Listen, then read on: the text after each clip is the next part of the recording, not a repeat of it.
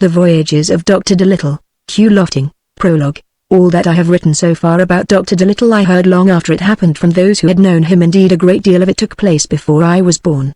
But I now come to set down that part of the great man's life which I myself saw and took part in. Many years ago the doctor gave me permission to do this. But we were both of us so busy then voyaging around the world, having adventures and filling notebooks full of natural history that I never seemed to get time to sit down and write of our doings. Now of course, when I am quite an old man, my memory isn't so good anymore. But whenever I am in doubt and have to hesitate and think, I always ask Polynesia, the parrot. That wonderful bird, she is now nearly 250 years old, sits on the top of my desk, usually humming sailor songs to herself, while I write this book. And, as everyone who ever met her knows, Polynesia's memory is the most marvelous memory in the world. If there is any happening I am not quite sure of, she is always able to put me right, to tell me exactly how it took place, who was there and everything about it. In fact, sometimes I almost think I ought to say that this book was written by Polynesia instead of me. Very well then, I will begin. And first of all I must tell you something about myself and how I came to meet the doctor. Part 1, Chapter 1. The Cobbler's Son. My name was Tommy Stubberbins, son of Jacob Stubberbins, the cobbler of Puddleby on the Marsh, and I was 9.5 years old. At that time Puddleby was only quite a small town. A river ran through the middle of it, and over this river there was a very old stone bridge, called King's Bridge, which led you from the marketplace on one side to the churchyard on the other. Sailing ships came up this river from the sea and anchored near the bridge. I used to go down and watch the sailors unloading the ships upon the river wall. The sailors sang strange songs as they pulled upon the ropes, and I learned these songs by heart. And I would sit on the river wall with my feet dangling over the water and sing with the men, pretending to myself that I too was a sailor, for I longed always to sail away with those brave ships when they turned their backs on Puddleby Church and went creeping down the river again, across the wide lonely marshes to the sea. I longed to go with them out into the world to seek my fortune in foreign lands, Africa, India, China and Peru. When they got round the bend in the river and the water was hidden from view, you could still see their huge brown sails towering over the roofs of the town, moving onward slowly like some gentle giants that walked among the houses without noise. What strange things would they have seen, I wondered, when next they came back to anchor at King's Bridge. And, dreaming of the lands I had never seen, I'd sit on there, watching till they were out of sight. 3 great friends I had in Puddleby in those days. One was Joe, the mussel man, who lived in a tiny hut by the edge of the water under the bridge. This old man was simply marvelous at making things. I never saw a man so clever with his hands. He used to mend my toy ships for me which I sailed upon the river. He built windmills out of packing cases and barrel staves, and he could make the most wonderful kites from old umbrellas. Joe would sometimes take me in his mussel boat, and when the tide was running out we would paddle down the river as far as the edge of the sea to get mussels and lobsters to sell. And out there on the cold lonely marshes we would see wild geese flying, and curlews and redshanks and many other kinds of seabirds that live among the samphire and the long grass of the great salt fen. And as we crept up the river in the evening, when the tide had turned, we would see the lights on King's Bridge twinkle in the dusk, reminding us of tea time and warm fires. Another friend I had was Matthew Ma, the cat's meat man. He was a funny old person with a bad squint. He looked rather awful, but he was really quite nice to talk to. He knew everybody in Puddleby, and he knew all the dogs and all the cats.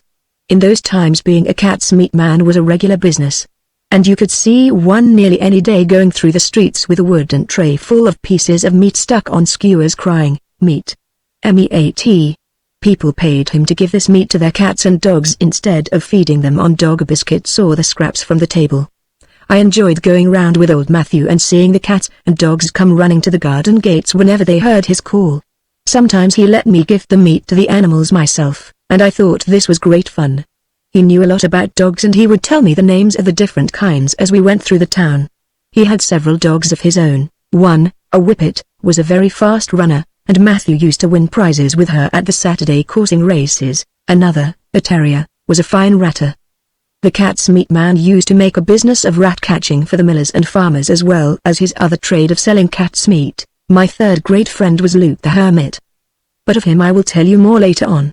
I did not go to school, because my father was not rich enough to send me.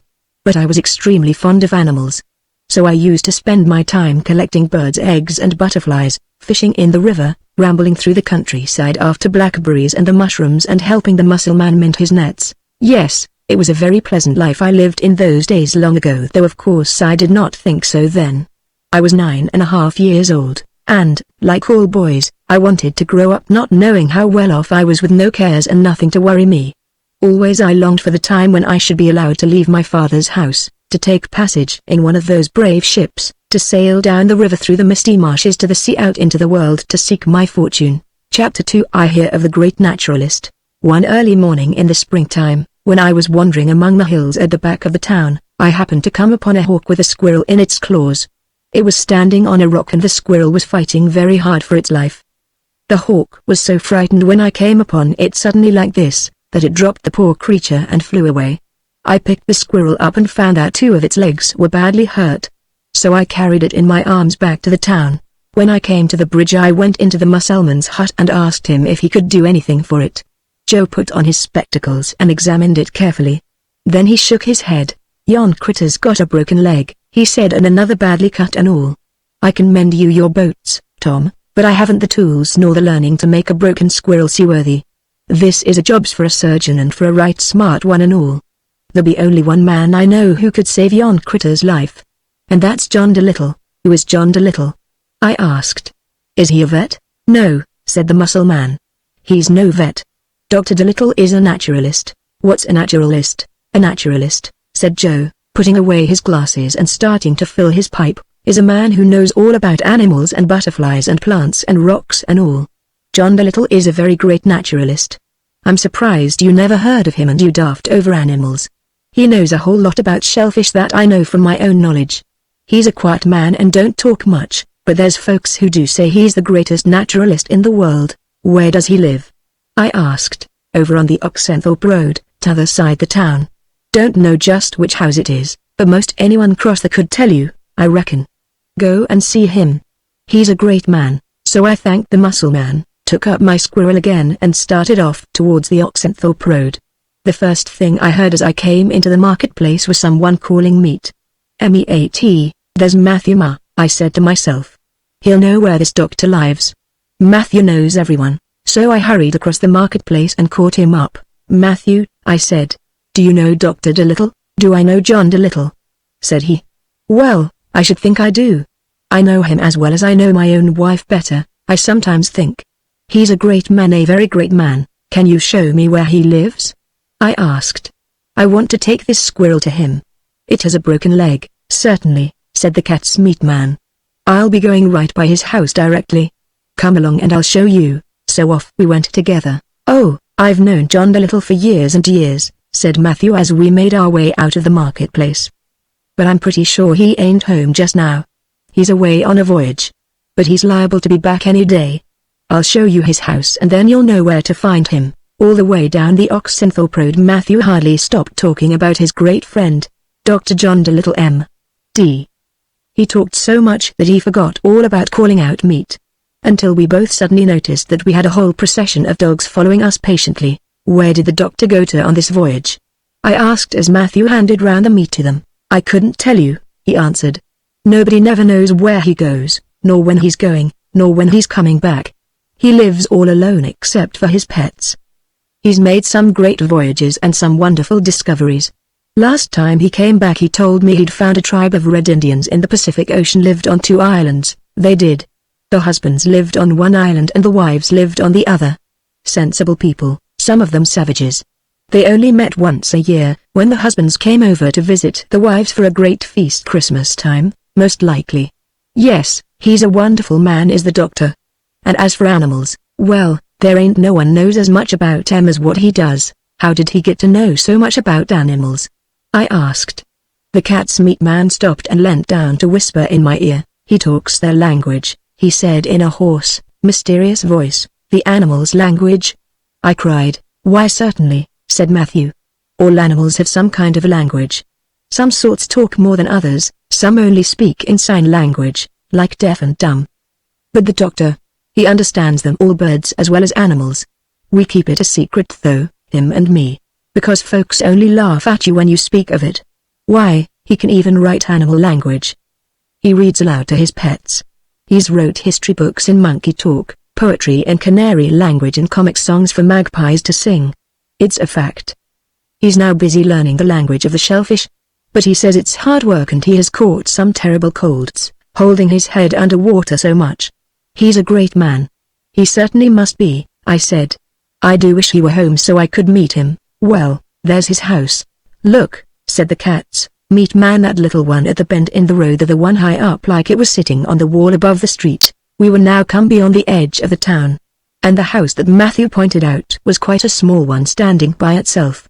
There seemed to be a big garden around it, and this garden was much higher than the road, so you had to go up a flight of steps in the wall before you reached the front gate at the top.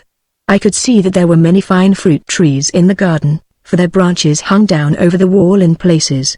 But the wall was so high I could not see anything else. When we reached the house, Matthew went up the steps to the front gate and I followed him.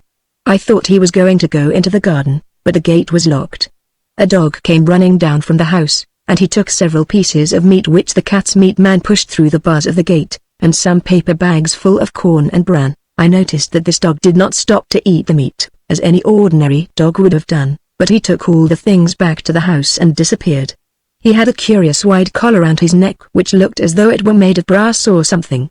Then we came away. The doctor isn't back yet, said Matthew, or the gate wouldn't be locked. What were all those things in paper bags you gave the dog? I asked. Oh, those were provisions, said Matthew, things for the animals to eat. The doctor's house is simply full of pets. I give the things to the dog, while the doctor's away, and the dog gives them to the other animals. And what was that curious collar he was wearing round his neck? That's a solid gold dog collar, said Matthew. It was given to him when he was with the doctor on one of his voyages long ago.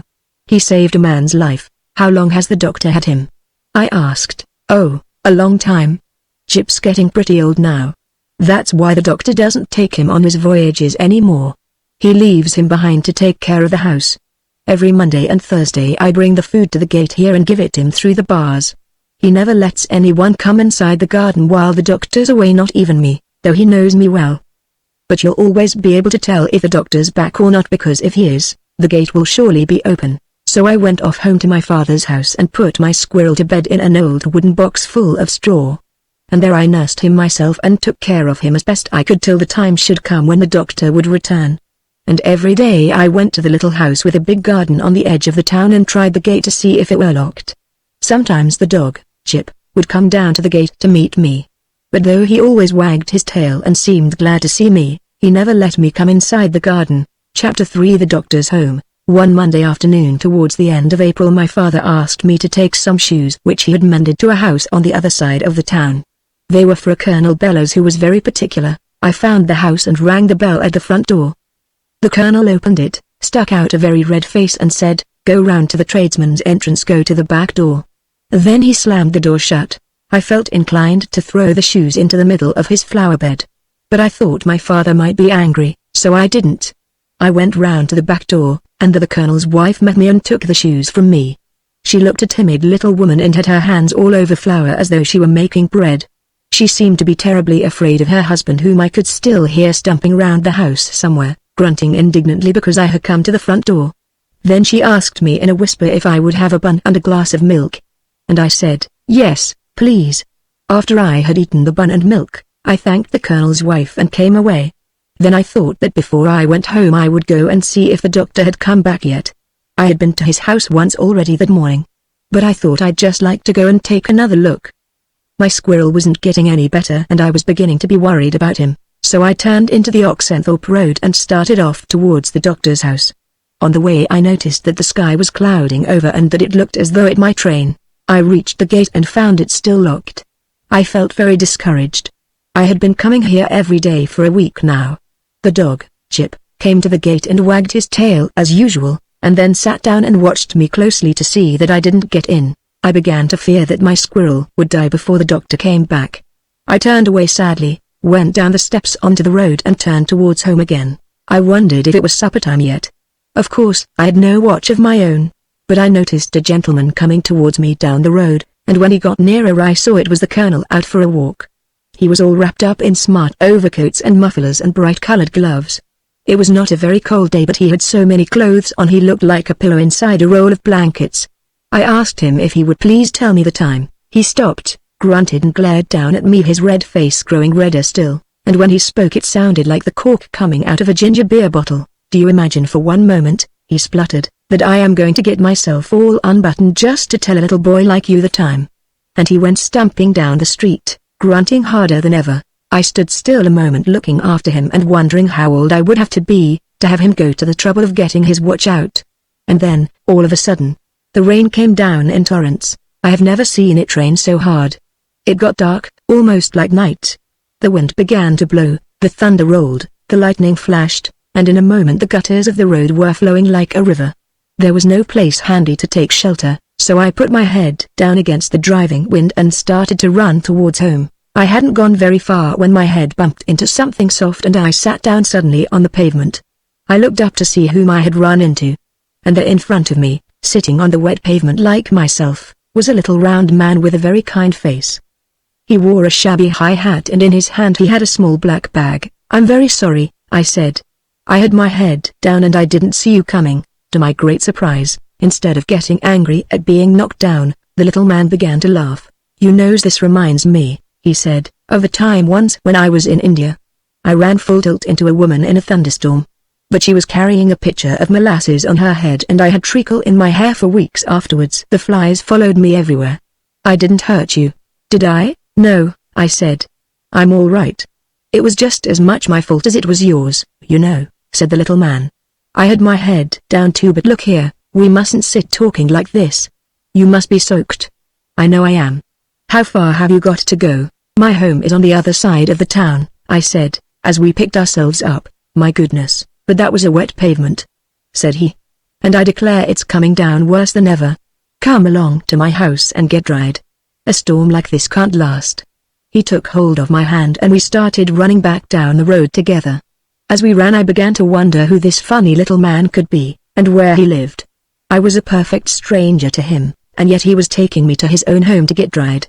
Such a change, after the old red-faced colonel who had refused even to tell me the time. Presently we stopped. "Here we are," he said. I looked up to see where we were and found myself back at the foot of the steps leading to the little house with a big garden. My new friend was already running up the steps and opening the gate with some keys he took from his pocket. Surely, I thought, this cannot be the great Dr. Dolittle himself. I suppose after hearing so much about him I had expected someone very tall and strong and marvelous. It was hard to believe that this funny little man with the kind smiling face could be really he. Yet here he was, sure enough, running up the steps and opening the very gate which I had been watching for so many days. The dog, Chip, came rushing out and started jumping up on him and barking with happiness. The rain was splashing down heavier than ever. "Are you Dr. Dolittle?" I shouted as we sped up the short garden path to the house. "Yes, I'm Dr. Dolittle," said he, opening the front door with the same bunch of keys. "Get in. Don't bother about wiping your feet. Never mind the mud. Take it in with you.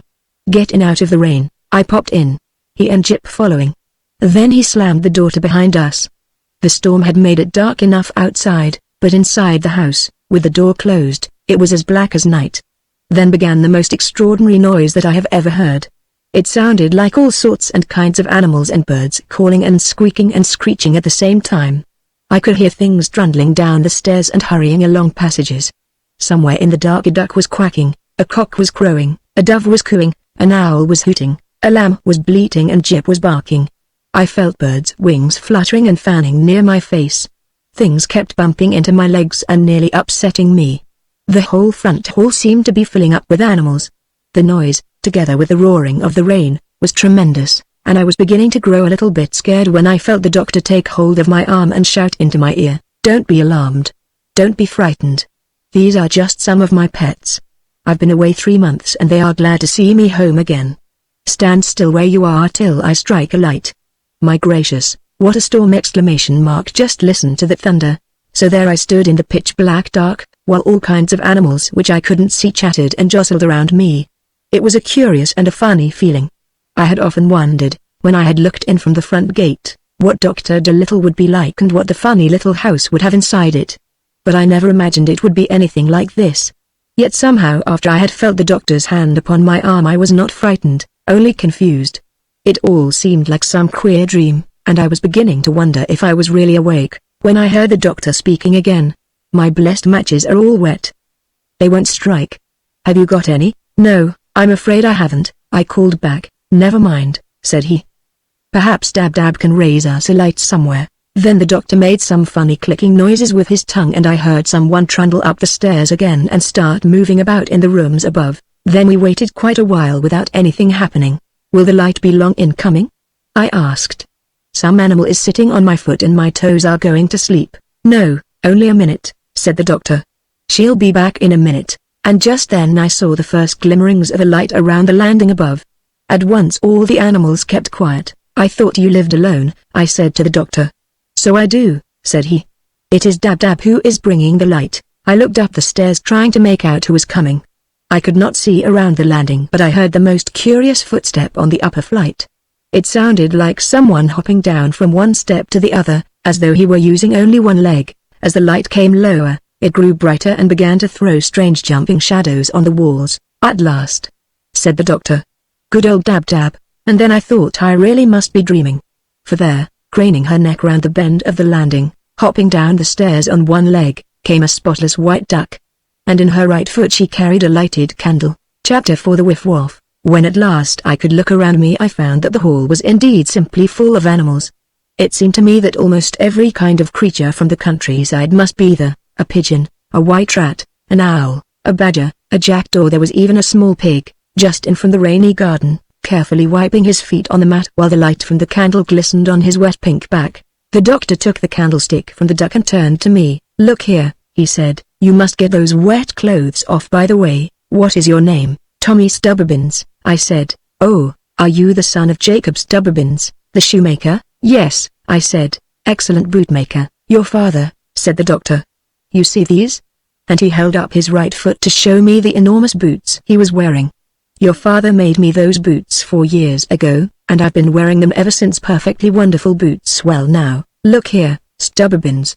You've got to change those wet things and quick. Wait a moment till I get some more candles lit, and then we'll go upstairs and find some dry clothes.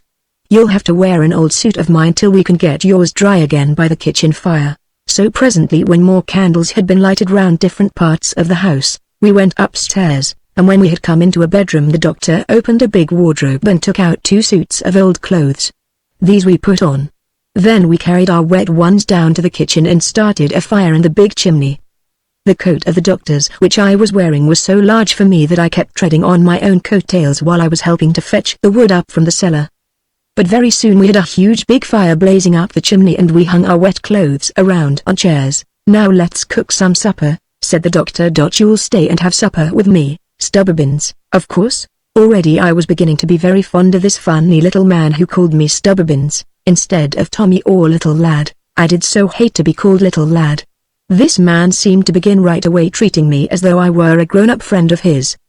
And when he asked me to stop and have supper with him I felt terribly proud and happy. But I suddenly remembered that I had not told my mother that I would be out late.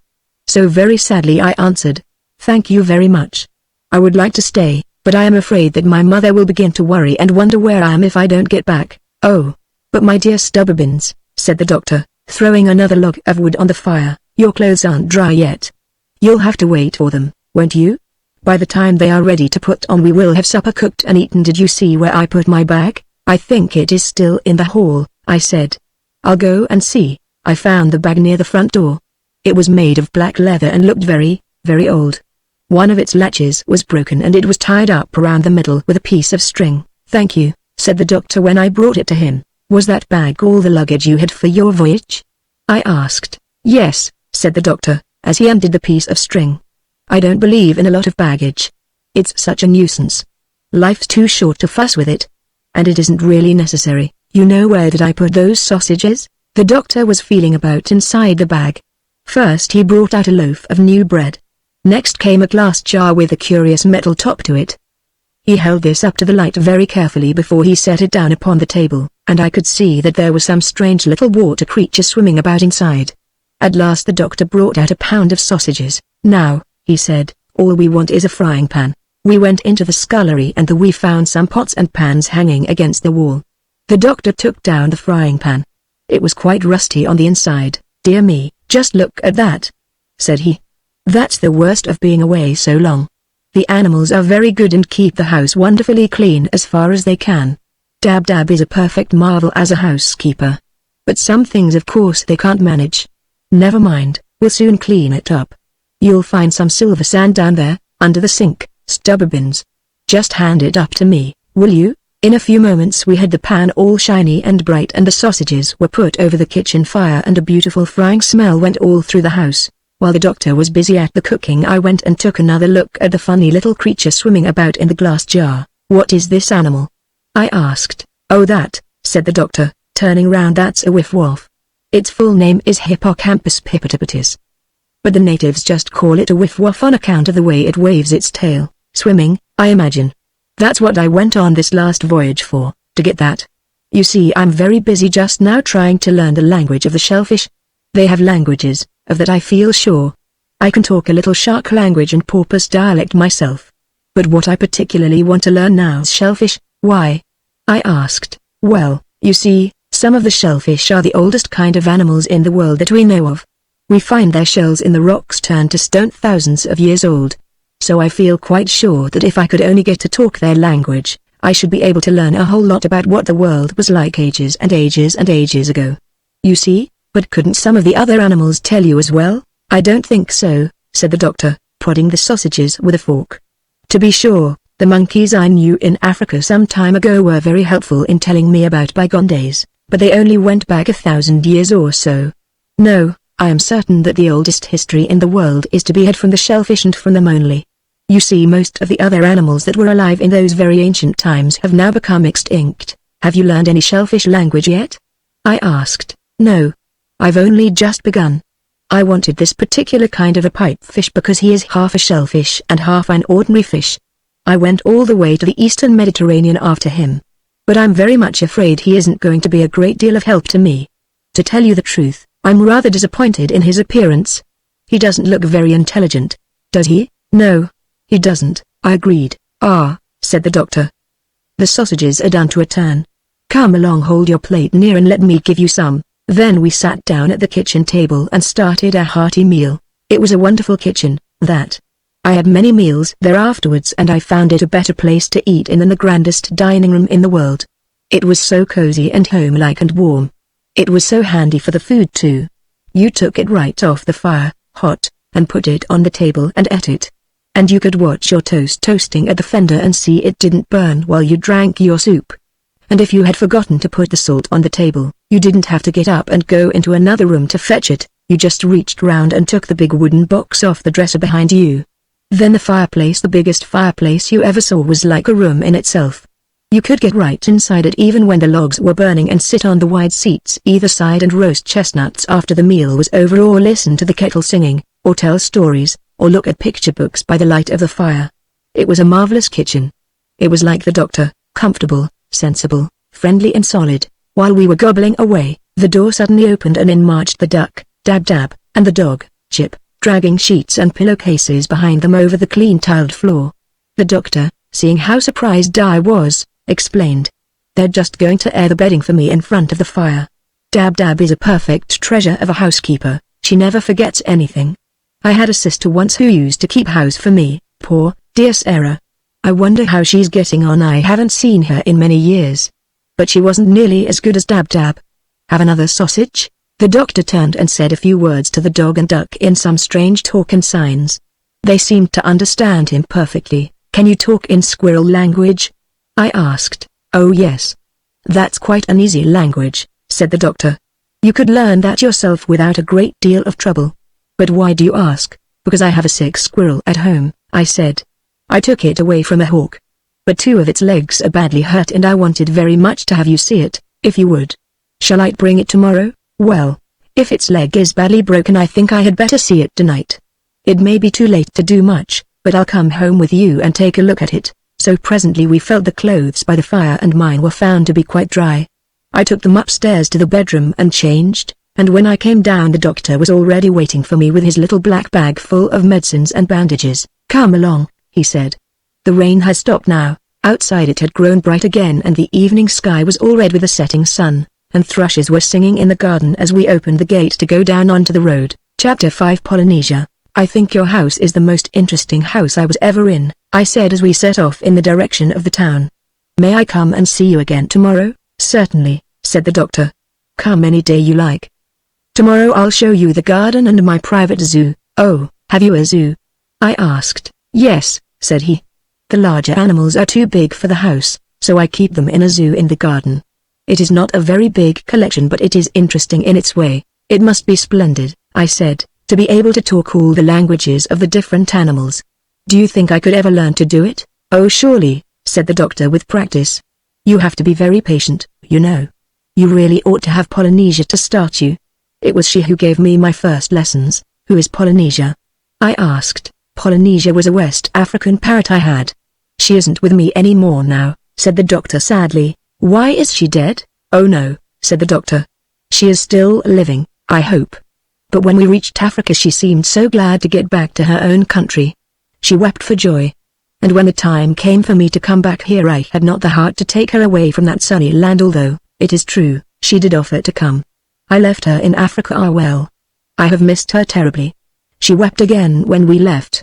"But I think I did the right thing. She was one of the best friends I ever had. It was she who first gave me the idea of learning the animal languages and becoming an animal doctor. I often wonder if she remained happy in Africa, and whether I shall ever see her funny, old, solemn face again." Good old Polynesia! A most extraordinary bird. Well, just at that moment we heard the noise of someone running behind us, and turning round we saw Jip the dog rushing down the road after us, as fast as his legs could bring him. He seemed very excited about something, and as soon as he came up to us, he started barking and whining to the doctor in a peculiar way. Then the doctor too seemed to get all worked up and began talking and making queer signs to the dog. At length he turned to me, his face shining with happiness. "Polynesia has come back," he cried. "Imagine it. Jip says she has just arrived at the house. My! And it's 5 years since I saw her." "Excuse me a minute." He turned as if to go back home. But the parrot, Polynesia, was already flying towards us.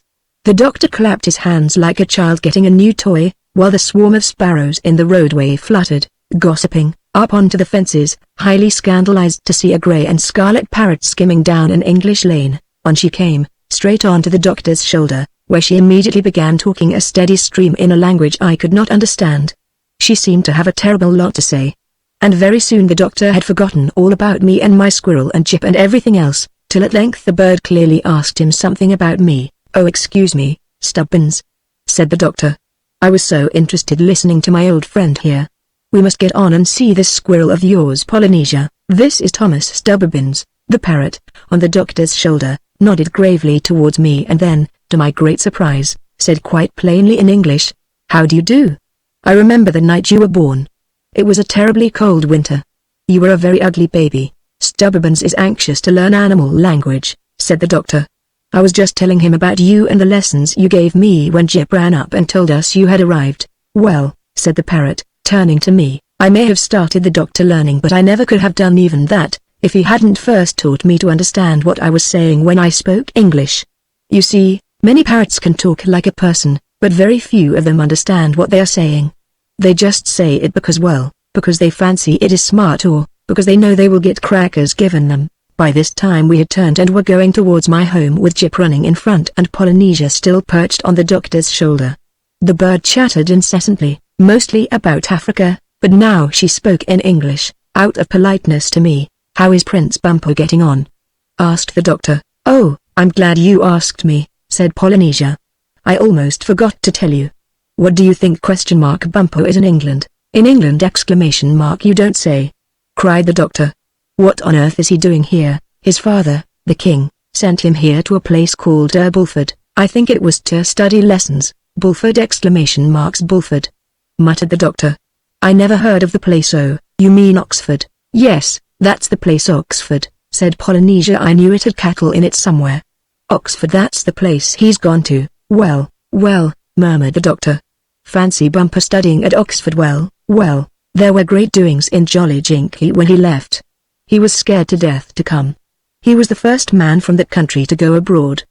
He thought he was going to be eaten by white cannibals or something. You know what those niggers are, that ignorant.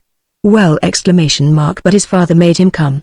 He said that all the Black Kings were sending their sons to Oxford now. It was the fashion, and he would have to go. Bumpo wanted to bring his 6 wives with him. But the king wouldn't let him do that either. Poor Bumpo went off in tears and everybody in the palace was crying too. You never heard such a hullabaloo. Do you know if he ever went back in search of the Sleeping Beauty? Asked the doctor. Oh yes, said Polynesia, the day after you left. And a good thing for him he did. The king got to know about his helping you to escape, and he was dreadfully wild about it. And the Sleeping Beauty ? Did he ever find her? Well, he brought back something which he said was the Sleeping Beauty. Myself, I think it was an albino niggeress. She had red hair and the biggest feet you ever saw. But Bumpo was no end pleased with her and finally married her amid great rejoicings. The feastings lasted 7 days. She became his chief wife and is now known out there as the Crown Princess. Bumpo, you accent the last syllable, and tell me, did he remain white? Only for about 3 months, said the parrot. After that his face slowly returned to its natural color. It was just as well. He was so conspicuous in his bathing suit the way he was, with his face white and the rest of him black. And how is Chi-Chi getting on? Chi-Chi, added the doctor in explanation to me, was a pet monkey I had years ago. I left him too in Africa when I came away. Well, said Polynesia frowning, Chi-Chi is not entirely happy. I saw a good deal of him the last few years. He got dreadfully homesick for you and the house and the garden. It's funny, but I was just the same way myself. You remember how crazy I was to get back to the dear old land? And Africa is a wonderful country, I don't care what anybody says. Well, I thought I was going to have a perfectly grand time. But somehow I don't know, after a few weeks it seemed to get tiresome. I just couldn't seem to settle down. Well, to make a long story short, one night I made up my mind that I'd come back here and find you. So I hunted up old Chi-Chi and told him about it. He said he didn't blame me a bit, felt exactly the same way himself. Africa was so deadly quiet after the life we had led with you. He missed the stories you used to tell us out of your animal books and the chats we used to have sitting around the kitchen fire on winter nights. The animals out there were very nice to us and all that. But somehow the dear kind creatures seemed a bit stupid. Chi-Chi said he had noticed it too.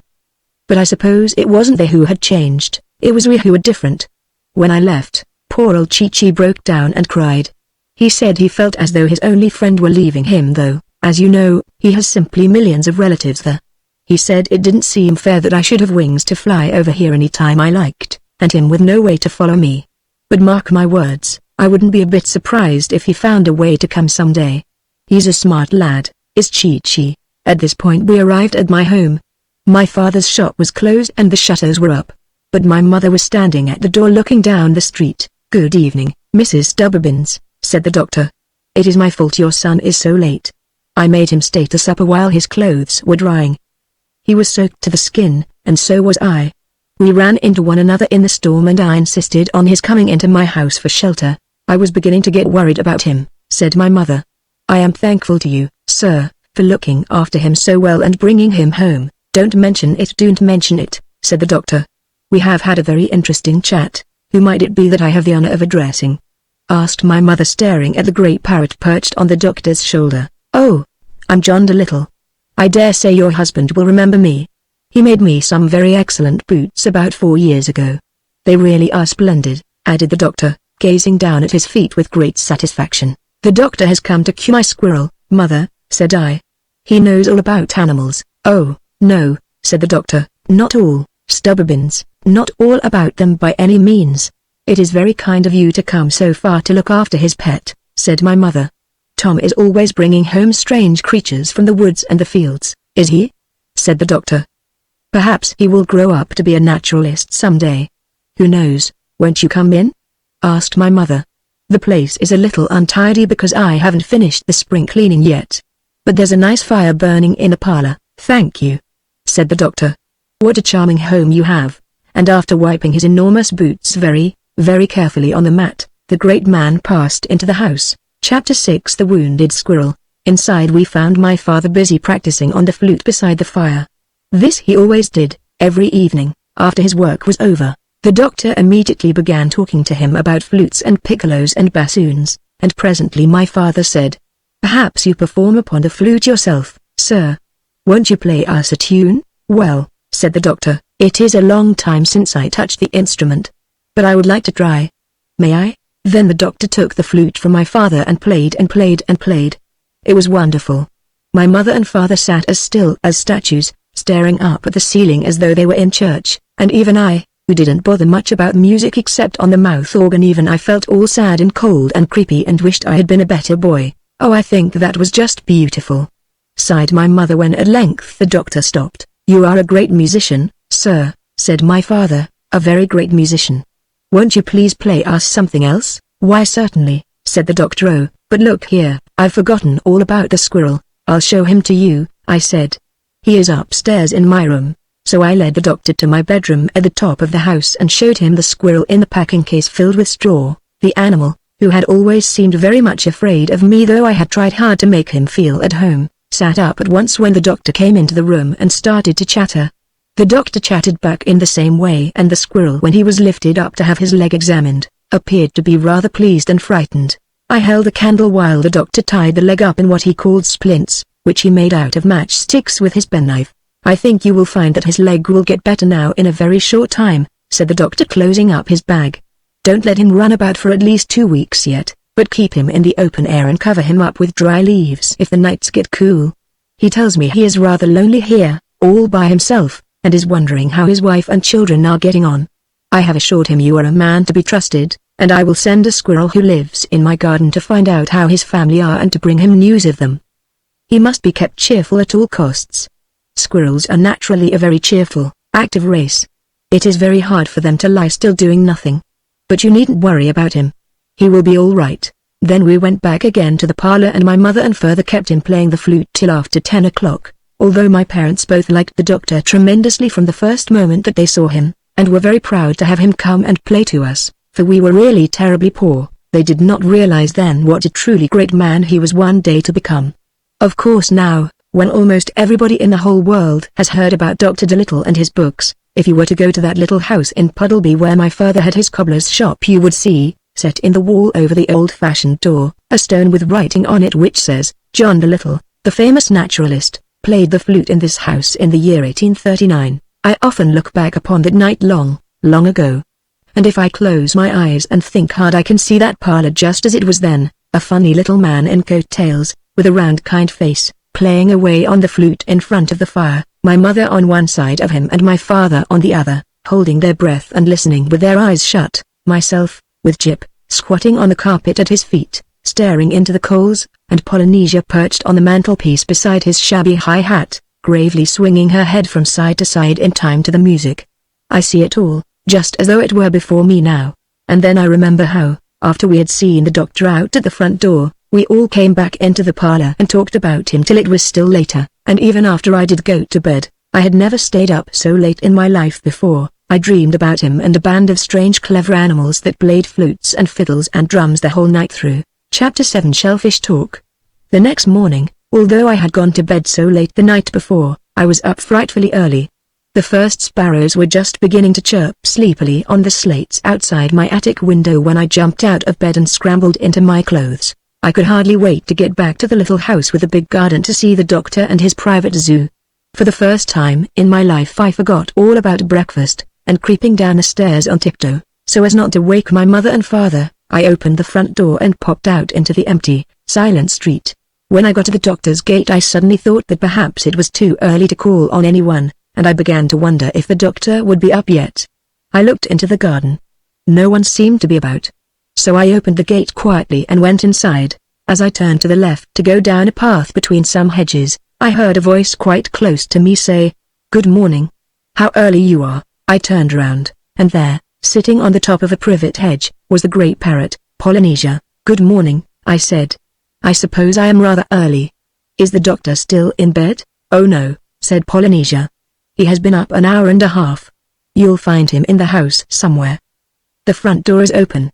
Just push it and go in. He is sure to be in the kitchen cooking breakfast or working in his study. Walk right in. I am waiting to see the sun rise. But upon my word I believe it's forgotten to rise. It is an awful climate, this. Now if we were in Africa the world would be blazing with sunlight at this hour of the morning. Just see that mist rolling over those cabbages. It is enough to give you rheumatism to look at it. Beastly climate, beastly. Really, I don't know why anything but frogs ever stay in England. Well, don't let me keep you. Run along and see the doctor. Thank you, I said. I'll go and look for him. When I opened the front door I could smell bacon frying, so I made my way to the kitchen. There I discovered a large kettle boiling away over the fire and some bacon and eggs in a dish upon the hearth. It seemed to me that the bacon was getting all dried up with the heat. So I pulled the dish a little further away from the fire and went on through the house looking for the doctor. I found him at last in the study. I did not know then that it was called the study. It was certainly a very interesting room, with telescopes and microscopes and all sorts of other strange things which I did not understand about but wished I did. Hanging on the walls were pictures of animals and fishes and strange plants and collections of birds' eggs and seashells in glass cases. The doctor was standing at the main table in his dressing gown. At first I thought he was washing his face. He had a square glass box before him full of water. He was holding one ear under the water while he covered the other with his left hand. As I came in he stood up. "Good morning, Stubbins," said he. "Going to be a nice day, don't you think? I've just been listening to the whiff-waff. But he is very disappointing, very." "Why?" I said. "Didn't you find that he has any language at all?" "Oh yes," said the doctor, "he has a language. But it is such a poor language, only a few words, like yes and no, hot and cold. That's all he can say. It's very disappointing. You see, he really belongs to two different families of fishes. I thought he was going to be tremendously helpful." Well, I suppose," said I, "that means he hasn't very much sense if his language is only 2 or 3 words. "Yes, I suppose it does. Possibly it is the kind of life he leads. You see, they are very rare now, these whiff-waffs are very rare and very solitary. They swim around in the deepest parts of the ocean entirely by themselves, always alone. So I presume they really don't need to talk much. Perhaps some kind of a bigger shellfish would talk more," I said. "After all, he is very small, isn't he?" "Yes," said the doctor, "that's true. Oh, I have no doubt that there are shellfish who are good talkers, not the least doubt. But the big shellfish, the biggest of them, are so hard to catch. They are only to be found in the deep parts of the sea, and as they don't swim very much, but just crawl along the floor of the ocean most of the time, they are very seldom taken in nets. I do wish I could find some way of going down to the bottom of the sea. I could learn a lot if I could only do that. But we are forgetting all about breakfast. Have you had breakfast yet, Stubbins?" I told the doctor that I had forgotten all about it, and he at once led the way into the kitchen. "Yes," he said, as he poured the hot water from the kettle into the teapot, "if a man could only manage to get right down to the bottom of the sea, and live there a while, he would discover some wonderful things that people have never dreamed of. But men do go down, don't they?" I asked. "Divers and people like that?" "Oh yes, to be sure," said the doctor. "Divers go down. I've been down myself in a diving suit, for that matter. But they only go where the sea is shallow. Divers can't go down where it is really deep. What I would like to do is to go down to the great depths where it is miles deep." Well, I dare say I shall manage it some day. Let me give you another cup of tea." Chapter 8. Are you a good noticer? Just at that moment Polynesia came into the room and said something to the doctor in bird language. Of course I did not understand what it was. But the doctor at once put down his knife and fork and left the room. "You know, it is an awful shame," said the parrot as soon as the doctor had closed the door. "Directly he comes back home, all the animals over the whole countryside get to hear of it, and every sick cat and mangy rabbit for miles around comes to see him and ask his advice. Now there's a big fat hare outside at the back door with a squawking baby. Can she see the doctor, please? ! Thinks it's going to have convulsions. Stupid little thing's been eating deadly nightshade again, I suppose. The animals are so inconsiderate at times, especially the mothers. They come round and call the doctor away from his meals and wake him out of his bed at all hours of the night. I don't know how he stands it, really I don't. Why, the poor man never gets any peace at all. I've told him time and again to have special hours for the animals to come. But he is so frightfully kind and considerate. He never refuses to see them if there is anything really wrong with them. He says the urgent cases must be seen at once. Why don't some of the animals go and see the other doctors?" I asked. "Oh good gracious!" exclaimed the parrot, tossing her head scornfully. "Why, there aren't any other animal doctors, not real doctors. Oh, of course there are those vet persons, to be sure. But, bless you, they're no good. You see, they can't understand the animals' language, so how can you expect them to be any use? Imagine yourself, or your father, Going to see a doctor who could not understand a word you say nor even tell you in your own language what you must do to get well. Puff! Exclamation mark. Those vets. They're that stupid, you've no idea! Exclamation mark. Put the doctor's bacon down by the fire, will you? Question mark. To keep hot till he comes back. Do you think I would ever be able to learn the language of the animals? I asked, laying the plate upon the hearth. Well, it all depends, said Polynesia. Are you clever at lessons? I don't know, I answered, feeling rather ashamed. You see, I've never been to school. My father is too poor to send me. Well, said the parrot, I don't suppose you have really missed much to judge from what I have seen of schoolboys. But listen, are you a good noticer? Question mark. Do you notice things well? I mean, for instance, supposing you saw two cock-starlings on an apple tree, and you only took one good look at them, would you be able to tell one from the other if you saw them again the next day? I don't know, I said. I've never tried. Well, that, said Polynesia, brushing some crumbs off the corner of the table with her left foot, that is what you call powers of observation, noticing the small things about birds and animals. The way they walk and move their heads and flip their wings, the way they sniff the air and twitch their whiskers and wiggle their tails. You have to notice all those little things if you want to learn animal language. For you see, lots of the animals hardly talk at all with their tongues, they use their breath or their tails or their feet instead. That is because many of them, in the olden days when lions and tigers were more plentiful, were afraid to make a noise for fear the savage creatures heard them. Birds, of course, didn't care, for they always had wings to fly away with. But that is the first thing to remember. Being a good noticer is terribly important in learning animal language. It sounds pretty hard, I said. You'll have to be very patient, said Polynesia. It takes a long time to say even a few words properly. But if you come here often I'll give you a few lessons myself. And once you get started you'll be surprised how fast you get on. It would indeed be a good thing if you could learn. Because then you could do some of the work for the doctor, I mean the easier work, like bandaging and giving pills. Yes, that's a good idea of mine. 'Twould be a great thing if the poor man could get some help and some rest. It is a scandal the way he works. I see no reason why you shouldn't be able to help him a great deal, that is, if you are really interested in animals. Oh, I'd love that, I cried.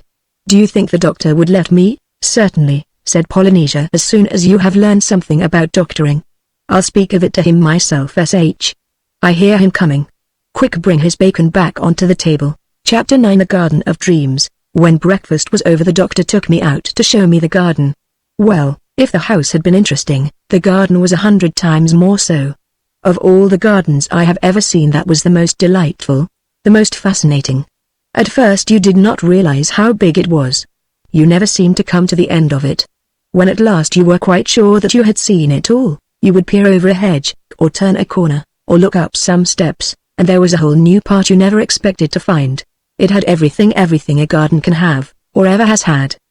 There were wide lawns with carved stone seats, green with moss. Over the lawns hung weeping willows, and their feathery bough tips brushed the velvet grass when they swung with the wind. The old flagged paths had high, clipped, yew hedges either side of them, so that they looked like the narrow streets of some old town, and through the hedges, doorways had been made, and over the doorways were shapes like vases and peacocks and half-moons all trimmed out of the living trees. There was a lovely marble fishpond with golden carp and blue water lilies in it and big green frogs. A high brick wall alongside the kitchen garden was all covered with pink and yellow peaches ripening in the sun. There was a wonderful great oak, hollow in the trunk, big enough for 4 men to hide inside. Many summer houses there were, 2 some of wood and some of stone, and one of them was full of books to read. In a corner, among some rocks and ferns, was an outdoor fireplace, where the doctor used to fry liver and bacon when he had a notion to take his meals in the open air. There was a couch as well on which he used to sleep, it seems, on warm summer nights when the nightingales were singing at their best. It had wheels on it so it could be moved about under any tree they sang in. But the thing that fascinated me most of all was a tiny little tree house, high up in the top branches of a great elm, with a long rope ladder leading to it. The doctor told me he used it for looking at the moon and the stars through a telescope. It was the kind of a garden where you could wander and explore for days and days, always coming upon something new, always glad to find the old spots over again. That first time that I saw the doctor's garden I was so charmed by it that I felt I would like to live in it always and never go outside of it again. For it had everything within its walls to give happiness, to make living pleasant, to keep the heart at peace. It was the Garden of Dreams, One peculiar thing I noticed immediately I came into it, and that was what a lot of birds there were about. Every tree seemed to have 2 or 3 nests in it. And heaps of other wild creatures appeared to be making themselves at home there, too. Stoats and tortoises and dormice seemed to be quite common, and not in the least shy. Toads of different colors and sizes hopped about the lawn as though it belonged to them. Green lizards, which were very rare in Puddleby, sat up on the stones in the sunlight and blinked at us. Even snakes were to be seen. "You need not be afraid of them," said the doctor, noticing that I started somewhat when a large black snake wiggled across the path right in front of us. "These fellows are not poisonous. They do a great deal of good in keeping down many kinds of garden pests. I play the flute to them sometimes in the evening. They love it. Stand right up on their tails and carry on no end. Funny thing, their taste for music. Why do all these animals come and live here?" I asked. "I never saw a garden with so many creatures in it." "Well, I suppose it's because they get the kind of food they like, and nobody worries or disturbs them. And then, of course, they know me. And if they or their children get sick, I presume they find it handy to be living in a doctor's garden. Look. You see that sparrow on the sundial, swearing at the blackbird down below? Well, he has been coming here every summer for years. He comes from London. The country sparrows round about here are always laughing at him. They say he chirps with such a Cockney accent. He is a most amusing bird, very brave but very cheeky. He loves nothing better than an argument, but he always ends it by getting rude. He is a real city bird. In London he lives around St. Paul's Cathedral. Cheapside, we call him. Are all these birds from the country round here?" I asked. "Most of them," said the doctor. "But a few rare ones visit me every year who ordinarily never come near England at all. For instance, that handsome little fellow hovering over the snapdragon there, he's a ruby-throated hummingbird. Comes from America. Strictly speaking, he has no business in this climate at all. It is too cool. I make him sleep in the kitchen at night. Then every August, about the last week of the month, I have a purple bird of paradise come all the way from Brazil to see me. She is a very great swell. Hasn't arrived yet, of course. And there are a few others, foreign birds from the tropics mostly, who drop in on me in the course of the summer months. But come, I must show you the zoo." Chapter 10 The Private Zoo. I did not think there could be anything left in that garden which we had not seen. But the doctor took me by the arm and started off down a little narrow path, and after many windings and twistings and turnings we found ourselves before a small door in a high stone wall. The doctor pushed it open. Inside was still another garden. I had expected to find cages with animals inside them.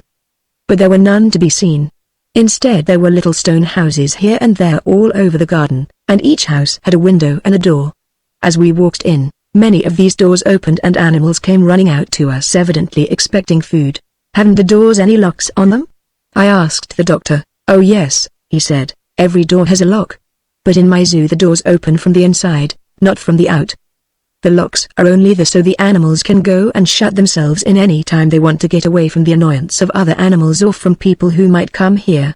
Every animal in this zoo stays here because he likes it, not because he is made to. They all look very happy and clean," I said. "Would you mind telling me the names of some of them?" "Certainly. Well now, that funny-looking thing with plates on his back, nosing under the brick over there, is a South American armadillo. The little chap talking to him is a Canadian woodchuck. They both live in those holes you see at the foot of the wall. The two little beasts doing antics in the pond are a pair of Russian minks, and that reminds me, I must go and get them some herrings from the town before noon. It is early closing today. That animal just stepping out of his house is an antelope, one of the smaller South African kinds. Now let us move to the other side of those bushes there and I will show you some more. Are those deer over there?" I asked. "Deer?" said the doctor. "Where do you mean, over there?" I said, pointing nibbling the grass border of the bed. "There are 2 of them." "Oh, that," said the doctor with a smile. "That isn't 2 animals, that's one animal with 2 heads, the only 2-headed animal in the world. It's called the push-me-pulloo. I brought him from Africa. He's very tame, acts as a kind of night watchman for my zoo. He only sleeps with one head at a time, you see, very handy. The other head stays awake all night." "Have you any lions or tigers?" I asked as we moved on. "No," said the doctor. "It wouldn't be possible to keep them here, and I wouldn't keep them even if I could. If I had my way, Stubborns, there wouldn't be a single lion or tiger in captivity anywhere in the world. They never take to it. They're never happy. They never settle down. They are always thinking of the big countries they have left behind. You can see it in their eyes, dreaming always of the great open spaces where they were born, dreaming of the deep, dark jungles where their mothers first taught them how to scent and track the deer. And what are they given in exchange for all this? Asked the doctor, stopping in his walk and growing all red and angry. What are they given in exchange for the glory of an African sunrise, for the twilight breeze whispering through the palms, for the green shade of the matted, tangled vines, for the cool, big starred nights of the desert, for the patter of the waterfall after a hard day's hunt? What, I ask you, are they given in exchange for these? Why, a bare cage with iron bars, an ugly piece of dead meat thrust into them once a day, and a crowd of fools to come and stare at them with open mouths! No, Stubbins. Lions and tigers, the big hunters, should never be seen in zoos. The doctor seemed to have grown terribly serious, almost sad. But suddenly his manner changed again and he took me by the arm with his same old cheerful smile. But we haven't seen the butterfly houses yet, nor the aquariums. Come along. I am very proud of my butterfly houses. Off we went again and came presently into a hedged enclosure. Here I saw several big huts made of fine wire netting, like cages. Inside the netting all sorts of beautiful flowers were growing in the sun, with butterflies skimming over them. The doctor pointed to the end of one of the huts where little boxes with holes in them stood in a row. Those are the hatching boxes, said he. There I put the different kinds of caterpillars. And as soon as they turn into butterflies and moths they come out into these flower gardens to feed. Do butterflies have a language? I asked. Oh, I fancy they have, said the doctor, and the beetles too. But so far I haven't succeeded in learning much about insect languages. I have been too busy lately trying to master the shellfish talk. I mean to take it up though. At that moment Polynesia joined us and said, Doctor, there are 2 guinea pigs at the back door. They say they have run away from the boy who kept them because they didn't get the right stuff to eat. They want to know if you will take them in. All right, said the doctor. Show them the way to the zoo. Give them the house on the left. Near the gate the one the black fox had.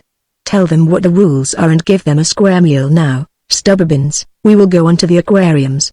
And first of all I must show you my big, glass, seawater tank where I keep the shellfish. Chapter 11 My Schoolmaster, Polynesia. Well, there were not many days after that, you may be sure, when I did not come to see my new friend. Indeed I was at his house practically all day and every day. So that one evening my mother asked me jokingly why I did not take my bed over there and live at the doctor's house altogether. After a while I think I got to be quite useful to the doctor, feeding his pets for him, helping to make new houses and fences for the zoo, assisting with the sick animals that came, doing all manner of odd jobs about the place. So that although I enjoyed it all very much, it was indeed like living in a new world. I really think the doctor would have missed me if I had not come so often. And all this time Polynesia came with me wherever I went, teaching me bird language and showing me how to understand the talking signs of the animals. At first I thought I would never be able to learn it all, it seemed so difficult. But the old parrot was wonderfully patient with me, though I could see that occasionally she had hard work to keep her temper. Soon I began to pick up the strange chatter of the birds and to understand the funny talking antics of the dogs. I used to practice listening to the mice behind the wainscot after I went to bed, and watching the cats on the roofs and pigeons in the market square of Puddleby. And the days passed very quickly, as they always do when life is pleasant, and the days turned into weeks, and weeks into months, and soon the roses in the doctor's garden were losing their petals and yellow leaves lay upon the wide green lawn. For the summer was nearly gone. One day Polynesia and I were talking in the library. This was a fine long room with a grand mantelpiece, and the walls were covered from the ceiling to the floor with shelves full of books, books of stories, books on gardening, books about medicine, books of travel.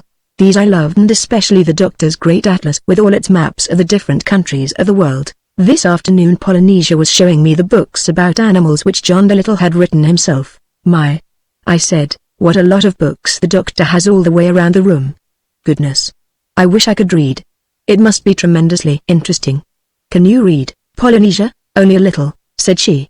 Be careful how you turn those pages, don't tear them. No, I really don't get time enough for reading much. That letter there is a K and this is a B. What does this word under the picture mean? I asked. Let me see, she said, and started spelling it out. B-A-B-O-O-N, that's monkey.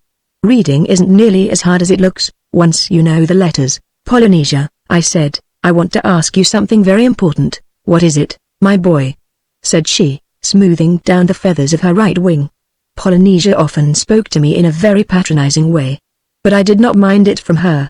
After all, she was nearly 200 years old, and I was only 10. Listen, I said, my mother doesn't think it is right that I come here for so many meals. And I was going to ask you, supposing I did a whole lot more work for the doctor, why couldn't I come and live here altogether?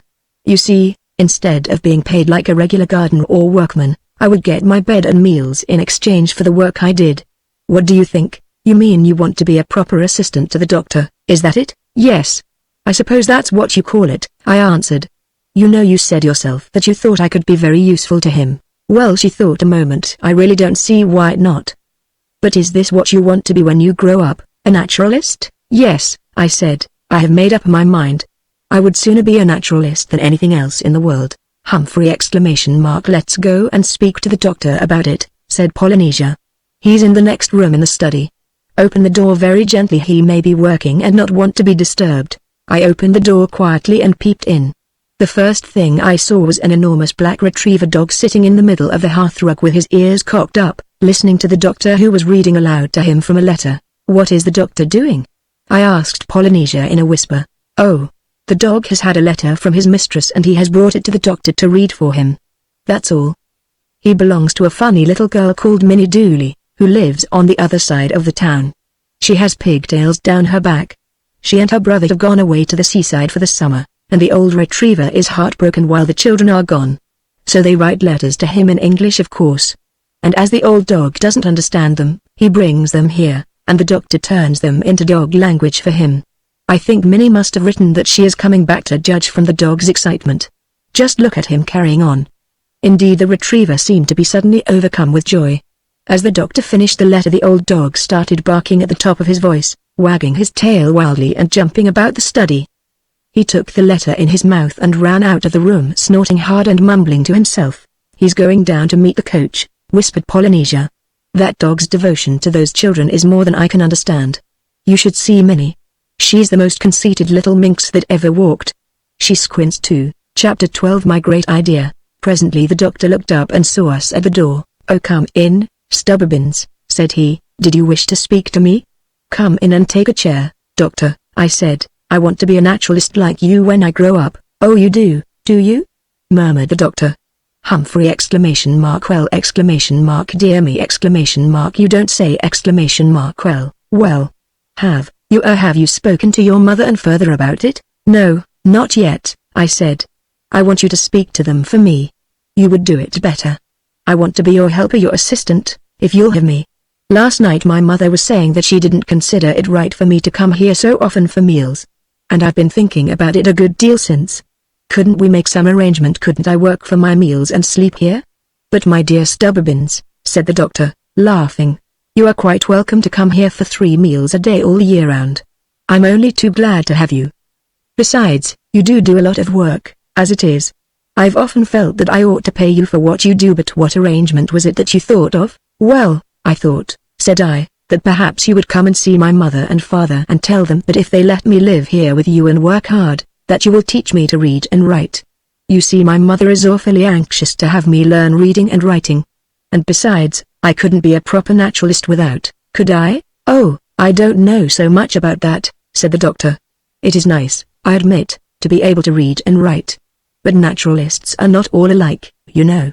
For example, this young fellow Charles Darwin that people are talking about so much now, he's a Cambridge graduate, reads and writes very well. And then Cuvier, he used to be a tutor. But listen, the greatest naturalist of them all doesn't even know how to write his own name nor to read the ABC. Who is he? I asked. He is a mysterious person, said the doctor, a very mysterious person. His name is Long Arrow, the son of Golden Arrow. He is a Red Indian. Have you ever seen him? I asked. No, said the doctor, I've never seen him. No white man has ever met him. I fancy Mr. Darwin doesn't even know that he exists. He lives almost entirely with the animals and with the different tribes of Indians, usually somewhere among the mountains of Peru. Never stays long in one place. Goes from tribe to tribe, like a sort of Indian tramp. How do you know so much about him? I asked. If you've never even seen him? The purple bird of paradise, said the doctor. She told me all about him. She says he is a perfectly marvelous naturalist. I got her to take a message to him for me last time she was here.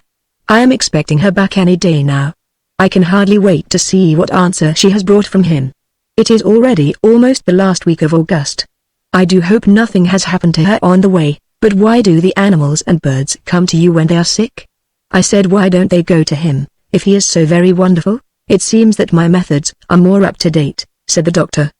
But from what the purple bird of paradise tells me, Long Arrow's knowledge of natural history must be positively tremendous. His specialty is botany, plants and all that sort of thing. But he knows a lot about birds and animals too. He's very good on bees and beetles. But now tell me, Stubberbinsons, are you quite sure that you really want to be a naturalist? Yes, said I, my mind is made up. Well, you know, it isn't a very good profession for making money. Not at all, it isn't. Most of the good naturalists don't make any money whatever. All they do is spend money, buying butterfly nets and cases for birds' eggs and things. It is only now, after I have been a naturalist for many years, that I am beginning to make a little money from the books I write. I don't care about money, I said. I want to be a naturalist. Won't you please come and have dinner with my mother and father next Thursday? I told them I was going to ask you, and then you can talk to them about it.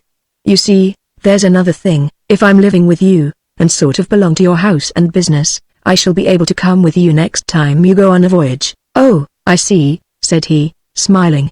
So you want to come on a voyage with me, do you? Haha, I want to go on all your voyages with you. It would be much easier for you if you had someone to carry the butterfly nets and notebooks. Wouldn't it now?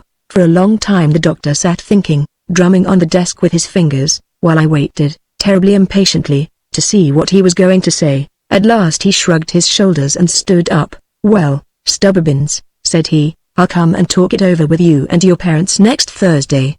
And well, we'll see. We'll see.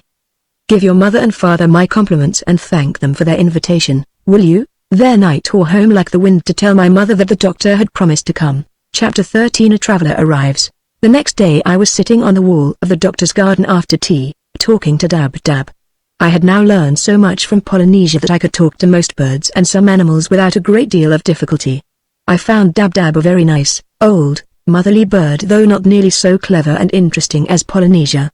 She had been housekeeper for the doctor many years now. Well, as I was saying, the old duck and I were sitting on the flat top of the garden wall that evening, looking down into the Oxenthorpe Road below. We were watching some sheep being driven to market in Puddleby, and Dab Dab had just been telling me about the doctor's adventures in Africa. For she had gone on a voyage with him to that country long ago. Suddenly I heard a curious distant noise down the road, towards the town. It sounded like a lot of people cheering. I stood up on the wall to see if I could make out what was coming. Presently there appeared round a bend a great crowd of schoolchildren following a very ragged, curious-looking woman. What in the world can it be? Cried Dab Dab. The children were all laughing and shouting. And certainly the woman they were following was most extraordinary. She had very long arms and the most stooping shoulders I have ever seen. She wore a straw hat on the side of her head with poppies on it, and her skirt was so long for her it dragged on the ground like a ball gown's train. I could not see anything of her face because of the white hat pulled over her eyes. But as she got nearer to us and the laughing of the children grew louder, I noticed that her hands were very dark in color, and hairy, like a witch's. Then all of a sudden Dab Dab at my side startled me by crying out in a loud voice. "Why, it's Chi-Chi!" Chi-Chi come back at last. How dare those children tease him? I'll give the little imps something to laugh at. And she flew right off the wall down into the road and made straight for the children, squawking away in a most terrifying fashion and pecking at their feet and legs. The children made off down the street back to the town as hard as they could run. The strange-looking figure in the straw hat stood gazing after them a moment and then came wearily up to the gate. It didn't bother to undo the latch but just climbed right over the gate as though it was something in the way. And then I noticed that it took hold of the bars with its feet, so that it really had 4 hands to climb with. But it was only when I at last got a glimpse of the face under the hat that I could be really sure it was a monkey. Chi-Chi, for it was he, frowned at me suspiciously from the top of the gate, as though he thought I was going to laugh at him like the other boys and girls. Then he dropped into the garden on the inside and immediately started taking off his clothes. He tore the straw hat in two and threw it down into the road. Then he took off his bodice and skirt, jumped on them savagely and began kicking them round the front garden. Presently I heard a screech from the house, and out flew Polynesia, followed by the doctor and Jip. "Chi-Chi!" Chi-Chi! Shouted the parrot. "You've come at last. I always told the doctor you'd find a way. However did you do it?" They all gathered round him, shaking him by his 4 hands, laughing and asking him a million questions at once. Then they all started back for the house. "Run up to my bedroom, Stubbins," said the doctor, turning to me. "You'll find a bag of peanuts in the small left-hand drawer of the bureau. I have always kept them there in case he might come back unexpectedly someday. And wait a minute, see if Dab has any bananas in the pantry. Chi hasn't had a banana, he tells me, in 2 months." When I came down again to the kitchen, I found everybody listening attentively to the monkey who was telling the story of his journey from Africa. Chapter 14, Chi-Chi's Voyage. It seems that after Polynesia had left, Chi-Chi had grown more homesick than ever for the doctor and the little house in Puddleby. At last he had made up his mind that by hook or crook he would follow her. And one day, going down to the seashore, he saw a lot of people, black and white, getting onto a ship that was coming to England. He tried to get on too, but they turned him back and drove him away. And presently he noticed a whole big family of funny people passing onto the ship. And one of the children in this family reminded Chi-Chi of a cousin of his with whom he had once been in love. So he said to himself, "That girl looks just as much like a monkey as I look like a girl. If I could only get some clothes to wear, I might easily slip onto the ship amongst these families, and people would take me for a girl. Good idea." So he went off to a town that was quite close, and hopping in through an open window he found a skirt and bodice lying on a chair. They belonged to a fashionable black lady who was taking a bath. Chi-Chi put them on. Next he went back to the seashore, mingled with the crowd there, and at last sneaked safely onto the big ship. Then he thought he had better hide, for fear people might look at him too closely. And he stayed hidden all the time the ship was sailing to England, only coming out at night, when everybody was asleep, to find food. When he reached England and tried to get off the ship, the sailors saw at last that he was only a monkey dressed up in girl's clothes, and they wanted to keep him for a pet. But he managed to give them the slip, and once he was on shore, he dived into the crowd and got away. But he was still a long distance from Puddleby and had to come right across the whole breadth of England. He had a terrible time of it. Whenever he passed through a town, all the children ran after him in a crowd, laughing, and often silly people caught hold of him and tried to stop him, so that he had to run up lampposts and climb to chimney pots to escape from them. At night he used to sleep in ditches or barns or anywhere he could hide, and he lived on the berries he picked from the hedges and the cobnuts that grew in the copses. At length, after many adventures and narrow squeaks, he saw the tower of Puddleby Church, and he knew that at last he was near his old home. When Chi-Chi had finished his story, he ate 6 bananas without stopping and drank a whole bowlful of milk. "My," he said, "why wasn't I born with wings, like Polynesia, so I could fly here? You've no idea how I grew to hate that hat and skirt. I've never been so uncomfortable in my life.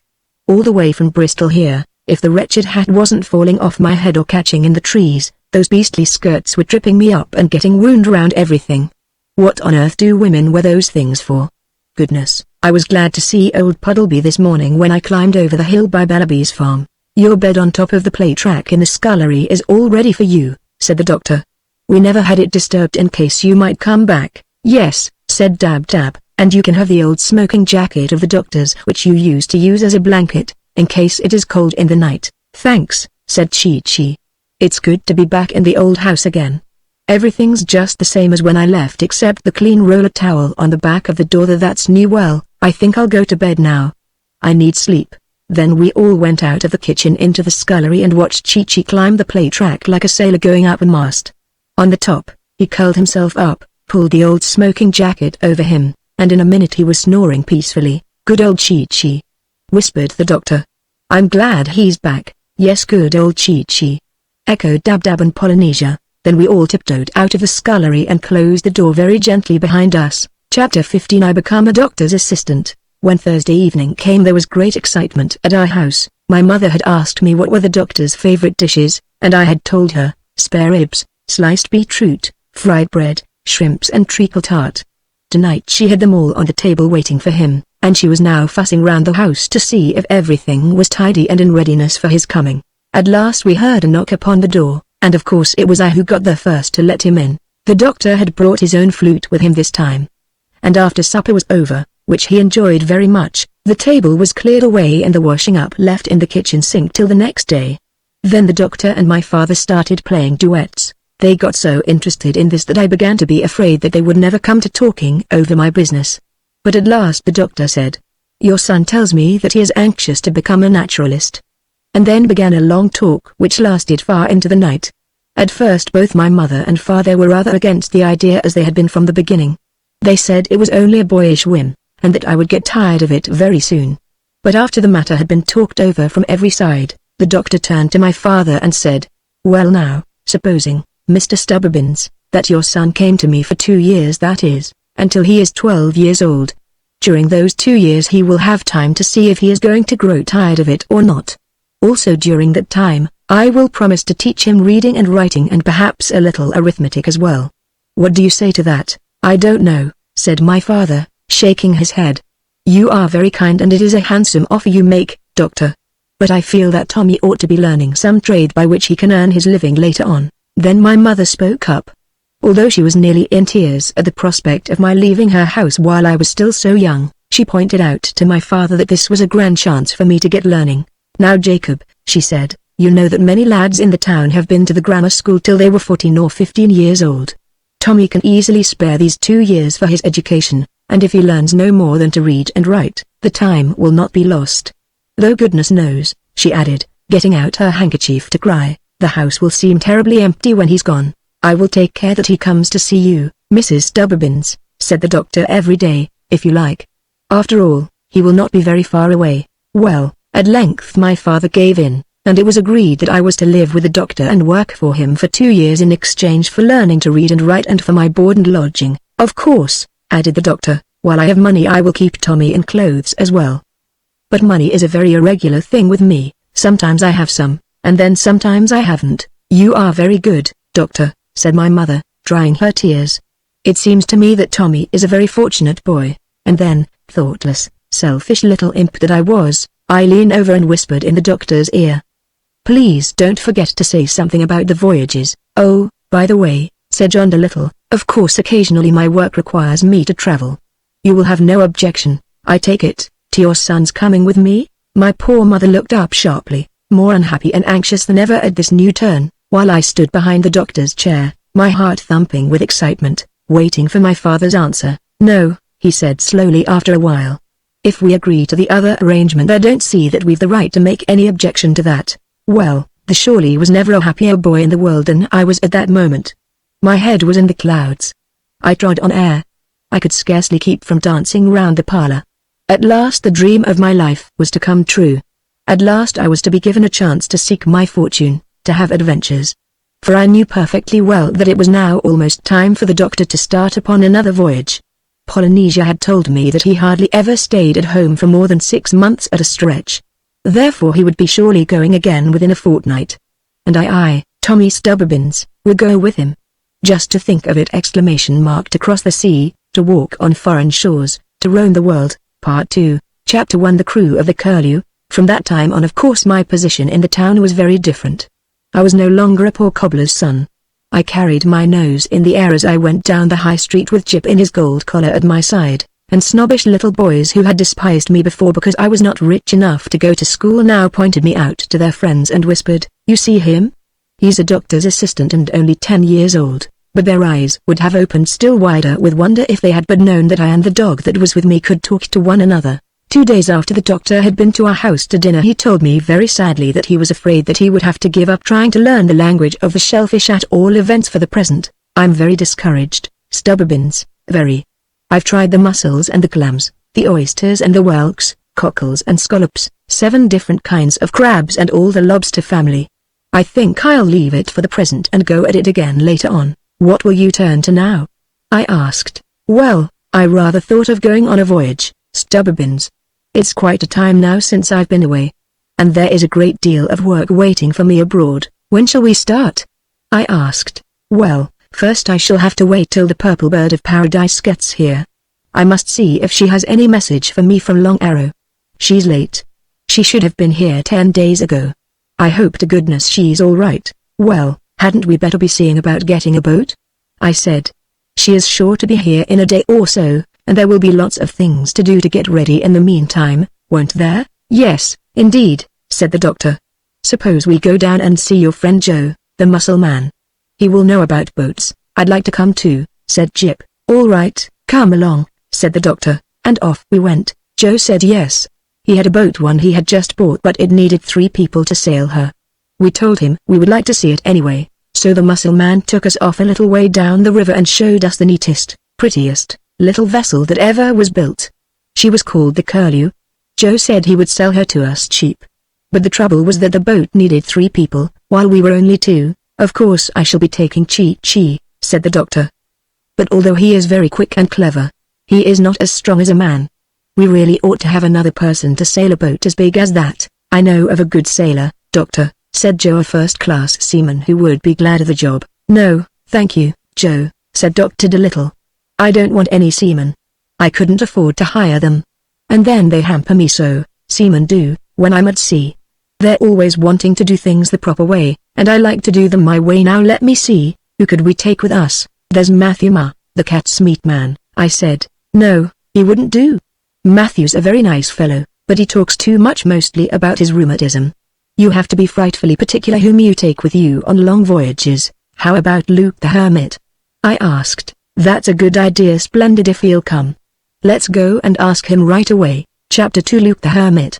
The Hermit was an old friend of ours, as I have already told you. He was a very peculiar person. Far out on the marshes he lived in a little bit of a shack all alone except for his brindle bulldog. No one knew where he came from, not even his name, just Luke the Hermit folks called him. He never came into the town, never seemed to want to see or talk to people. His dog, Bob, drove them away if they came near his hut. When you asked anyone in Puddleby who he was or why he lived out in that lonely place by himself, the only answer you got was, "Oh, Luke the Hermit." Well, there's some mystery about him. Nobody knows what it is. But there's a mystery. Don't go near him. He'll set the dog on you. Nevertheless, there were 2 people who often went out to that little shack on the fence, the doctor and myself. And Bob, the bulldog, never barked when he heard us coming. For we liked Luke, and Luke liked us. This afternoon, crossing the marshes, we faced a cold wind blowing from the east. As we approached the hut, Jip put up his ears and said, "That's funny." "What's funny?" asked the doctor. "That Bob hasn't come out to meet us. He should have heard us long ago or smelt us." "What's that queer noise? Sounds to me like a gate creaking," said the doctor. "Maybe it's Luke's door, only we can't see the door from here. It's on the far side of the shack." "I hope Bob isn't sick," said Jip, and he let out a bark to see if that would cool him. But the only answer he got was the wailing of the wind across the wide, salt fen. We hurried forward, all 3 of us thinking hard. When we reached the front of the shack, we found the door open, swinging and creaking dismally in the wind. We looked inside. There was no one there. "Isn't Luke at home then?" said I. "Perhaps he's out for a walk. He is always at home," said the doctor, frowning in a peculiar sort of way. "And even if he were out for a walk, he wouldn't leave his door banging in the wind behind him." "There is something queer about this. What are you doing in there, Jip?" "Nothing much, nothing worth speaking of," said Jip, examining the floor of the hut extremely carefully. "Come here, Jip," said the doctor in a stern voice. "You are hiding something from me. You see signs and you know something, or you guess it. What has happened? Tell me." "Where is the hermit?" "I don't know," said Jip, looking very guilty and uncomfortable. "I don't know where he is." "Well, you know something. I can tell it from the look in your eye." "What is it?" But Jip didn't answer. For 10 minutes the doctor kept questioning him. But not a word would the dog say. "Well," said the doctor at last, "it is no use our standing around here in the cold. The hermit's gone. That's all. We might as well go home to luncheon." As we buttoned up our coats and started back across the marsh, Jip ran ahead pretending he was looking for water rats. "He knows something all right," whispered the doctor. "And I think he knows what has happened too. It's funny, his not wanting to tell me. He has never done that before, not in 11 years. He has always told me everything strange, very strange." "Do you mean you think he knows all about the hermit, the big mystery about him which folks hint at and all that?" "I shouldn't wonder if he did," the doctor answered slowly. "I noticed something in his expression the moment we found that door open and the hut empty. And the way he sniffed the floor too, it told him something, that floor did. He saw signs we couldn't see. I wonder why he won't tell me. I'll try him again. Here, Jip." "Jip!" exclamation mark. "Where is the dog?"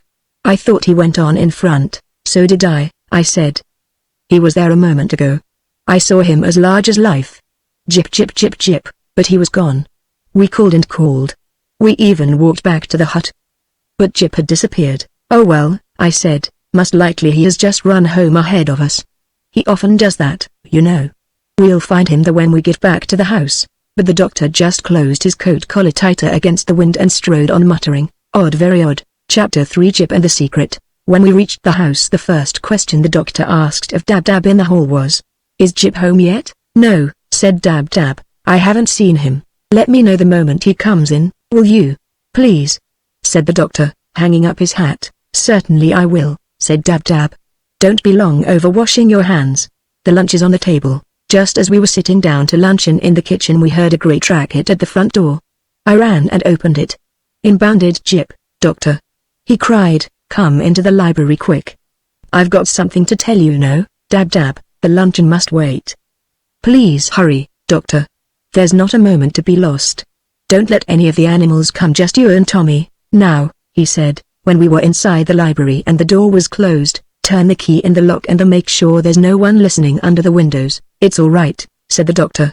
"Nobody can hear you here." "Now what is it?" "Well, Doctor," said Jip. He was badly out of breath from running. "I know all about the hermit. I have known for years. But I couldn't tell you." "Why?" asked the doctor. "Because I promised not to tell anyone. It was Bob, his dog, that told me. And I swore to him that I would keep the secret." "Well, and are you going to tell me now?" "Yes," said Jip, "we've got to save him. I followed Bob's scent just now when I left you out there on the marshes. And I found him. And I said to him, 'Is it all right?' I said, 'for me to tell the doctor now? Maybe he can do something.' And Bob says to me, 'Yes,' says he, 'it's all right because—' "Oh, for heaven's sake, go on, cried the doctor. "Tell us what the mystery is, not what you said to Bob and what Bob said to you. What has happened?" "Where is the hermit?" "He's in Puddleby jail," said Jip. "He's in prison." "In prison?" "Yes." "What for?" "What's he done?" Jip went over to the door and smelt at the bottom of it to see if anyone were listening outside. Then he came back to the doctor on tiptoe and whispered, "He killed a man, Lord preserve us," cried the doctor, sitting down heavily in a chair and mopping his forehead with a handkerchief. "When did he do it?" 15 years ago in a Mexican gold mine. That's why he has been a hermit ever since. He shaved off his beard and kept away from people out there on the marshes so he wouldn't be recognized. But last week, it seems these newfangled policemen came to town, and they heard there was a strange man who kept to himself all alone in a shack on the fen. And they got suspicious. For a long time people had been hunting all over the world for the man that did that killing in the Mexican gold mine 15 years ago. So these policemen went out to the shack, and they recognized Luke by a mole on his arm. And they took him to prison. Well, murmured the doctor. "Who would have thought it?" Luke, the philosopher!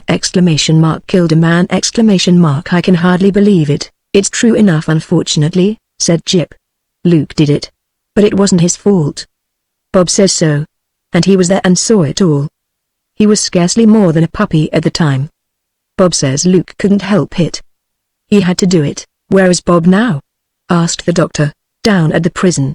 I wanted him to come with me here to see you, but he won't leave the prison while Luke is there. He just sits outside the door of the prison cell and won't move. He doesn't even eat the food they give him. Won't you please come down there, doctor, and see if there is anything you can do? The trial is to be this afternoon at 2 o'clock. What time is it now?" "It's 10 minutes past 1. Bob says he thinks they are going to kill Luke for a punishment if they can prove that he did it, or certainly keep him in prison for the rest of his life. Won't you please come? Perhaps if you spoke to the judge and told him what a good man Luke really is, they'd let him off." "Of course I'll come," said the doctor, getting up and moving to go. "But I'm very much afraid that I shan't be of any real help." He turned at the door and hesitated thoughtfully. "And yet I wonder." Then he opened the door and passed out with Jip and me close at his heels. Chapter 4 Dab Dab was terribly upset when she found we were going away again without luncheon, and she made us take some cold pork pies in our pockets to eat on the way. When we got to Puddleby Courthouse, it was next door to the prison. We found a great crowd gathered around the building. This was the week of the assizes, a business which happened every 3 months, when many pickpockets and other bad characters were tried by a very grand judge who came all the way from London. And anybody in Puddleby who had nothing special to do used to come to the courthouse to hear the trials. But today it was different. The crowd was not made up of just a few idle people. It was enormous. The news had run through the countryside that Luke the Hermit was to be tried for killing a man, and that the great mystery which had hung over him so long was to be cleared up at last. The butcher and the baker had closed their shops and taken a holiday. All the farmers from roundabout, and all the townsfolk, were there with their Sunday clothes on, trying to get seats in the courthouse or gossiping outside in low whispers. The high street was so crowded you could hardly move along it. I had never seen the quiet old town in such a state of excitement before. For Puddleby had not had such an assizes since 1799, when Ferdinand Phipps, the rector's oldest son, had robbed the bank. If I hadn't had the doctor with me, I'm sure I would never have been able to make my way through the mob packed around the courthouse door. But I just followed behind him, hanging on to his coat-tails, and at last we got safely into the jail. "I want to see Luke," said the doctor to a very grand person in a blue coat with brass buttons standing at the door. "Ask at the superintendent's office," said the man. "Third door on the left down the corridor." "Who is that person you spoke to, doctor?" I asked as we went along the passage. "He is a policeman." "And what are policemen?" "Policemen? They are to keep people in order. They've just been invented by Sir Robert Peel. That's why they are also called peelers sometimes. It is a wonderful age we live in. They're always thinking of something new. This will be the superintendent's office, I suppose." From there another policeman was sent with us to show us the way. Outside the door of Luke's cell we found Bob, the bulldog, who wagged his tail sadly when he saw us. The man who was guiding us took a large bunch of keys from his pocket and opened the door. I had never been inside a real prison cell before, and I felt quite a thrill when the policeman went out and locked the door after him, leaving us shut in the dimly lighted, little, stone room. Before he went, he said that as soon as we had done talking with our friend we should knock upon the door and he would come and let us out. At first I could hardly see anything, it was so dim inside. But after a little I made out a low bed against the wall, under a small barred window. On the bed, staring down at the floor between his feet, sat the hermit, his head resting in his hands. "Well, Luke," said the doctor in a kindly voice, "they don't give you much light in here, do they?" Very slowly the hermit looked up from the floor. "Helloa, John Dolittle. What brings you here?" "I've come to see you. I would have been here sooner, only I didn't hear about all this till a few minutes ago. I went to your hut to ask you if you would join me on a voyage, and when I found it empty I had no idea where you could be. I'm dreadfully sorry to hear about your bad luck. I've come to see if there is anything I can do." Luke shook his head. "No, I don't imagine there is anything can be done. They've caught me at last. That's the end of it, I suppose." He got up stiffly and started walking up and down the little room. "In a way I'm glad it's over," said he. "I never got any peace, always thinking they were after me, afraid to speak to anyone. They were bound to get me in the end. Yes, I'm glad it's over." Then the doctor talked to Luke for more than half an hour, trying to cheer him up, while I sat around wondering what I ought to say and wishing I could do something. At last the doctor said he wanted to see Bob, and we knocked upon the door and were let out by the policeman. "Bob," said the doctor to the big bulldog in the passage, "come out with me into the porch. I want to ask you something." "How is he, doctor?" asked Bob as we walked down the corridor into the courthouse porch. "Oh, Luke's all right. Very miserable of course, but he's all right. Now tell me, Bob, you saw this business happen, didn't you? You were there when the man was killed, eh?" "I was, doctor," said Bob, "and I tell you." "All right," the doctor interrupted, "that's all I want to know for the present. There isn't time to tell me more now. The trial is just going to begin. There are the judge and the lawyers coming up the steps. Now listen, Bob, I want you to stay with me when I go into the courtroom. And whatever I tell you to do, do it. Do you understand? Don't make any scenes. Don't bite anybody, no matter what they may say about Luke. Just behave perfectly quietly and answer any question I may ask you truthfully. Do you understand?" "Very well." "But do you think you will be able to get him off, doctor?" asked Bob. "He's a good man, doctor. He really is. There never was a better." We'll see, Bob. It's a new thing I'm going to try. I'm not sure the judge will allow it. But well, we'll see. It's time to go into the courtroom now. Don't forget what I told you. Remember, for heaven's sake don't start biting anyone or you'll get us all put out and spoil everything." Chapter 5 Mendoza. Inside the courtroom everything was very solemn and wonderful. It was a high, big room. Raised above the floor, against the wall was the judge's desk, and here the judge was already sitting, an old, handsome man in the marvelous big wig of grey hair and a gown of black. Below him was another wide, long desk at which lawyers in white wigs sat. The whole thing reminded me of a mixture between a church and a school. "Those 12 men at the side," whispered the doctor, "those in pews like a choir, they are what is called the jury. It is they who decide whether Luke is guilty, whether he did it or not. And look, I said, "There's Luke himself in a sort of pulpit thing with policemen each side of him. And there's another pulpit, the same kind. The other side of the room, see only that one's empty. That one is called the witness box," said the doctor. "Now I'm going down to speak to one of those men in white wigs, and I want you to wait here and keep these 2 seats for us. Bob will stay with you. Keep an eye on him, better hold on to his collar. I shan't be more than a minute or so." With that the doctor disappeared into the crowd which filled the main part of the room. Then I saw the judge take up a funny little wooden hammer and knock on his desk with it. This, it seemed, was to make people keep quiet, for immediately everyone stopped buzzing and talking and began to listen very respectfully. Then another man in a black gown stood up and began reading from a paper in his hand. He mumbled away exactly as though he were saying his prayers and didn't want anyone to understand what language they were in. But I managed to catch a few words. Biz biz biz biz biz, otherwise known as Luke the Hermit, of Biz biz biz biz, for killing his partner with Biz biz biz, otherwise known as Bluebeard Bill, on the night of the Biz biz biz in the Biz biz biz of Mexico. Therefore Her Majesty's Biz biz biz.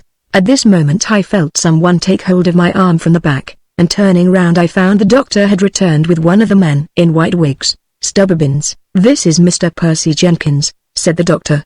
"He is Luke's lawyer. It is his business to get Luke off if he can." Mr. Jenkins seemed to be an extremely young man with a round smooth face like a boy. He shook hands with me and then immediately turned and went on talking with the doctor. "Oh, I think it is a perfectly precious idea," he was saying. "Of course the dog must be admitted as a witness, he was the only one who saw the thing take place. I'm awfully glad you came. I wouldn't have missed this for anything. My hat. Won't it make the old court sit up? They're always frightfully dull, these assizes. But this will stir things. A bulldog witness for the defense. I do hope there are plenty of reporters present. Yes, there's one making a sketch of the prisoner. I shall become known after this, and won't Conky be pleased? My hat." He put his hand over his mouth to smother a laugh and his eyes fairly sparkled with mischief. "Who is Conky?" I asked the doctor. "S.H. He is speaking of the judge up there, the Honorable Eustace Beecham Kinkley." "Now," said Mr. Jenkins, bringing out a notebook, "tell me a little more about yourself, doctor. You took your degree as Doctor of Medicine at Durham, I think you said. And the name of your last book was?" I could not hear any more, for they talked in whispers, and I felt looking round the court again. Of course I could not understand everything that was going on, though it was all very interesting. People kept getting up in the place the doctor called the witness box, and the lawyers at the long table asked them questions about the night of the 29th. Then the people would get down again and somebody else would get up and be questioned. One of the lawyers, who, the doctor told me afterwards, was called the prosecutor, seemed to be doing his best to get the hermit into trouble by asking questions which made it look as though he had always been a very bad man. He was a nasty lawyer, this prosecutor, with a long nose. Most of the time I could hardly keep my eyes off poor Luke, who sat there between his 2 policemen, staring at the floor as though he weren't interested. The only time I saw him take any notice at all was when a small dark man with wicked, little, watery eyes got up into the witness box. I heard Bob snarl under my chair as this person came into the courtroom, and Luke's eyes just blazed with anger and contempt. This man said his name was Mendoza and that he was the one who had guided the Mexican police to the mine after Bluebeard Bill had been killed. And at every word he said I could hear Bob down below me muttering between his teeth, "It's a lie. It's a lie. I'll chew his face. It's a lie." And both the doctor and I had hard work keeping the dog under the seat. Then I noticed that our Mr. Jenkins had disappeared from the doctor's side. But presently I saw him stand up at the long table to speak to the judge. "Your Honor," said he, "I wish to introduce a new witness for the defense. Dr. John Dolittle, the naturalist. Will you please step into the witness stand, doctor?" There was a buzz of excitement as the doctor made his way across the crowded room, and I noticed the nasty lawyer with the long nose lean down and whisper something to a friend, smiling in an ugly way which made me want to pinch him. Then Mr. Jenkins asked the doctor a whole lot of questions about himself and made him answer in a loud voice so the whole court could hear.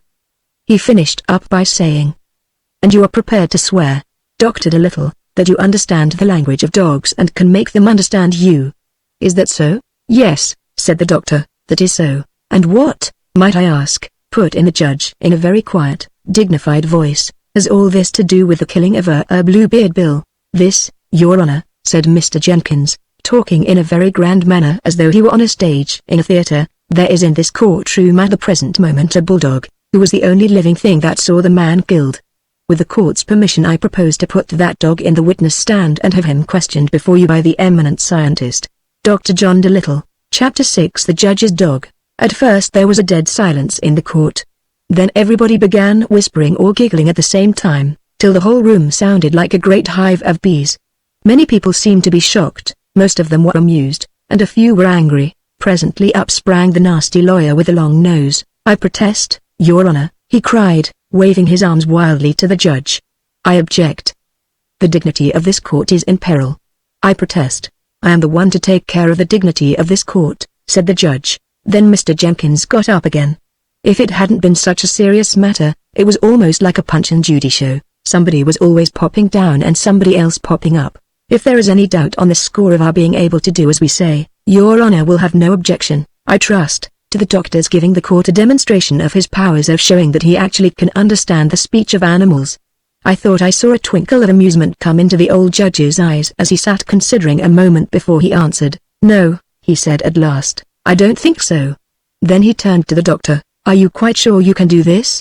he asked. "Quite, Your Honor," said the doctor. "Quite sure. Very well then," said the judge. "If you can satisfy us that you really are able to understand canine testimony, the dog shall be admitted as a witness. I do not see, in that case, how I could object to his being heard. But I warn you that if you are trying to make a laughingstock of this court, it will go hard with you." I protest," yelled the long-nosed prosecutor. "This is a scandal, an outrage to the bar." "Sit down," said the judge in a very stern voice. "What animal does Your Honor wish me to talk with?" asked the doctor. "I would like you to talk to my own dog," said the judge. "He is outside in the cloakroom. I will have him brought in, and then we shall see what you can do." Then someone went out and fetched the judge's dog, a lovely great Russian wolfhound with slender legs and a shaggy coat.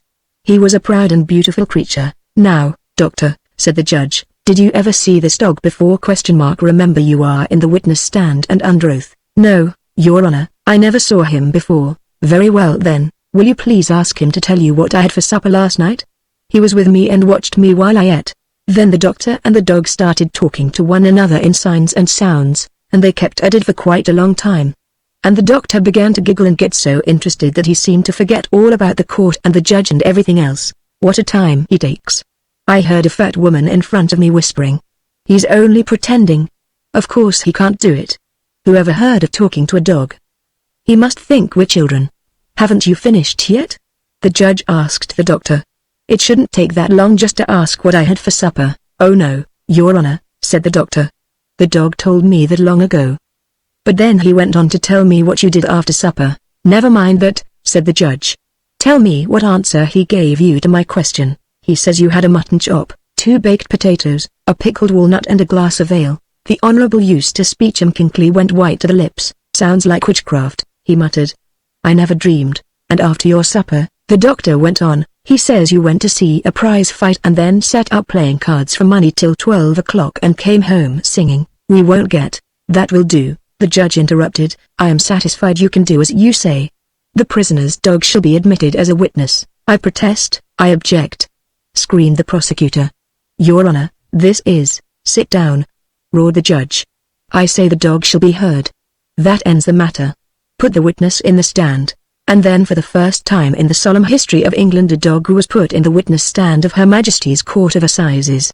And it was I, Tommy Stubberbins's, when the doctor made a sign to me across the room, who proudly led Bob up the aisle, through the astonished crowd, past the frowning, spluttering, long-nosed prosecutor, and made him comfortable on a high chair in the witness box, from where the old bulldog sat scowling down over the rail upon the amazed and gaping jury. Chapter 7 The End of the Mystery. The trial went swiftly forward after that. Mr. Jenkins told the doctor to ask Bob what he saw on the night of the 29th, and when Bob had told all he knew and the doctor had turned it into English for the judge and the jury, this was what he had to say. "On the night of the 29th of November, 1824, I was with my master, Luke Fitzjohn, otherwise known as Luke the Hermit, and his 2 partners, Manuel Mendoza and William Boggs, otherwise known as Bluebeard Bill, on their gold mine in Mexico. For a long time these 3 men had been hunting for gold, and they had dug a deep hole in the ground. On the morning of the 29th gold was discovered, lots of it, at the bottom of this hole. And all 3, my master and his 2 partners, were very happy about it because now they would be rich. but Manuel Mendoza asked Bluebeard Bill to go for a walk with him. These two men I had always suspected of being bad. So when I noticed that they left my master behind, I followed them secretly to see what they were up to. And in a deep cave in the mountains I heard them arrange together to kill Luke the hermit so that they should get all the gold and he have none. At this point the judge asked, "Where is the witness Mendoza?" "Constable, see that he does not leave the court." But the wicked little man with the watery eyes had already sneaked out when no one was looking and he was never seen in Puddleby again. Then, Bob's statement went on, "I went to my master and tried very hard to make him understand that his partners were dangerous men. But it was no use. He did not understand dog language. So I did the next best thing, I never let him out of my sight but stayed with him every moment of the day and night." Now the hole that they had made was so deep that to get down and up it you had to go in a big bucket tied on the end of a rope, and the three men used to haul one another up and let one another down the mine in this way. That was how the gold was brought up to in the bucket. Well, about 7 o'clock in the evening my master was standing at the top of the mine, hauling up Bluebeard Bill who was in the bucket. Just as he had got Bill halfway up I saw Mendoza come out of the hut where we all lived. Mendoza thought that Bill was away buying groceries. But he wasn't, he was in the bucket. And when Mendoza saw Luke hauling and straining on the rope he thought he was pulling up a bucket full of gold. So he drew a pistol from his pocket and came sneaking up behind Luke to shoot him. I barked and barked to warn my master of the danger he was in, but he was so busy hauling up Bill, who was a heavy fat man, that he took no notice of me. I saw that if I didn't do something quick he would surely be shot. So I did a thing I've never done before, suddenly and savagely I bit my master in the leg from behind. Luke was so hurt and startled that he did just what I wanted him to do, he let go the rope with both hands at once and turned round. And then, crash! Down went Bill in his bucket to the bottom of the mine and he was killed.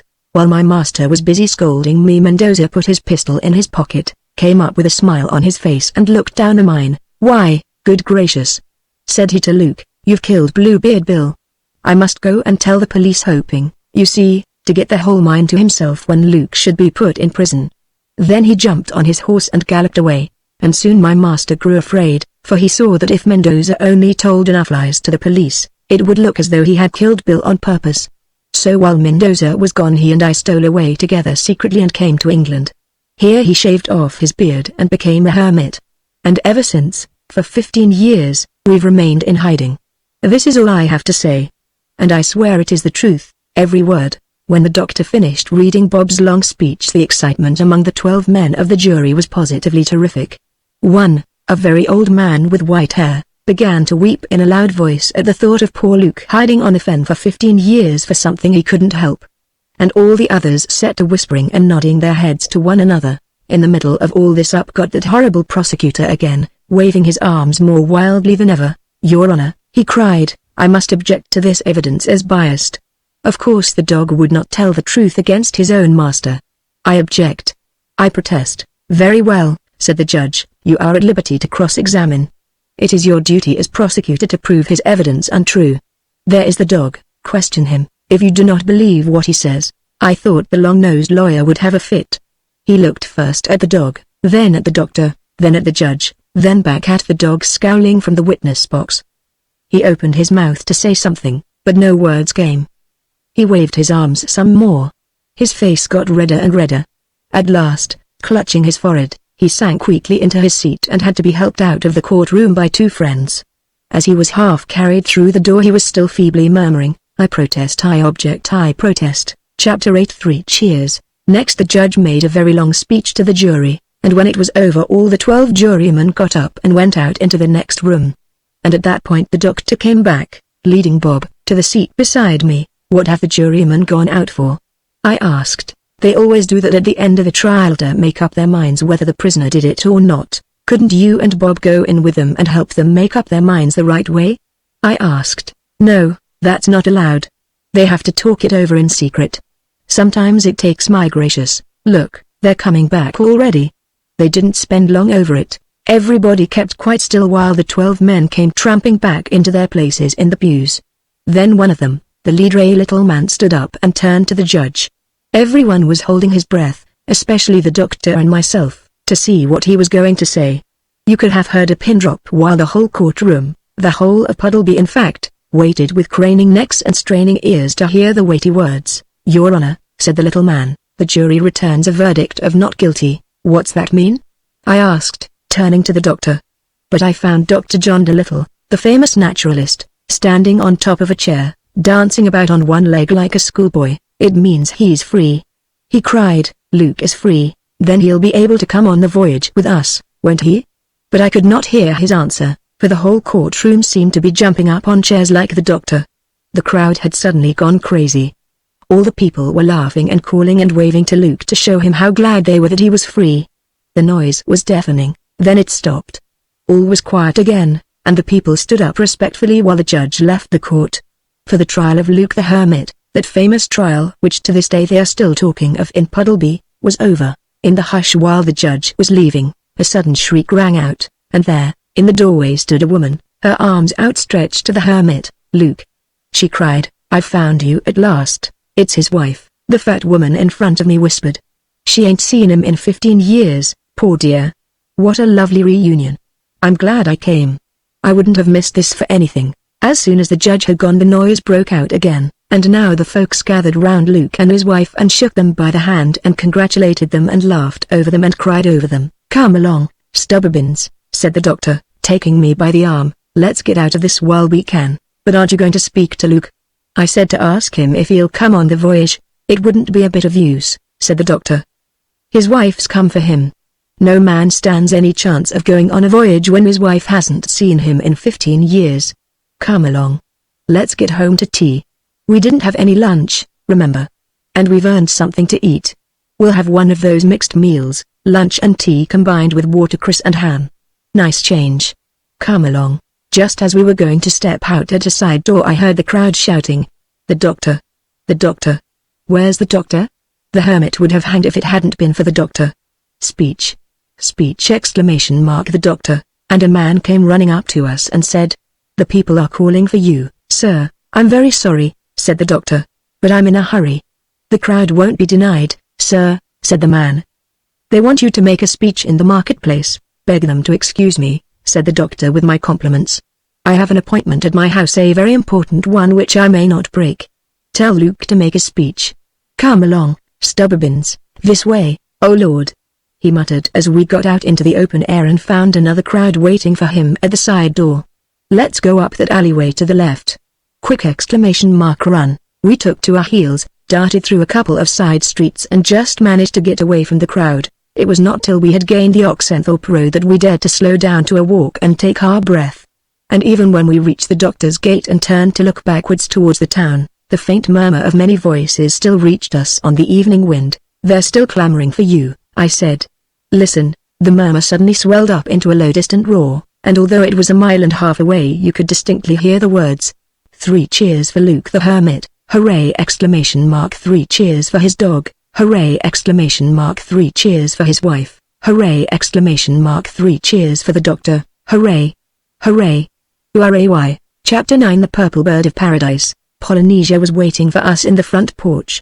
She looked full of some important news. Doctor, said she, the Purple Bird of Paradise has arrived, at last, said the doctor. I had begun to fear some accident had befallen her. And how is Miranda? From the excited way in which the doctor fumbled his key into the lock I guessed that we were not going to get our tea right away, even now. Oh, she seemed all right when she arrived, said Polynesia, tired from her long journey of course, but otherwise all right. But what do you think? That mischief-making sparrow, Cheapside, insulted her as soon as she came into the garden. When I arrived on the scene she was in tears and was all for turning round and going straight back to Brazil tonight. I had the hardest work persuading her to wait till you came. She's in the study. I shut Cheapside in one of your bookcases and told him I'd tell you exactly what had happened the moment you got home. The doctor frowned, then walked silently and quickly to the study. Here we found the candles lit, for the daylight was nearly gone. Dab-Dab was standing on the floor mounting guard over one of the glass-fronted bookcases in which Cheapside had been imprisoned. The noisy little sparrow was still fluttering angrily behind the glass when he came in. In the center of the big table, perched on the inkstand, stood the most beautiful bird I have ever seen. She had a deep violet-colored breast, scarlet wings and a long sweeping tail of gold. She was unimaginably beautiful but looked dreadfully tired. Already she had her head under her wing, and she swayed gently from side to side on top of the inkstand like a bird that has flown long and far. "Sh," said Dab-Dab. "Miranda is asleep. I've got this little imp Cheapside in here. Listen, Doctor, for heaven's sake send that sparrow away before he does any more mischief. He's nothing but a vulgar little nuisance. We've had a perfectly awful time trying to get Miranda to stay.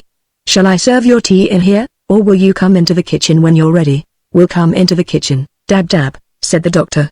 "Let Cheapside out before you go, please." Dab-Dab opened the bookcase door and Cheapside strutted out trying hard not to look guilty. "Cheapside," said the doctor sternly, "what did you say to Miranda when she arrived?" "I didn't say nothing, Doc, straight I didn't. That is, nothing much. I was picking up crumbs off the gravel path when she comes swanking into the garden, turning up her nose in all directions, as though she owned the earth just because she's got a lot of colored plumage. A London sparrow's as good as her any day. I don't hold by these gaudy bidders and foreigners nohow. Why don't they stay in their own country?" "But what did you say to her that got her so offended?" "All I said was, you don't belong in an English garden, you ought to be in a milliner's window. That's all. You ought to be ashamed of yourself, Cheapside. Don't you realize that this bird has come thousands of miles to see me only to be insulted by your impertinent tongue as soon as she reaches my garden?" "What do you mean by it? If she had gone away again before I got back tonight I would never have forgiven you." "Leave the room." Sheepishly, but still trying to look as though he didn't care, Cheapside hopped out into the passage and Dab-Dab closed the door. The doctor went up to the beautiful bird on the inkstand and gently stroked its back. Instantly its head popped out from under its wing. Chapter 10 Long Arrow, the son of Golden Arrow. "Well, Miranda," said the doctor. "I'm terribly sorry this has happened. But you mustn't mind Cheapside, he doesn't know any better. He's a city bird, and all his life he has had to squabble for a living. You must make allowances. He doesn't know any better." Miranda stretched her gorgeous wings wearily. Now that I saw her awake and moving I noticed what a superior, well-bred manner she had. There were tears in her eyes and her beak was trembling. "I wouldn't have minded so much," she said in a high silvery voice, "if I hadn't been so dreadfully worn out. That and something else," she added beneath her breath. "Did you have a hard time getting here?" asked the doctor. "The worst passage I ever made," said Miranda. "The weather well there. What's the use? I'm here anyway. Tell me," said the doctor as though he had been impatiently waiting to say something for a long time, "what did Long Arrow say when you gave him my message?" The purple bird of paradise hung her head. "That's the worst part of it," she said. "I might almost as well have not come at all. I wasn't able to deliver your message. I couldn't find him. Long Arrow, the son of Golden Arrow, has disappeared," cried the doctor. "Why, what's become of him?" "Nobody knows," Miranda answered. "He had often disappeared before, as I have told you, so that the Indians didn't know where he was. But it's a mighty hard thing to hide away from the birds. I had always been able to find some owl or martin who could tell me where he was if I wanted to know. But not this time. That's why I'm nearly a fortnight late in coming to you. I kept hunting and hunting, asking everywhere. I went over the whole length and breadth of South America. But there wasn't a living thing could tell me where he was." There was a sad silence in the room after she had finished. The doctor was frowning in a peculiar sort of way and Polynesia scratched her head. "Did you ask the black parrots?" asked Polynesia. "They usually know everything." "Certainly I did," said Miranda. "And I was so upset at not being able to find out anything, that I forgot all about observing the weather signs before I started my flight here.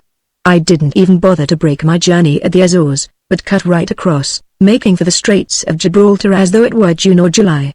And of course I ran into a perfectly frightful storm in mid-Atlantic. I really thought I'd never come through it.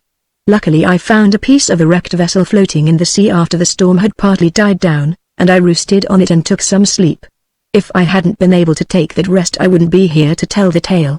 "Poor Miranda. What a time you must have had," said the doctor. "But tell me, were you able to find out whereabouts Long Arrow was last seen?" "Yes. A young albatross told me he had seen him on Spider-Monkey Island." "Spider-Monkey Island? That's somewhere off the coast of Brazil, isn't it?" "Yes, that's it. Of course I flew the right away and asked every bird on the island, and it is a big island, 100 miles long. It seems that Long Arrow was visiting some peculiar Indians that live there, and that when last seen he was going up into the mountains looking for medicine plants. I got that from a tame hawk, a pet, which the chief of the Indians keeps for hunting partridges with. I nearly got caught and put in a cage for my pains too. That's the worst of having beautiful feathers. It's as much as your life is worth to go near most humans, they say." "Oh, how pretty. and shoot an arrow or a bullet into you. You and Long Arrow were the only two men that I would ever trust myself near out of all the people in the world. But was he never known to have returned from the mountains? No. That was the last that was seen or heard of him. I questioned the seabirds around the shores to find out if he had left the island in a canoe. But they could tell me nothing. Do you think that some accident has happened to him? Asked the doctor in a fearful voice. I'm afraid it must have, said Miranda, shaking her head. Well, said John Dolittle slowly, if I could never meet Long Arrow face to face, it would be the greatest disappointment in my whole life. Not only that, but it would be a great loss to the knowledge of the human race. For, from what you have told me of him, he knew more natural science than all the rest of us put together, and if he has gone without anyone to write it down for him, so the world may be the better for it, it would be a terrible thing. But you don't really think that he is dead, do you? What else can I think? Asked Miranda, bursting into tears, when for 6 whole months he has not been seen by flesh, fish or fowl. Chapter 11 Blind Travel. This news about Long Arrow made us all very sad. And I could see from the silent dreamy way the doctor took his tea that he was dreadfully upset. Every once in a while he would stop eating altogether and sit staring at the spots on the kitchen tablecloth as though his thoughts were far away, till Dab, who was watching to see that he got a good meal, would cough or rattle the pots in the sink. I did my best to cheer him up by reminding him of all he had done for Luke and his wife that afternoon. And when that didn't seem to work, I went on talking about our preparations for the voyage. But you see, Stubbornbins, said he as we rose from the table and Dab and Chi-Chi began to clear away, I don't know where to go now. I feel sort of lost since Miranda brought me this news. On this voyage I had planned going to see Long Arrow. I had been looking forward to it for a whole year. I felt he might help me in learning the language of the shellfish and perhaps in finding some way of getting to the bottom of the sea. But now he's gone. And all his great knowledge has gone with him. Then he seemed to fall a dreaming again, just to think of it. He murmured. Long Arrow and I, 2 students, although I'd never met him, I felt as though I knew him quite well. For, in his way without any schooling he has, all his life, been trying to do the very things which I have tried to do in mine, and now he's gone! A whole world lay between us and only a bird knew us both. We went back into the study, where Jip brought the doctor his slippers and his pipe. And after the pipe was lit and the smoke began to fill the room, the old man seemed to cheer up a little. But you will go on some voyage, doctor, won't you? I asked. Even if you can't go to find Long Arrow. He looked up sharply into my face, and I suppose he saw how anxious I was. Because he suddenly smiled his old, boyish smile and said, yes, Stubbornbins. Don't worry. We'll go. We mustn't stop working and learning, even if poor Long Arrow has disappeared. But where to go, that's the question. Where shall we go? There were so many places that I wanted to go that I couldn't make up my mind right away. And while I was still thinking, the doctor sat up in his chair and said, I tell you what we'll do, Stubbornbins. It's a game I used to play when I was young before Sarah came to live with me. I used to call it blind travel. Whenever I wanted to go on a voyage, and I couldn't make up my mind where to go, I would take the atlas and open it with my eyes shut. Next, I'd wave a pencil, still without looking, and stick it down on whatever page had fallen open. Then I'd open my eyes and look. It's a very exciting game, is blind travel. Because you have to swear, before you begin, that you will go to the place the pencil touches, come what way. Shall we play it? Oh, let's. I almost yelled. How thrilling. I hope it's China or Borneo or Baghdad. And in a moment I had scrambled up the bookcase, dragged the big atlas from the top shelf and laid it on the table before the doctor. I knew every page in that atlas by heart. How many days and nights I had lingered over its old faded maps, following the blue rivers from the mountains to the sea, wondering what the little towns really looked like, and how wide were the sprawling lakes. I had had a lot of fun with that atlas, traveling, in my mind, all over the world. I can see it now. The first page had no map, it just told you that it was printed in Edinburgh in 1808, and a whole lot more about the book. The next page was the solar system, showing the sun and planets, the stars and the moon. The third page was the chart of the North and South Poles. Then came the hemispheres, the oceans, the continents and the countries. As the doctor began sharpening his pencil, a thought came to me. What if the pencil falls upon the North Pole? I asked. Will we have to go there? No. The rules of the game say you don't have to go any place you've been to before. You are allowed another try. I've been to the North Pole. He ended quietly, so we shan't have to go there. I could hardly speak with astonishment. You've been to the North Pole? I managed to gasp out at last. but I thought it was still undiscovered. The map shows all the places explorers have reached to, trying to get there. Why isn't your name down if you discovered it? I promised to keep it a secret. And you must promise me never to tell anyone. Yes, I discovered the North Pole in April, 1809. But shortly after I got there, the polar bears came to me in a body and told me there was a great deal of coal there, buried beneath the snow. They knew, they said, that human beings would do anything, and go anywhere, to get coal. So would I please keep it a secret? Because once people began coming up there to start coal mines, their beautiful white country would be spoiled and there was nowhere else in the world cold enough for polar bears to be comfortable. So of course I had to promise them I would. Well, it will be discovered again someday, by somebody else. But I want the polar bears to have their playground to themselves as long as possible. And I dare say it will be a good while yet, for it certainly is a fiendish place to get to. Well now, are we ready? Good. Take the pencil and stand here close to the table. When the book falls open, wave the pencil round 3 times and jab it down. Ready? All right. Shut your eyes. It was a tense and fearful moment but very thrilling. We both had our eyes shut tight. I heard the atlas fall open with a bang. I wondered what page it was, England or Asia. If it should be the map of Asia, so much would depend on where that pencil would land.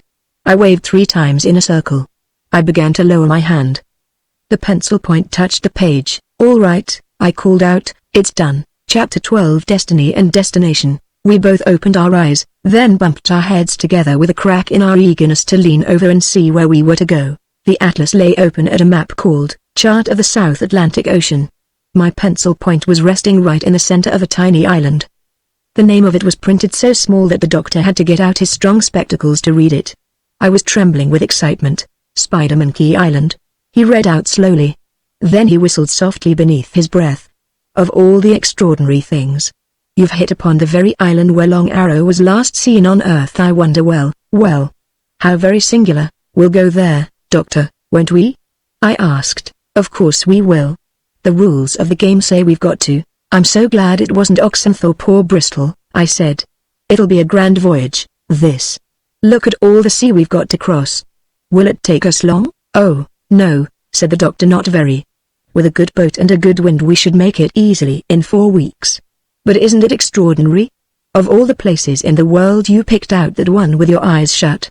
Spider-Monkey Island after all! Well, there's one good thing about it, I shall be able to get some Jabizri beetles. What are Jabizri beetles? They are a very rare kind of beetles with peculiar habits. I want to study them. There are only 3 countries in the world where they are to be found. Spider-Monkey Island is one of them. But even there, they are very scarce. What is this little question mark after the name of the island for? I asked, pointing to the map. That means that the island's position in the ocean is not known very exactly, that it is somewhere about there. Ships have probably seen it in that neighborhood, that is all, most likely. It is quite possible we shall be the first white men to land there.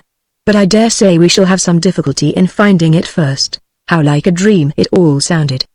The 2 of us sitting there at the big study table, the candles lit, the smoke curling towards the dim ceiling from the doctor's pipe. The 2 of us sitting there, talking about finding an island in the ocean and being the first white men to land upon it. I'll bet it will be a great voyage, I said. It looks a lovely island on the map. Will there be black men there? No. A peculiar tribe of red Indians lives on it, Miranda tells me. At this point the poor bird of paradise stirred and woke up. In our excitement we had forgotten to speak low. We are going to Spider-Monkey Island, Miranda, said the doctor. You know where it is, do you not? I know where it was the last time I saw it, said the bird. But whether it will be there still, I can't say. What do you mean? Asked the doctor. It is always in the same place surely? Not by any means, said Miranda. Why, didn't you know? Spider-Monkey Island is a floating island. It moves around all over the place, usually somewhere near southern South America. But of course I could surely find it for you if you want to go there. At this fresh piece of news I could contain myself no longer. I was bursting to tell someone. I ran dancing and singing from the room to find Chi-Chi. At the door I tripped over Dab-Dab, who was just coming in with her wings full of plates, and fell headlong on my nose. Has the boy gone crazy? Cried the duck. Where do you think you're going, Ninny? To Spider-Monkey Island. I shouted, picking myself up and doing cartwheels down the whole Spider-Monkey Island. Hooray! And it's a floating island. You're going to Bedlam, I should say, snorted the housekeeper. Look what you've done to my best china. But I was far too happy to listen to her scolding, and I ran on, singing, into the kitchen to find Chi-Chi. Part 3, Chapter 1. The Third Man. That same week we began our preparations for the voyage. Joe, the muscle man, had the curlew moved down the river and tied it up along the river wall, so it would be more handy for loading. And for 3 whole days we carried provisions down to our beautiful new boat and stowed them away. I was surprised to find how roomy and big she was inside. There were 3 little cabins, a saloon, or dining room, and underneath all this, a big place called the hold where the food and extra sails and other things were kept. I think Joe must have told everybody in the town about our coming voyage, because there was always a regular crowd watching us when we brought the things down to put aboard. And of course sooner or later old Matthew was bound to turn up. My goodness, Tommy, said he, as he watched me carrying on some sacks of flour, but that's a pretty boat. Where might the doctor be going to this voyage? We're going to Spider-Monkey Island, I said proudly. And be you the only one the doctor's taking along? Well, he has spoken of wanting to take another man, I said, but so far he hasn't made up his mind. Matthew grunted, then squinted up at the graceful masts of the curlew. You know, Tommy, said he, if it wasn't for my rheumatism I've half a mind to come with the doctor myself. There's something about a boat standing ready to sail that always did make me feel venturesome and travelish-like.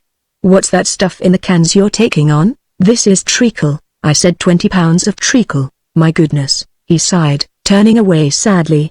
That makes me feel more like going with you than ever, but my rheumatism is that bad I can't hardly. I didn't hear any more, for Matthew had moved off, still mumbling, into the crowd that stood about the wharf. The clock in Puddleby Church struck noon and I turned back, feeling very busy and important, to the task of loading, but it wasn't very long before someone else came along and interrupted my work. This was a huge, big, burly man with a red beard and tattoo marks all over his arms.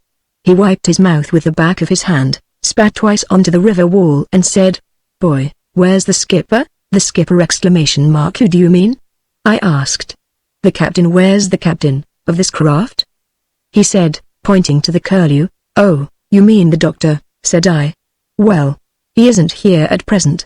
At that moment the doctor arrived with his arms full of notebooks and butterfly nets and glass cases and other natural history things.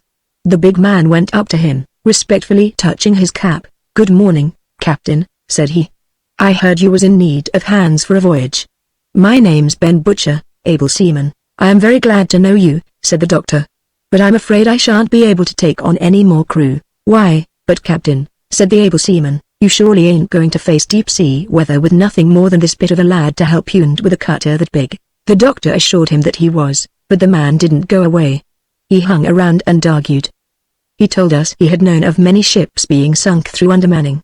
He got out what he called his certificate paper, which said what a good sailor he was, and implored us, if we valued our lives, to take him. But the doctor was quite firm, polite but determined, and finally the man walked sorrowfully away, telling us he never expected to see us alive again. Callers of one sort and another kept us quite busy that morning.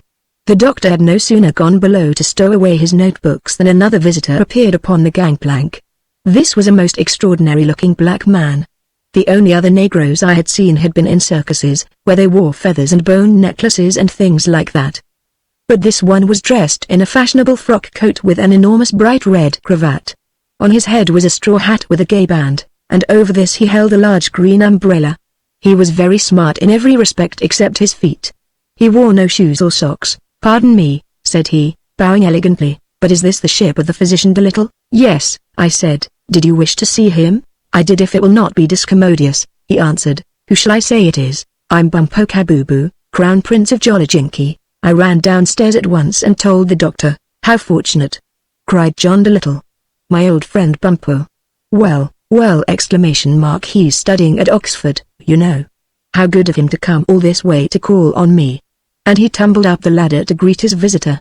The strange black man seemed to be overcome with joy when the doctor appeared and shook him warmly by the hand. "News reached me," he said, "that you were about to sail upon a voyage.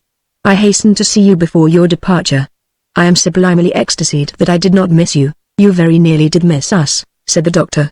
"As it happened, we were delayed somewhat in getting the necessary number of men to sail our boat. If it hadn't been for that, we would have been gone 3 days ago." "How many men does your ship's company yet require?" asked Bumpo. Only one, said the doctor, but it is so hard to find the right one. Methinks I detect something of the finger of destination in this, said Bumpo. How would I do? Splendidly, said the doctor. But what about your studies? You can't very well just go off and leave your university career to take care of itself, you know. I need a holiday, said Bumpo. Even had I not gone with you, I intended at the end of this term to take a 3-month subscription, but besides, I shall not be neglecting my edification if I accompany you. Before I left Jolly Jinky, my august father, the king, told me to be sure and travel plenty. You are a man of great studiosity. To see the world in your company is an opportunity not to be sneezed upon. No, indeed. How did you like the life at Oxford? Asked the doctor. Oh, passably, said Bumpo. I liked it all except the algebra and the shoes. The algebra hurt my head and the shoes hurt my feet. I threw the shoes over a wall as soon as I got out of the college quadrilateral this morning, and the algebra I am happily forgetting very fast. I liked Cicero. Yes, I think Cicero's fine, so simultaneous. By the way, they tell me his son is rowing for our college next year. Charming fellow. The doctor looked down at the black man's huge bare feet thoughtfully a moment. Well, he said slowly, there is something in what you say, Bumpo, about getting education from the world as well as from the college. And if you are really sure that you want to come, we shall be delighted to have you. Because, to tell you the truth, I think you are exactly the man we need. Chapter 2. Goodbye. 2 days after that we had all in readiness for our departure. On this voyage Jip begged so hard to be taken that the doctor finally gave in and said he could come. Polynesia and Chi-Chi were the only other animals to go with us. Dab-Dab was left in charge of the house and the animal family we were to leave behind. Of course, as is always the way, at the last moment we kept remembering things we had forgotten, and when we finally closed the house up and went down the steps to the road, we were all burdened with armfuls of odd packages. Halfway to the river, the doctor suddenly remembered that he had left the stock pot boiling on the kitchen fire. However, we saw a blackbird flying by who nested in our garden, and the doctor asked her to go back for us and tell Dab-Dab about it. Down at the river wall we found a great crowd waiting to see us off. Standing right near the gangplank were my mother and father. I hoped that they would not make a scene, or burst into tears or anything like that. But as a matter of fact they behaved quite well for parents. My mother said something about being sure not to get my feet wet, and my father just smiled a crooked sort of smile, patted me on the back and wished me luck. Goodbyes are awfully uncomfortable things, and I was glad when it was over and we passed onto the ship. We were a little surprised not to see Matthew among the crowd. We had felt sure that he would be there, and the doctor had intended to give him some extra instructions about the food for the animals we had left at the house. At last, after much pulling and tugging, we got the anchor up and undid a lot of mooring ropes. Then the curlew began to move gently down the river with the outrunning tide, while the people on the wall cheered and waved their handkerchiefs. We bumped into 1 or 2 other boats getting out into the stream, and at one sharp bend in the river we got stuck on a mud bank for a few minutes. But though the people on the shore seemed to get very excited at these things, the doctor did not appear to be disturbed by them in the least. These little accidents will happen in the most carefully regulated voyages, he said as he leaned over the side and fished for his boots which had got stuck in the mud while we were pushing off. Sailing is much easier when you get out into the open sea. There aren't so many silly things to bump into. For me indeed it was a great and wonderful feeling, that getting out into the open sea, when at length we passed the little lighthouse at the mouth of the river and found ourselves free of the land. It was all so new and different, just the sky above you and sea below.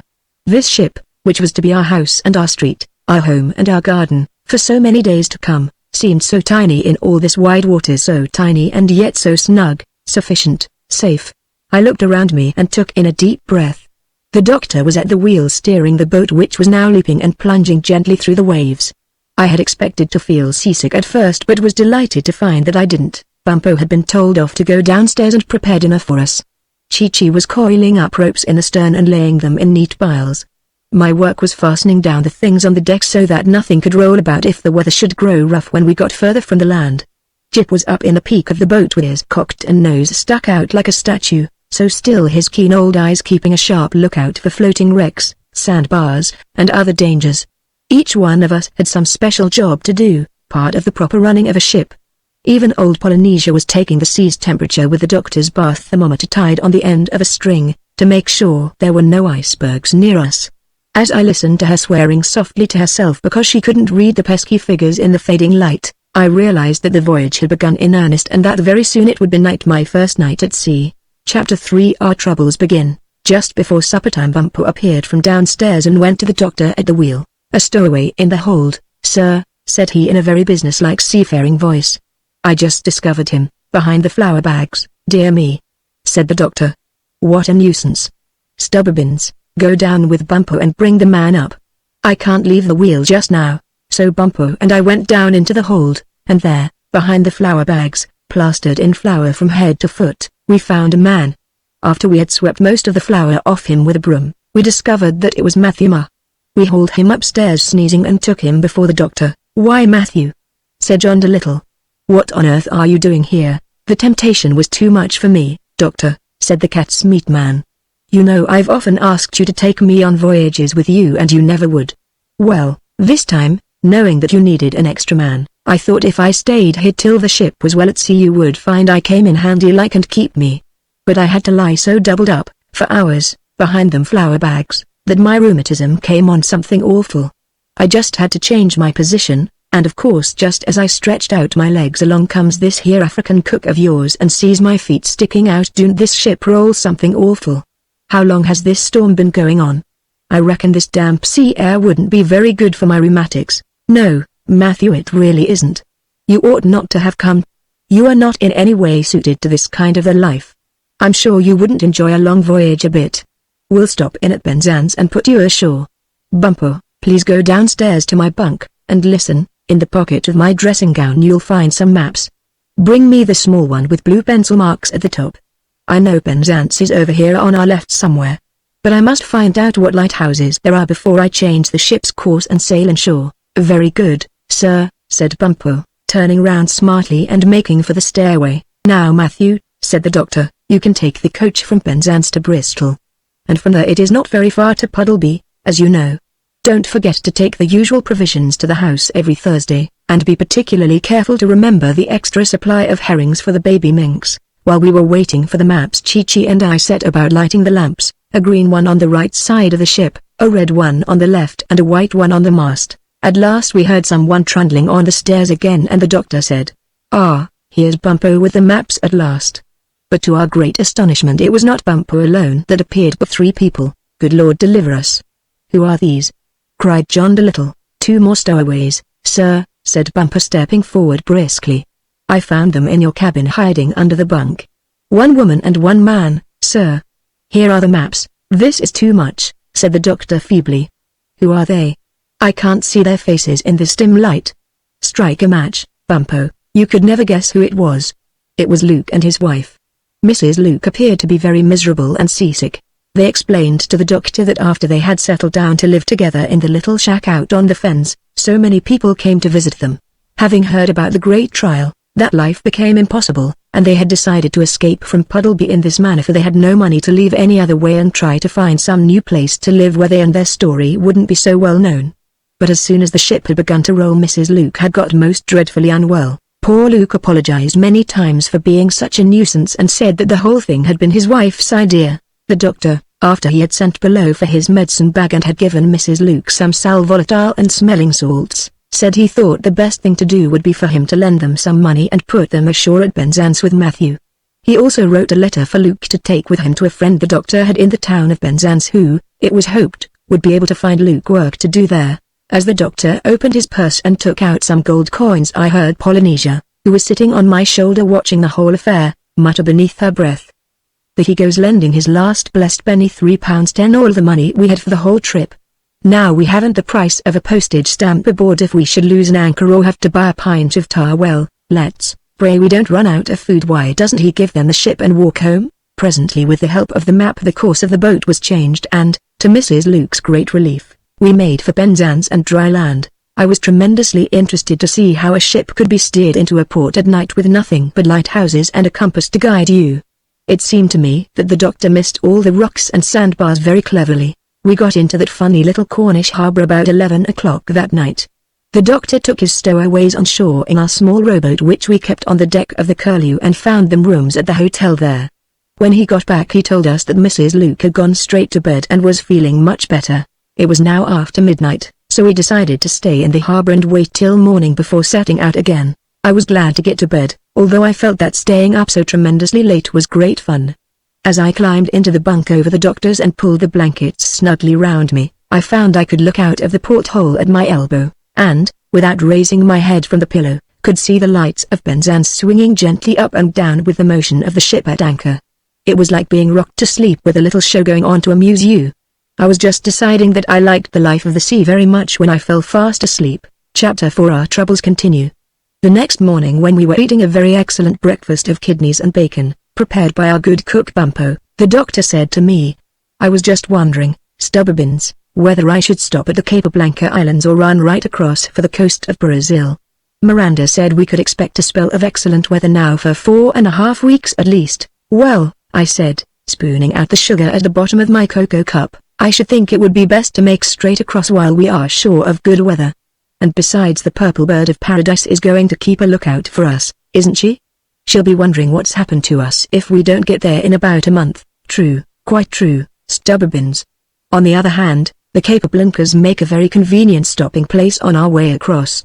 If we should need supplies or repairs, it would be very handy to put in there." "How long will it take us from here to the Capablancas?" I asked. "About 6 days, said the doctor. "Well, we can decide later. For the next 2 days at any rate our direction would be the same practically in either case. If you have finished breakfast, let's go and get underway." Upstairs I found our vessel surrounded by white and grey seagulls who flashed and circled about in the sunny morning air, looking for food scraps thrown out by the ships into the harbour.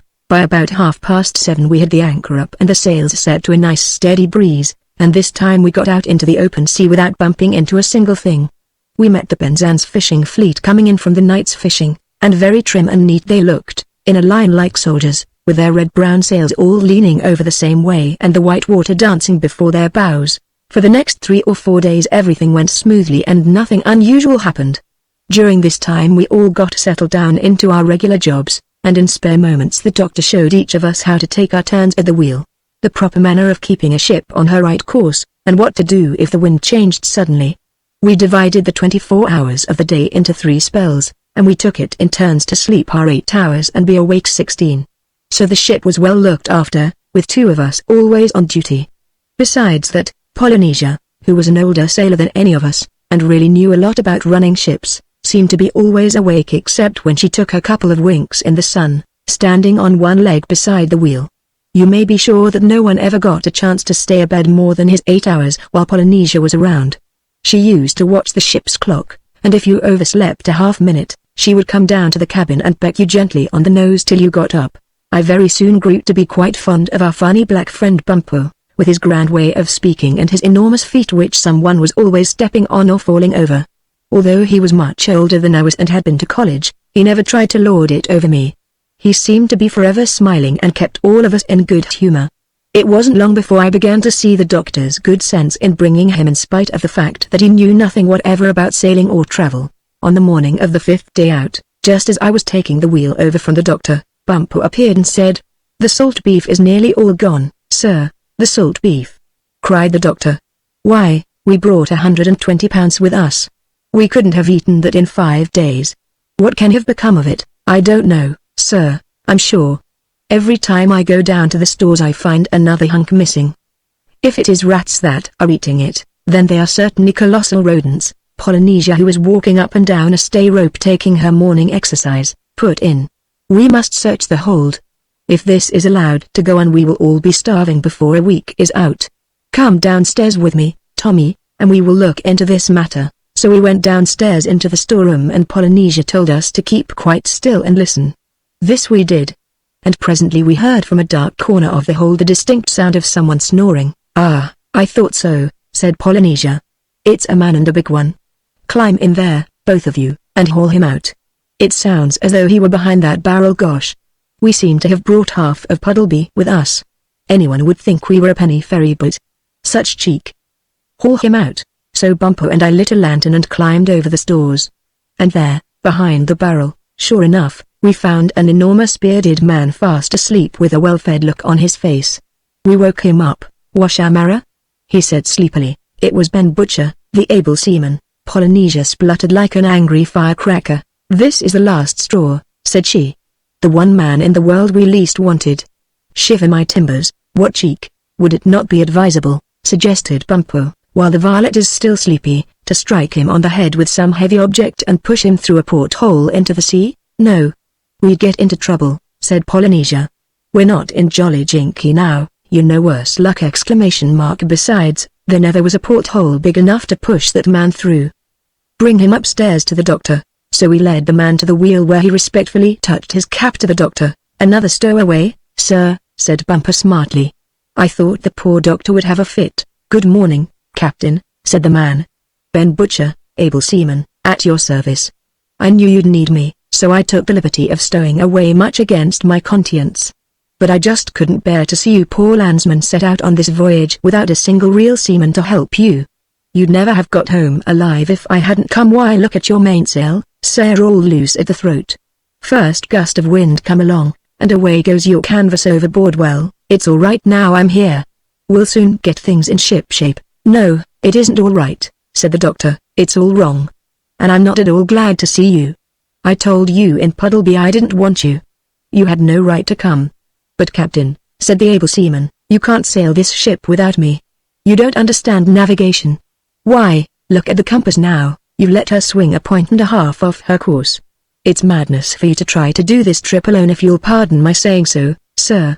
Why, you'll lose the ship. Look here, said the doctor, a sudden stern look coming into his eyes. Losing a ship is nothing to me.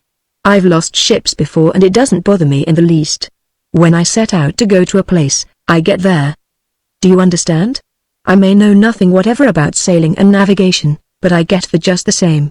Now you may be the best seaman in the world, but on this ship you're just a plain ordinary nuisance, very plain and very ordinary. And I am now going to call at the nearest port and put you ashore. Yes, and think yourself lucky, Polynesia put in, that you are not locked up for stowing away and eating all our salt beef. I don't know what the mischief we're going to do now, I heard her whisper to Bumpo. We've no money to buy any more, and that salt beef was the most important part of the stores. Would it not be good political economy, Bumpo whispered back, if we salted the able seaman and ate him instead? I should judge that he would weigh more than 120 pounds. How often must I tell you that we are not in Jolly Jinky, snapped Polynesia. Those things are not done on white men's ships still, she murmured after a moment's thought. It's an awfully bright idea. I don't suppose anybody saw him come onto the ship. Oh, but heavens. We haven't got enough salt. Besides, he'd be sure to taste of tobacco. Chapter 5 Polynesia has a plan. Then the doctor told me to take the wheel while he made a little calculation with his map and worked out what new course we should take. I shall have to run for the Capablancas after all, he told me when the seaman's back was turned. Dreadful nuisance. But I'd sooner swim back to Puddleby than have to listen to that fellow's talk all the way to Brazil. Indeed, he was a terrible person, this Ben Butcher. You'd think that anyone after being told he wasn't wanted would have had the decency to keep quiet. But not Ben Butcher. He kept going round the deck pointing out all the things we had wrong. According to him there wasn't a thing right on the whole ship. The anchor was hitched up wrong, the hatches weren't fastened down properly, the sails were put on back to front, all our knots were the wrong kind of knots. At last the doctor told him to stop talking and go downstairs. He refused, said he wasn't going to be sunk by landlubbers while he was still able to stay on deck. This made us feel a little uneasy. He was such an enormous man, there was no knowing what he might do if he got really obstreperous. Bumpo and I were talking about this downstairs in the dining saloon when Polynesia, Jip and Chi-Chi came and joined us. And, as usual, Polynesia had a plan. Listen, she said, I am certain this Ben Butcher is a smuggler and a bad man. I am a very good judge of seamen, remember, and I don't like the cut of this man's jib. Do you really think, I interrupted, that it is safe for the doctor to cross the Atlantic without any regular seamen on his ship? You see, it had upset me quite a good deal to find that all the things we had been doing were wrong, and I was beginning to wonder what might happen if we ran into a storm, particularly as Miranda had only said the weather would be good for a certain time, and we seemed to be having so many delays. But Polynesia merely tossed her head scornfully. Oh, bless you, my boy, said she, you're always safe with John Dolittle. Remember that. Don't take any notice of that stupid old salt. Of course it is perfectly true the doctor does do everything wrong. But with him it doesn't matter. Mark my words, if you travel with John Dolittle you always get there, as you heard him say. I've been with him lots of times and I know. Sometimes the ship is upside down when you get there, and sometimes it's right way up. But you get there just the same. And then of course there's another thing about the doctor, she added thoughtfully. He always has extraordinary good luck. He may have his troubles, but with him things seem to have a habit of turning out all right in the end. I remember once when we were going through the Straits of Magellan the wind was so strong. But what are we going to do about Ben Butcher? Chip put in. You had some plan, Polynesia, hadn't you? Yes. What I'm afraid of is that he may hit the doctor on the head when he's not looking and make himself captain of the Curlew. Bad sailors do that sometimes. Then they run the ship their own way and take it where they want. That's what you call a mutiny. Yes, said Chip, and we ought to do something pretty quick. We can't reach the Cape of Blinkers before the day after tomorrow at best. I don't like to leave the doctor alone with him for a minute. He smells like a very bad man to me. Well, I've got it all worked out, said Polynesia. Listen, is there a key in that door? We looked outside the dining room and found that there was. All right, said Polynesia. Now Bumpo lays the table for lunch and we all go and hide.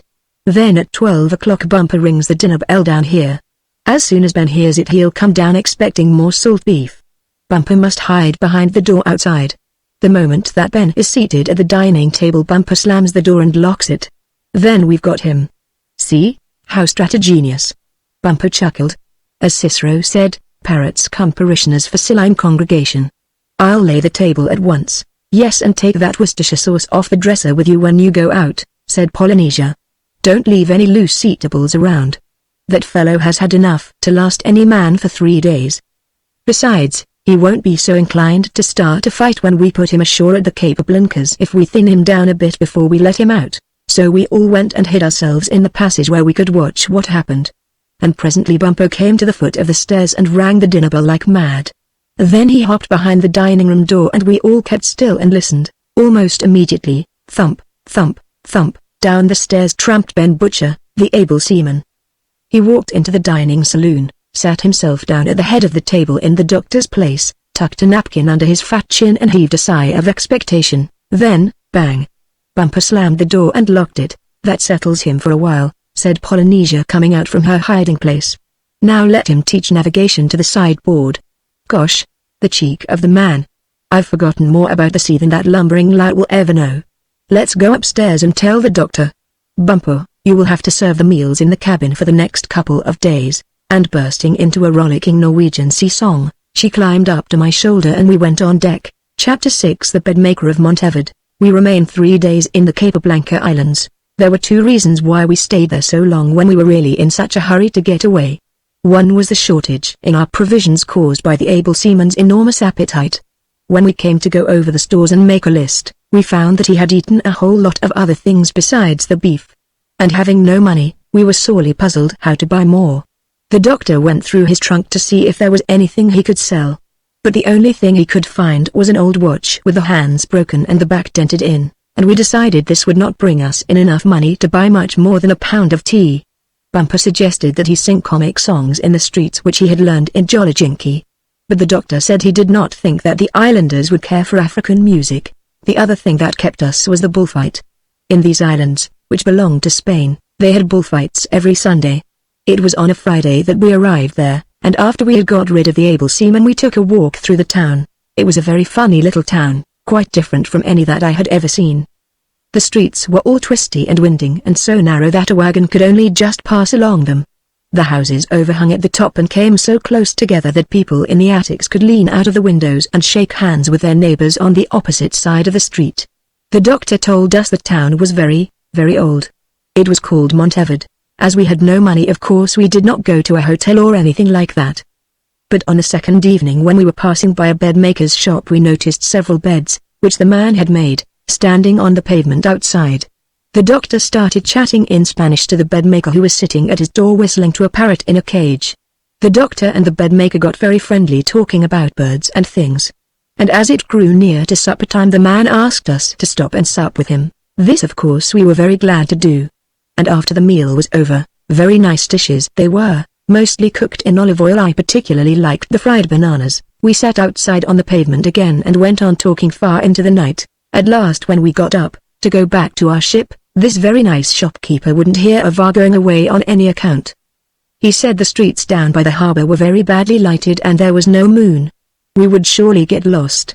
He invited us to spend the night with him and go back to our ship in the morning. Well, we finally agreed, and as our good friend had no spare bedrooms, the three of us, the doctor, Bumpo and I, slept on the bed set out for sale on the pavement before the shop. The night was so hot we needed no coverings. It was great fun to fall asleep out of doors like this, watching the people walking to and fro and the gay life of the streets. It seemed to me that Spanish people never went to bed at all. Late as it was, all the little restaurants and cafes around us were wide open, with customers drinking coffee and chatting merrily at the small tables outside. The sound of a guitar strumming softly in the distance mingled with the clatter of chinaware and the babble of voices. Somehow it made me think of my mother and father far away in Puddleby, with their regular habits, the evening practice on the flute and the rest doing the same thing every day.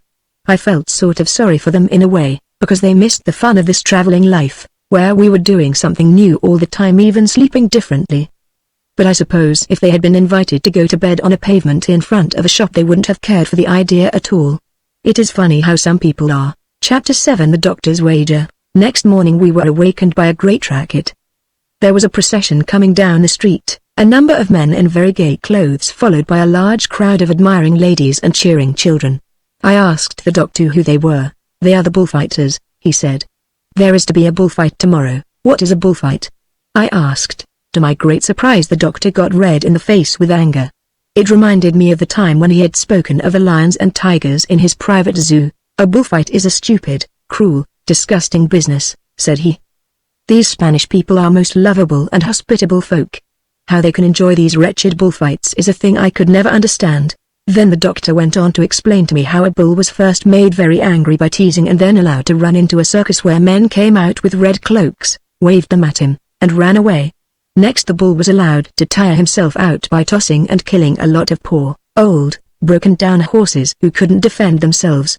Then, when the bull was thoroughly out of breath and wearied by this, a man came out with a sword and killed the bull. Every Sunday, said the doctor, in almost every big town in Spain there are 6 bulls killed like that and as many horses, but aren't the men ever killed by the bull? I asked. Unfortunately very seldom, said he. A bull is not nearly as dangerous as he looks, even when he's angry, if you are only quick on your feet and don't lose your head. These bullfighters are very clever and nimble. And the people, especially the Spanish ladies, think no end of them. A famous bullfighter, or matador, as they call them, is a more important man in Spain than a king. Here comes another crowd of them round the corner. Look. See the girls throwing kisses to them. Ridiculous business. At that moment our friend the bedmaker came out to see the procession go past. And while he was wishing us good morning and inquiring how we had slept, a friend of his walked up and joined us.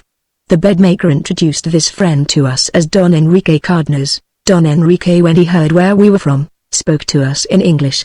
He appeared to be a well-educated, gentlemanly sort of person. And you go to see the bullfight tomorrow, yes? He asked the doctor pleasantly. Certainly not, said John Dolittle firmly. I don't like bullfights. Cruel, cowardly shows. Don Enrique nearly exploded. I never saw a man get so excited. He told the doctor that he didn't know what he was talking about. He said bullfighting was a noble sport and that the matadors were the bravest men in the world. Oh, rubbish, said the doctor. You never give the poor bull a chance. It is only when he is all tired and dazed that your precious matadors dare to try and kill him. I thought the Spaniard was going to strike the doctor, he got so angry. While he was still spluttering to find words, the bedmaker came between them and took the doctor aside. He explained to John Dolittle in a whisper that this Don Enrique Cardenas was a very important person, that he it was who supplied the bulls a special, strong black kind from his own farm for all the bullfights in the Capablancas.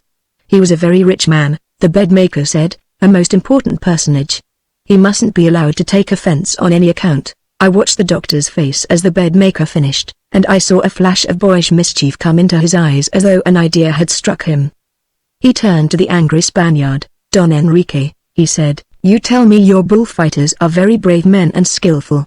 It seems I have offended you by saying that bullfighting is a poor sport. What is the name of the best matador you have for tomorrow's show? Pepito de Malaga, said Don Enrique, one of the greatest names, one of the bravest men, in all Spain. Very well, said the doctor, I have a proposal to make to you. I have never fought a bull in my life. Now supposing I were to go into the ring tomorrow with Pepito de Malaga and any other matadors you choose, and if I can do more tricks with a bull than they can, would you promise to do something for me? Don Enrique threw back his head and laughed. Man, he said, you must be mad. You would be killed at once. One has to be trained for years to become a proper bullfighter. Supposing I were willing to take the risk of that, you are not afraid, I take it, to accept my offer?" The Spaniard frowned. "Afraid?"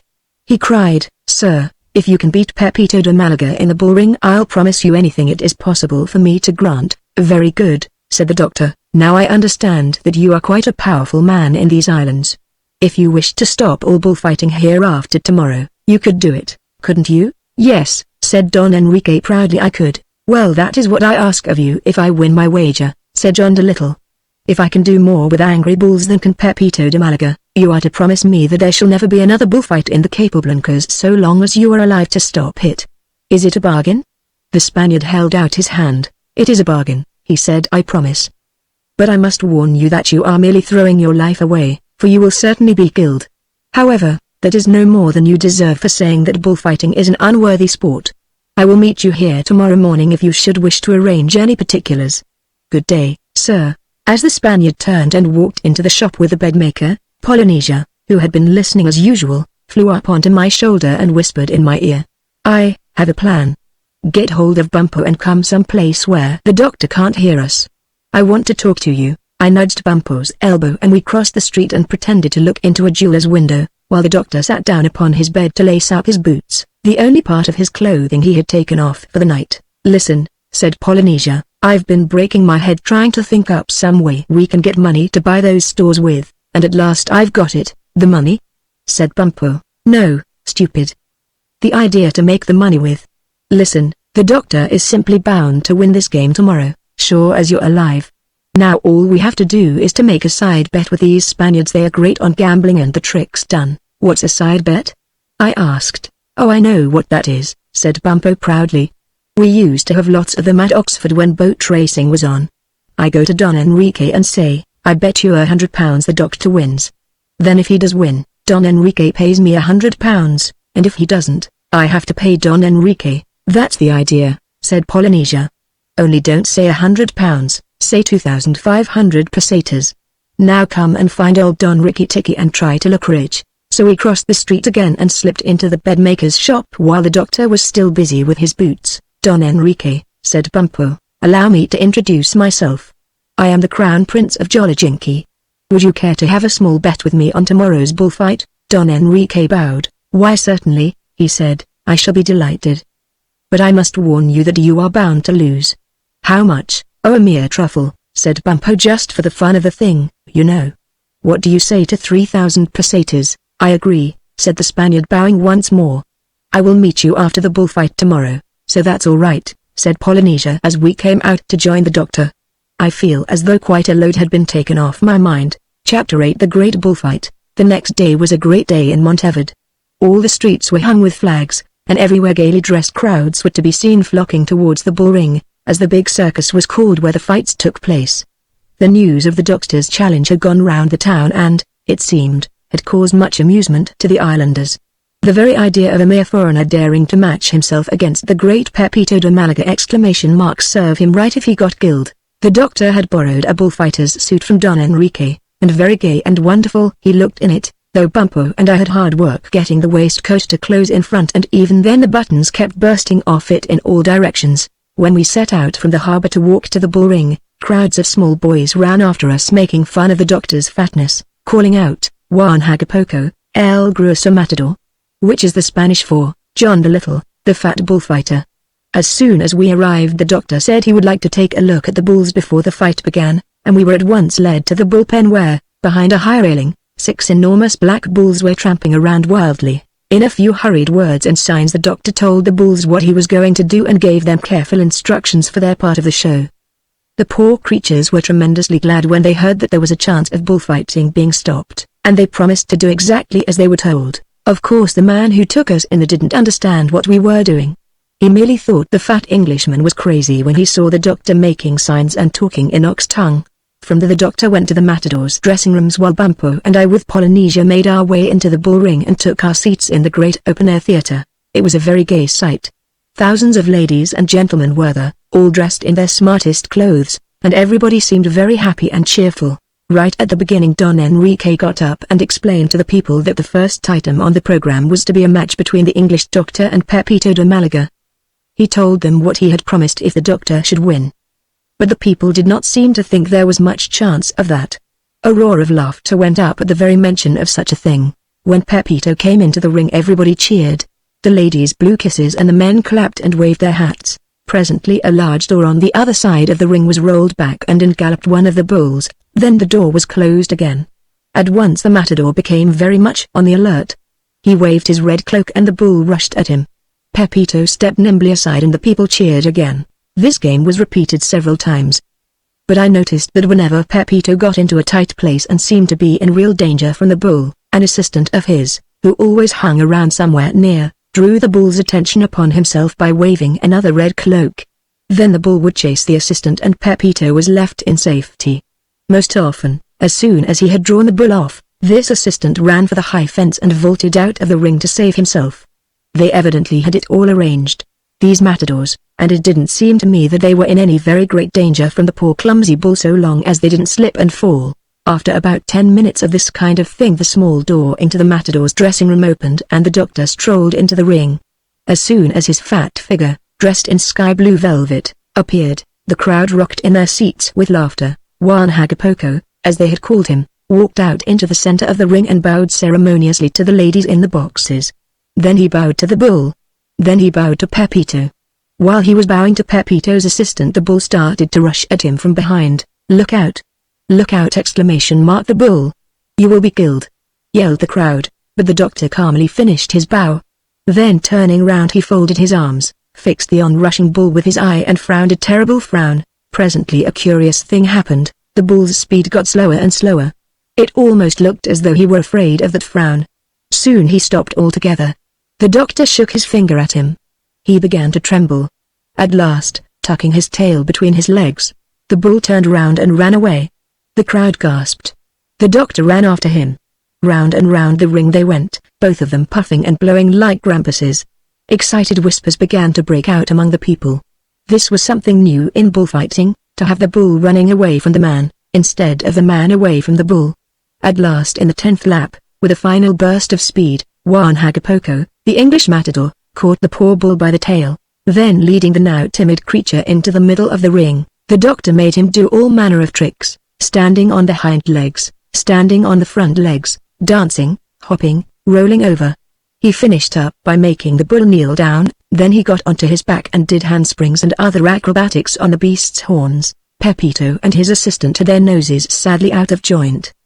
The crowd had forgotten them entirely. They were standing together by the fence not far from where I sat, muttering to one another and slowly growing green with jealousy. Finally the doctor turned towards Don Enrique's seat and bowing said in a loud voice, "This bull is no good anymore. He's terrified and out of breath. Take him away, please." "Does the caballero wish for a fresh bull?" asked Don Enrique. "No," said the doctor, "I want 5 fresh bulls. And I would like them all in the ring at once, please." At this a cry of horror burst from the people. They had been used to seeing matadors escaping from one bull at a time. But 5 exclamation mark, that must mean certain death. Pepito sprang forward and called to Don Enrique not to allow it, saying it was against all the rules of bullfighting. "Ha!" Polynesia chuckled into my ear. "It's like the doctor's navigation. He breaks all the rules, but he gets there. If they'll only let him, he'll give them the best show for the money they ever saw." A great argument began. Half the people seemed to be on Pepito's side and half on the doctor's side. At last the doctor turned to Pepito and made another very grand bow which burst the last button off his waistcoat. "Well, of course if the caballero is afraid," he began with a bland smile. "Afraid?" screamed Pepito. "I am afraid of nothing on earth. I am the greatest matador in Spain. With this right hand I have killed 957 bulls." "All right then," said the doctor, "let us see if you can kill 5 more. Let the bulls in," he shouted. Pepito de Malaga is not afraid. A dreadful silence hung over the great theatre as the heavy door into the bullpen was rolled back.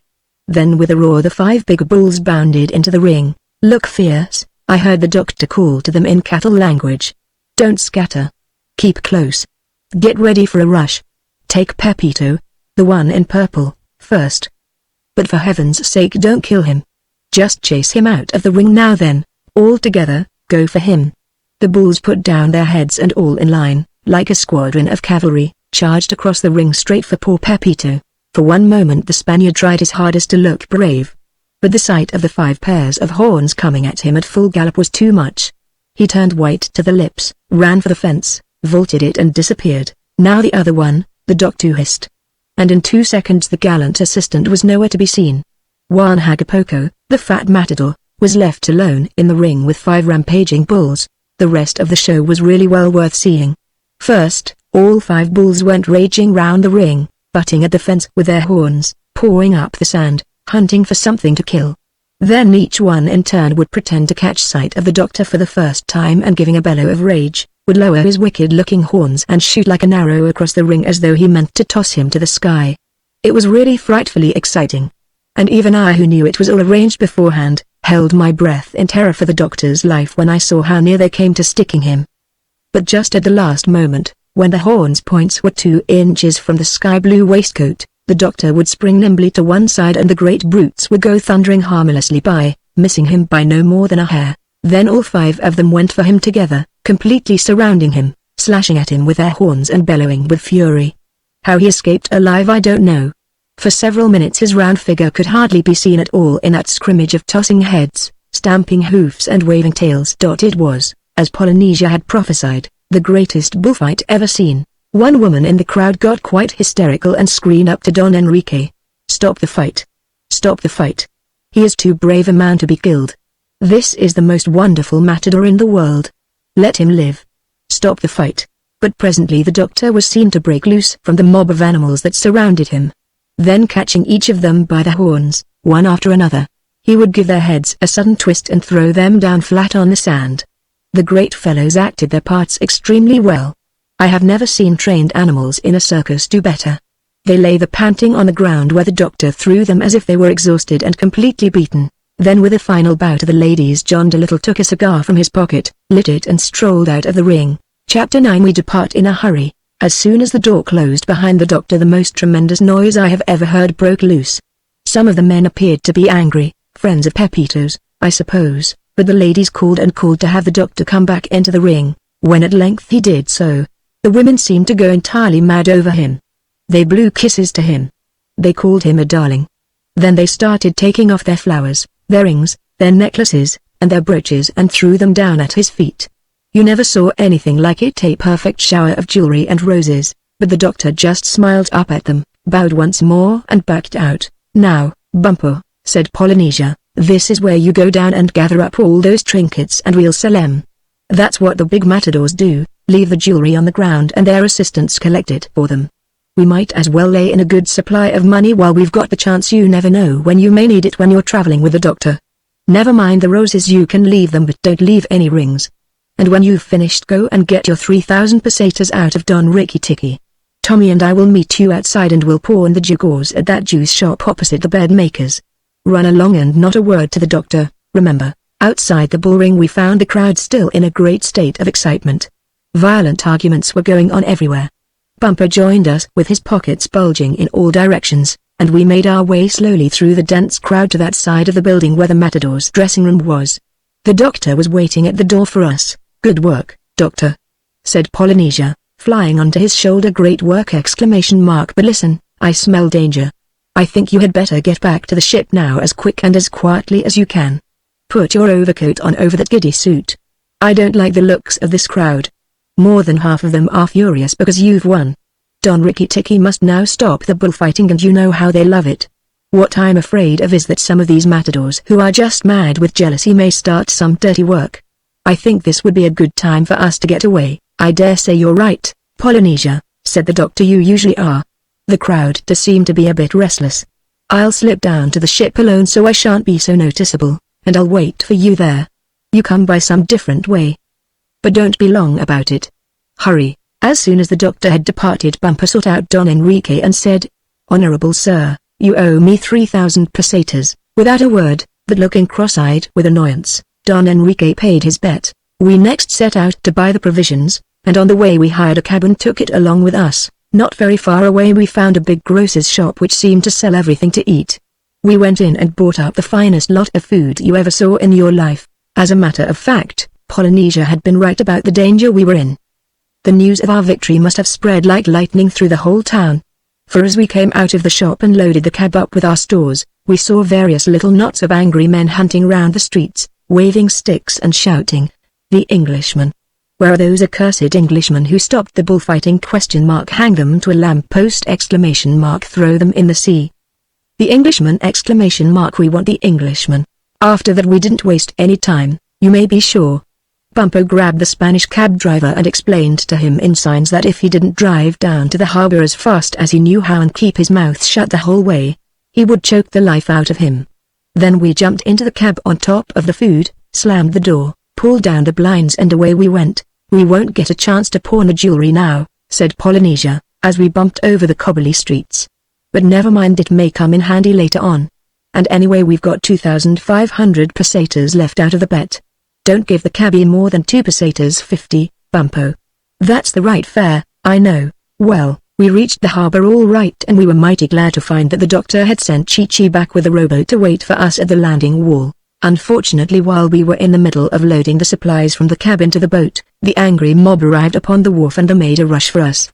Bumpo snatched up a big beam of wood that lay near and swung it round and round his head, letting out dreadful African battle yells the while. This kept the crowd off while Chi-Chi and I hustled the last of the stores into the boat and clambered in ourselves. Bumpo threw his beam of wood into the thick of the Spaniards and leapt in after us. Then we pushed off and rode like mad for the curlew. The mob upon the wall howled with rage, shook their fists and hurled stones and all manner of things after us. Poor old Bumpo got hit on the head with a bottle.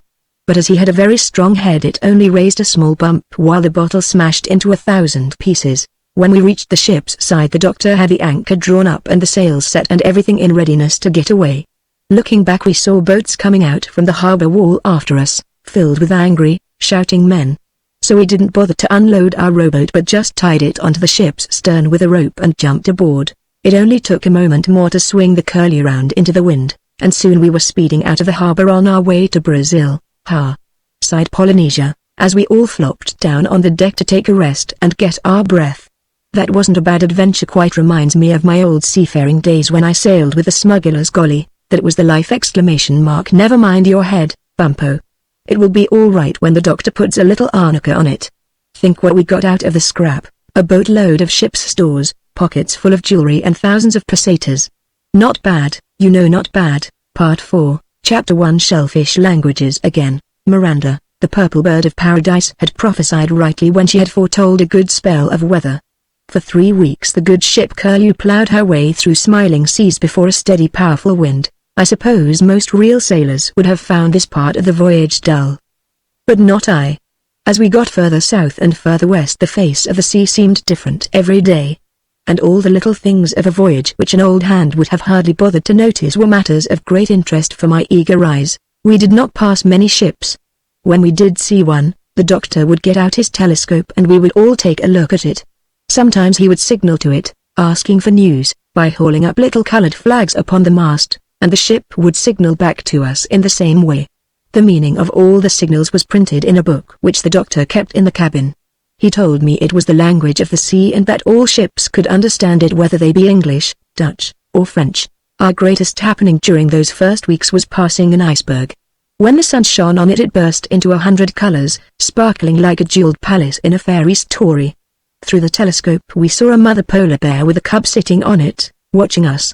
The doctor recognized her as one of the bears who had spoken to him when he was discovering the North Pole. So he sailed the ship up close and offered to take her and her baby onto the Curlew if she wished it. But she only shook her head, thanking him. She said it would be far too hot for the cub on the deck of our ship, with no ice to keep his feet cool. It had been indeed a very hot day, but the nearness of that great mountain of ice made us all turn up our coat collars and shiver with the cold. During those quiet peaceful days I improved my reading and writing a great deal with the doctor's help. I got on so well that he let me keep the ship's log. This is a big book kept on every ship, a kind of diary, in which the number of miles run, the direction of your course and everything else that happens is written down. The doctor too, in what spare time he had, was nearly always writing in his notebooks. I used to peep into these sometimes, now that I could read, but I found it hard work to make out the doctor's handwriting. Many of these notebooks seemed to be about sea things. There were 6 thick ones filled full with notes and sketches of different seaweeds, and there were others on sea birds, others on sea worms, others on seashells. They were all someday to be rewritten, printed and bound like regular books. One afternoon we saw, floating around us, great quantities of stuff that looked like dead grass. The doctor told me this was gulf weed. A little further on it became so thick that it covered all the water as far as the eye could reach. It made the curlew look as though she were moving across a meadow instead of sailing the Atlantic. Crawling about upon this weed, many crabs were to be seen. And the sight of them reminded the doctor of his dream of learning the language of the shellfish. He fished several of these crabs up with a net and put them in his listening tank to see if he could understand them. Among the crabs he also caught a strange-looking, chubby, little fish which he told me was called a silver fidget. After he had listened to the crabs for a while with no success, he put the fidget into the tank and began to listen to that. I had to leave him at this moment to go and attend to some duties on the deck. But presently I heard him below shouting for me to come down again. "Stubborns," he cried as soon as he saw me, "a most extraordinary thing, quite unbelievable. I'm not sure whether I'm dreaming, can't believe my own senses." I. "Why, doctor," I said, "what is it? ? What's the matter?" "The fidget," he whispered, pointing with a trembling finger to the listening tank in which the little round fish was still swimming quietly. "He talks English. And he whistles tunes, English tunes." "Talks English?" I cried. "Whistles!" "Why, it's impossible." "It's a fact," said the doctor, white in the face with excitement. "It's only a few words, scattered, with no particular sense to them, all mixed up with his own language which I can't make out yet. But they're English words, unless there's something very wrong with my hearing, and the tune he whistles, it's as plain as anything, always the same tune. Now you listen and tell me what you make of it. Tell me everything you hear. Don't miss a word." I went to the glass tank upon the table while the doctor grabbed a notebook and a pencil. Undoing my collar, I stood upon the empty packing case he had been using for a stand and put my right ear down under the water. For some moments I detected nothing at all except, with my dry ear, the heavy breathing of the doctor as he waited, all stiff and anxious, for me to say something. At last, from within the water, sounding like a child singing miles and miles away, I heard an unbelievably thin, small voice. "Ah," I said. "What is it?" asked the doctor in a hoarse, trembly whisper. "What does he say?" "I can't quite make it out," I said. "It's mostly in some strange fish language." "Oh, but wait a minute!" "Yes, now I get it. No smoking. My, here's a queer one. Popcorn and picture postcards here. This way out. Don't spit. What funny things to say, doctor!" "Oh, but wait!" "Now he's whistling the tune." "What tune is it?" gasped the doctor. "John Peel." "Aha!" cried the doctor, "that's what I made it out to be."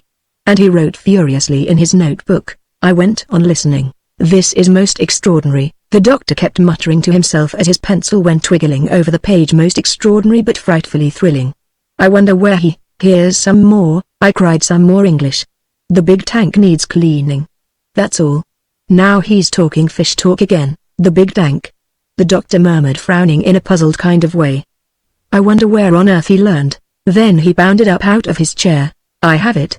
he yelled. "This fish has escaped from an aquarium." "Why, of course. Look at the kind of things he has learned. Picture postcards. They always sell them in aquariums. Don't spit, no smoking, this way out, the things the attendants say. And then, my, here's a queer one. That's the kind of thing that people exclaim when they look into the tanks. It all fits. There's no doubt about it. Stubborns, we have here a fish who has escaped from captivity. And it's quite possible, not certain, by any means, but quite possible that I may now, through him, be able to establish communication with the shellfish. This is a great piece of luck." Chapter 2. The Fidget's Story. Well, now that he was started once more upon his old hobby of the shellfish languages, there was no stopping the doctor. He worked right through the night. A little after midnight I fell asleep in a chair. About 2 in the morning Bumpo fell asleep at the wheel, and for 5 hours the curlew was allowed to drift where she liked. But still John Dolittle worked on, trying his hardest to understand the fidget's language, struggling to make the fidget understand him. When I woke up it was broad daylight again. The doctor was still standing at the listening tank, looking as tired as an owl and dreadfully wet. But on his face there was a proud and happy smile. "Stubborns," he said as soon as he saw me stir, "I've done it. I've got the key to the fidget's language. It's a frightfully difficult language, quite different from anything I ever heard. The only thing it reminds me of slightly is ancient Hebrew. It isn't shellfish, but it's a big step towards it.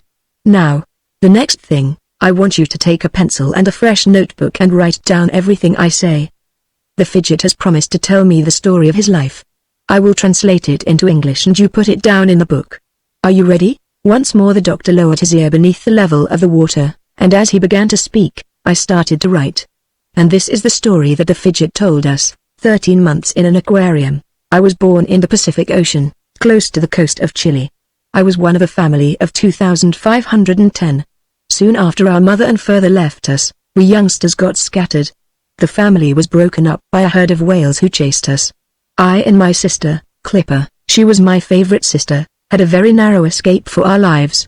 As a rule, whales are not very hard to get away from if you are good at dodging if you've only got a quick swerve. But this one that came after Clipper and myself was a very mean whale. Every time he lost us under a stone or something he'd come back and hunt till he rooted us out into the open again. I never saw such a nasty, persevering brute. Well, we shook him at last, though not before he had worried us for hundreds of miles northward, up the west coast of South America. But luck was against us that day. While we were resting and trying to get our breath, another family of fidgets came rushing by, shouting, "Come on! Swim for your lives! The dogfish are coming!" Now dogfish are particularly fond of fidgets. We are, you might say, their favorite food, and for that reason we always keep away from deep, muddy waters. What's more, dogfish are not easy to escape from. They are terribly fast and clever hunters. So up we had to jump and on again. After we had gone a few more 100 miles we looked back and saw that the dogfish were gaining on us. So we turned into a harbor. It happened to be one on the west coast of the United States.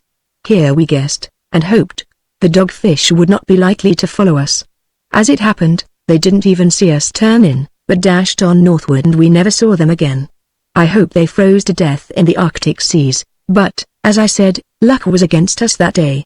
While I and my sister were cruising gently round the ship's anchored in the harbor looking for orange peels, a great delicacy with us swoop. Bang! We were caught in a net. We struggled for all we were worth, but it was no use. The net was small meshed and strongly made. Kicking and flipping we were hauled up the side of the ship and dumped down on the deck, high and dry in a blazing noonday sun.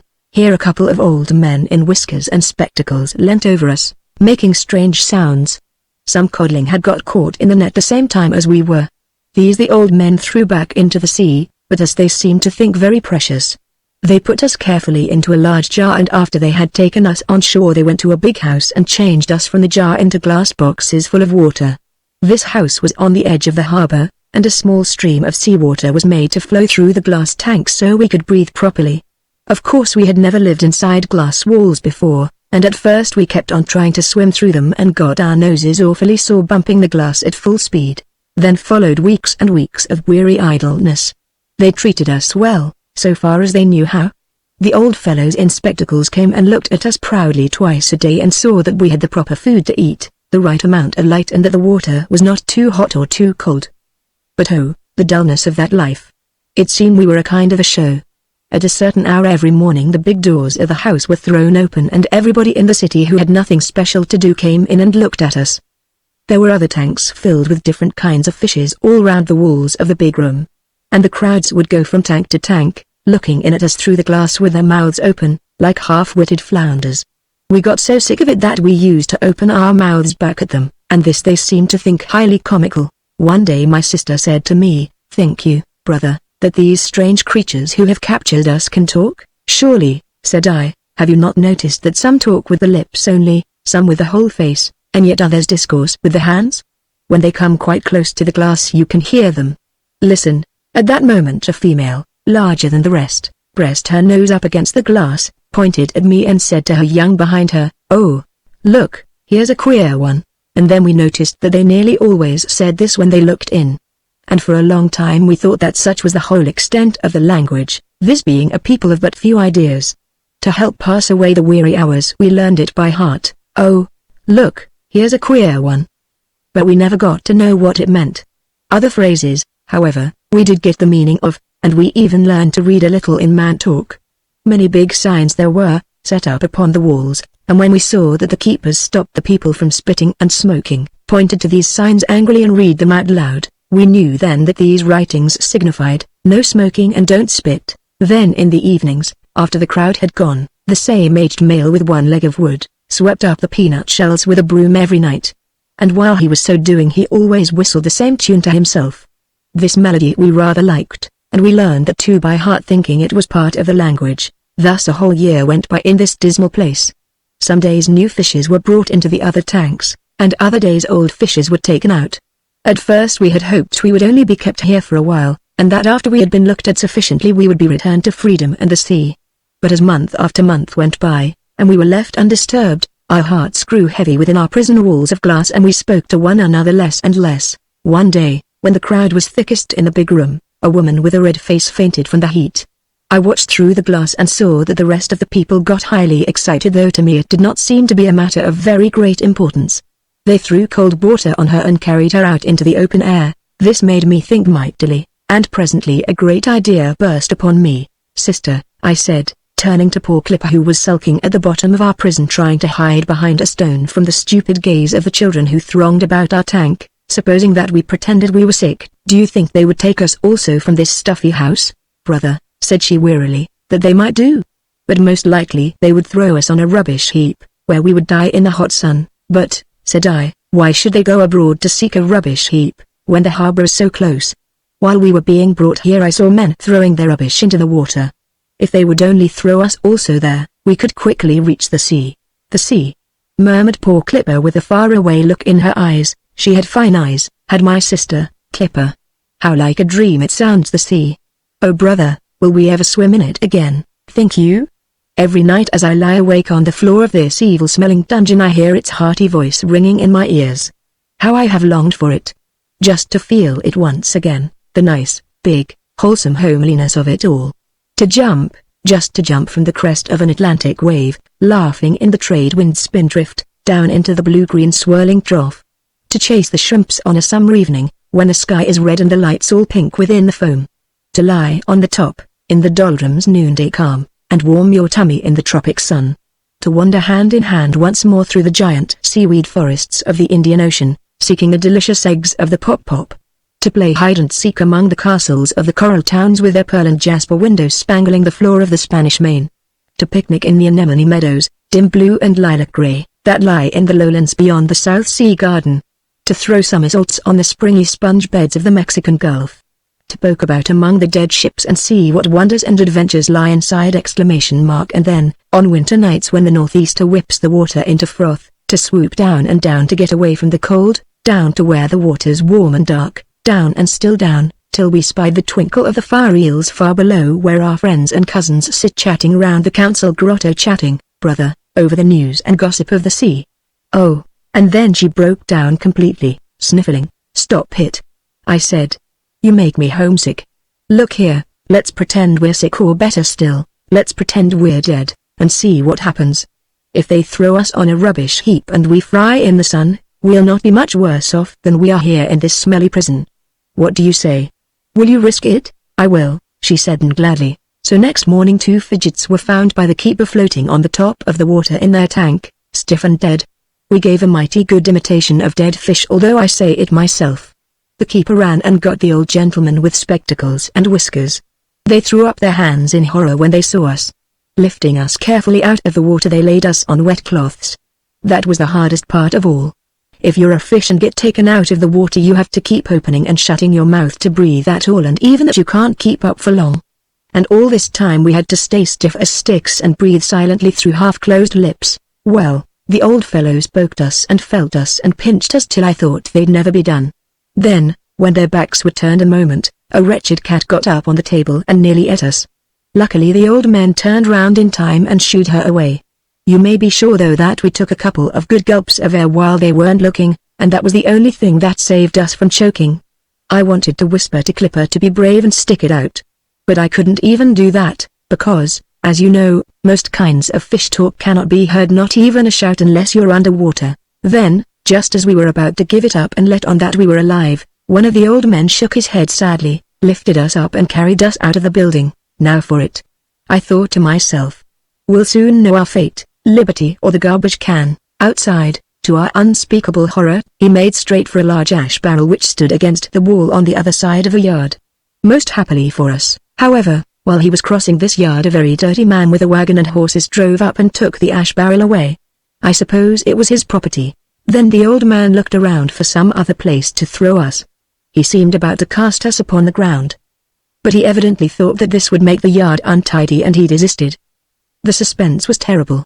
He moved outside the yard gate and my heart sank once more as I saw that he now intended to throw us in the gutter of the roadway. But, fortune was indeed with us that day. A large man in blue clothes and silver buttons stopped him in the nick of time. Evidently, from the way the large man lectured and waved a short thick stick, it was against the rules of the town to throw dead fish in the streets. At last, to our unutterable joy, the old man turned and moved off with us towards the harbor. He walked so slowly, muttering to himself all the way and watching the man in blue out of the corner of his eye, that I wanted to bite his finger to make him hurry up. Both Clipper and I were actually at our last gasp. Finally he reached the sea wall and giving us one last sad look he dropped us into the waters of the harbor. Never had we realized anything like the thrill of that moment, as we felt the salt wetness close over our heads. With one flick of our tails we came to life again.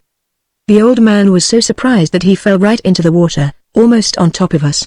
From this he was rescued by a sailor with a boat hook, and the last we saw of him, the man in blue was dragging him away by the coat collar, lecturing him again. Apparently it was also against the rules of the town to throw dead fish into the harbor.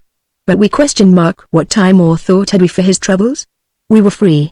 In lightning leaps, in curving spurts, in crazy zigzags whooping, shrieking with delight, we sped for home and the open sea. That is all of my story and I will now, as I promised last night, try to answer any questions you may ask about the sea, on condition that I am set at liberty as soon as you have done. The Doctor, is there any part of the sea deeper than that known as the Nero Deep? I mean the one near the island of Guam. The Fidget, why, certainly. There's one much deeper than that near the mouth of the Amazon River. But it's small and hard to find. We call it the Deep Hole. And there's another in the Antarctic Sea. The Doctor, can you talk any shellfish language yourself? The Fidget, no, not a word. We regular fishes don't have anything to do with the shellfish. We consider them a low class. The Doctor, but when you're near them, can you hear the sound they make talking? I mean without necessarily understanding what they say. The Fidget, only with the very largest ones. Shellfish have such weak small voices it is almost impossible for any but their own kind to hear them. But with the bigger ones it is different. They make a sad, booming noise, rather like an iron pipe being knocked with a stone, only not nearly so loud of course. The Doctor, I am most anxious to get down to the bottom of the sea to study many things. But we land animals, as you no doubt know, are unable to breathe underwater.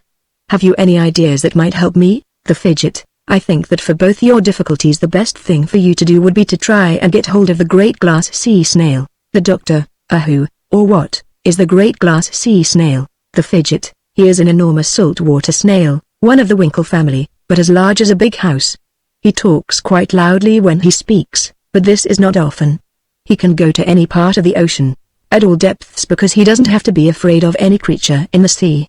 His shell is made of transparent mother-o'-pearl so that you can see through it, but it's thick and strong.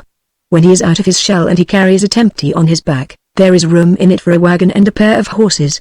He has been seen carrying his food in it when traveling. The Doctor, I feel that is just the creature I have been looking for. He could take me and my assistant inside his shell and we could explore the deepest depths in safety. Do you think you could get him for me? The Fidget, alas. No. I would willingly if I could, but he is hardly ever seen by ordinary fish. He lives at the bottom of the deep hole, and seldom comes out and into the deep hole, the lower waters of which are muddy, fishes such as we are afraid to go. The Doctor, dear me. That's a terrible disappointment. Are there many of this kind of snail in the sea? The Fidget, oh no. He is the only one in existence, since his second wife died long, long ago. He is the last of the giant shellfish. He belongs to past ages when the whales were land animals and all that. They say he is over 70,000 years old. The Doctor, good gracious, what wonderful things he could tell me. I do wish I could meet him. The Fidget, were there any more questions you wish to ask me? This water in your tank is getting quite warm and sickly. I'd like to be put back into the sea as soon as you can spare me. The Doctor, just one more thing. When Christopher Columbus crossed the Atlantic in 1492, he threw overboard 2 copies of his diary sealed up in barrels. One of them was never found. It must have sunk. I would like to get it for my library. Do you happen to know where it is? The Fidget, yes, I do. That too is in the deep hole. When the barrel sank, the current drifted it northwards down what we call the Orinoco slope, till it finally disappeared into the deep hole. If it was any other part of the sea I'd try and get it for you, but not there. The doctor, well, that is all, I think. I hate to put you back into the sea, because I know that as soon as I do, I'll think of 100 other questions I wanted to ask you. But I must keep my promise. Would you care for anything before you go? It seems a cold day, some cracker crumbs or something? The fidget, no, I won't stop. All I want just at present is fresh seawater. The doctor, I cannot thank you enough for all the information you have given me. You have been very helpful and patient. The fidget, pray do not mention it. It has been a real pleasure to be of assistance to the great John Dolittle. You are, as of course you know, already quite famous among the better class of fishes. Goodbye! And good luck to you, to your ship and to all your plans. The doctor carried the listening tank to a porthole, opened it and emptied the tank into the sea. Goodbye, he murmured as a faint splash reached us from without. I dropped my pencil on the table and leaned back with a sigh. My fingers were so stiff with writer's cramp that I felt as though I should never be able to open my hand again. But I, at least, had had a night's sleep. As for the poor doctor, he was so weary that he had hardly put the tank back upon the table and dropped into a chair, when his eyes closed and he began to snore. In the passage outside, Polynesia scratched angrily at the door. I rose and let her in. A nice state of affairs, she stormed. What sort of a ship is this? There's that colored man upstairs asleep under the wheel, the doctor asleep down here, and you making pothooks in a copybook with a pencil. Expect the ship to steer herself to Brazil? We're just drifting around the sea like an empty bottle and a week behind time as it is. What's happened to you all? She was so angry that her voice rose to a scream. But it would have taken more than that to wake the doctor. I put the notebook carefully in a drawer and went on deck to take the wheel. Chapter 3 Bad Weather. As soon as I had the Curlew swung round upon her course again, I noticed something peculiar. We were not going as fast as we had been. Our favorable wind had almost entirely disappeared. This, at first, we did not worry about, thinking that at any moment it might spring up again. But the whole day went by, then 2 days, then a week, 10 days, and the wind grew no stronger. The Curlew just dawdled along at the speed of a toddling babe. I now saw that the doctor was becoming uneasy. He kept getting out his sextant, an instrument which tells you what part of the ocean you are in, and making calculations. He was forever looking at his maps and measuring distances on them. The far edge of the sea, all around us, he examined with his telescope 100 times a day. But doctor, I said when I found him one afternoon mumbling to himself about the misty appearance of the sky, it wouldn't matter so much, would it, if we did take a little longer over the trip? We've got plenty to eat on board now, and the purple bird of paradise will know that we have been delayed by something that we couldn't help. Yes, I suppose so, he said thoughtfully. But I hate to keep her waiting. At this season of the year she generally goes to the Peruvian mountains for her health. And besides, the good weather she prophesied is likely to end any day now and delay us still further. If we could only keep moving at even a fair speed, I wouldn't mind. It's this hanging around, almost dead still, that gets me restless. Here comes a wind, not very strong, but maybe it'll grow. A gentle breeze from the northeast came singing through the ropes, and we smiled up hopefully at the Curlew's leaning masts. We've only got another 150 miles to make, to sight the coast of Brazil, said the doctor. If that wind would just stay with us, steady, for a full day, we'd see land. But suddenly the wind changed, swung to the east, then back to the northeast, then to the north. It came in fitful gusts, as though it hadn't made up its mind which way to blow, and I was kept busy at the wheel, swinging the Curlew this way and that to keep the right side of it. Presently we heard Polynesia, who was in the rigging keeping a lookout for land or passing ships, screech down to us. Bad weather coming. That jumpy wind is an ugly sign. And look! Over there in the East Sea, that black line, low down? If that isn't a storm, I'm a landlubber. The gales round here are fierce. When they do blow, tear your canvas out like paper. You take the wheel, doctor, it'll need a strong arm if it's a real storm. I'll go wake Bumpo and Chi-Chi. This looks bad to me. We'd best get all the sail down right away, till we see how strong she's going to blow. Indeed, the whole sky was now beginning to take on a very threatening look. The black line to the eastward grew blacker as it came nearer and nearer. A low, rumbly, whispering noise went moaning over the sea. The water, which had been so blue and smiling, turned to a ruffled, ugly grey. And across the darkening sky, shreds of cloud swept like tattered witches flying from the storm. I must confess I was frightened. You see, I had only so far seen the sea in friendly moods, sometimes quiet and lazy, sometimes laughing, venturesome and reckless, sometimes brooding and poetic, when moonbeams turned her ripples into silver threads and dreaming snowy night clouds piled up fairy castles in the sky. But as yet I had not known, or even guessed at, the terrible strength of the sea's wild anger. When that storm finally struck us, we leaned right over flatly on our side, as though some invisible giant had slapped the poor Curlew on the cheek.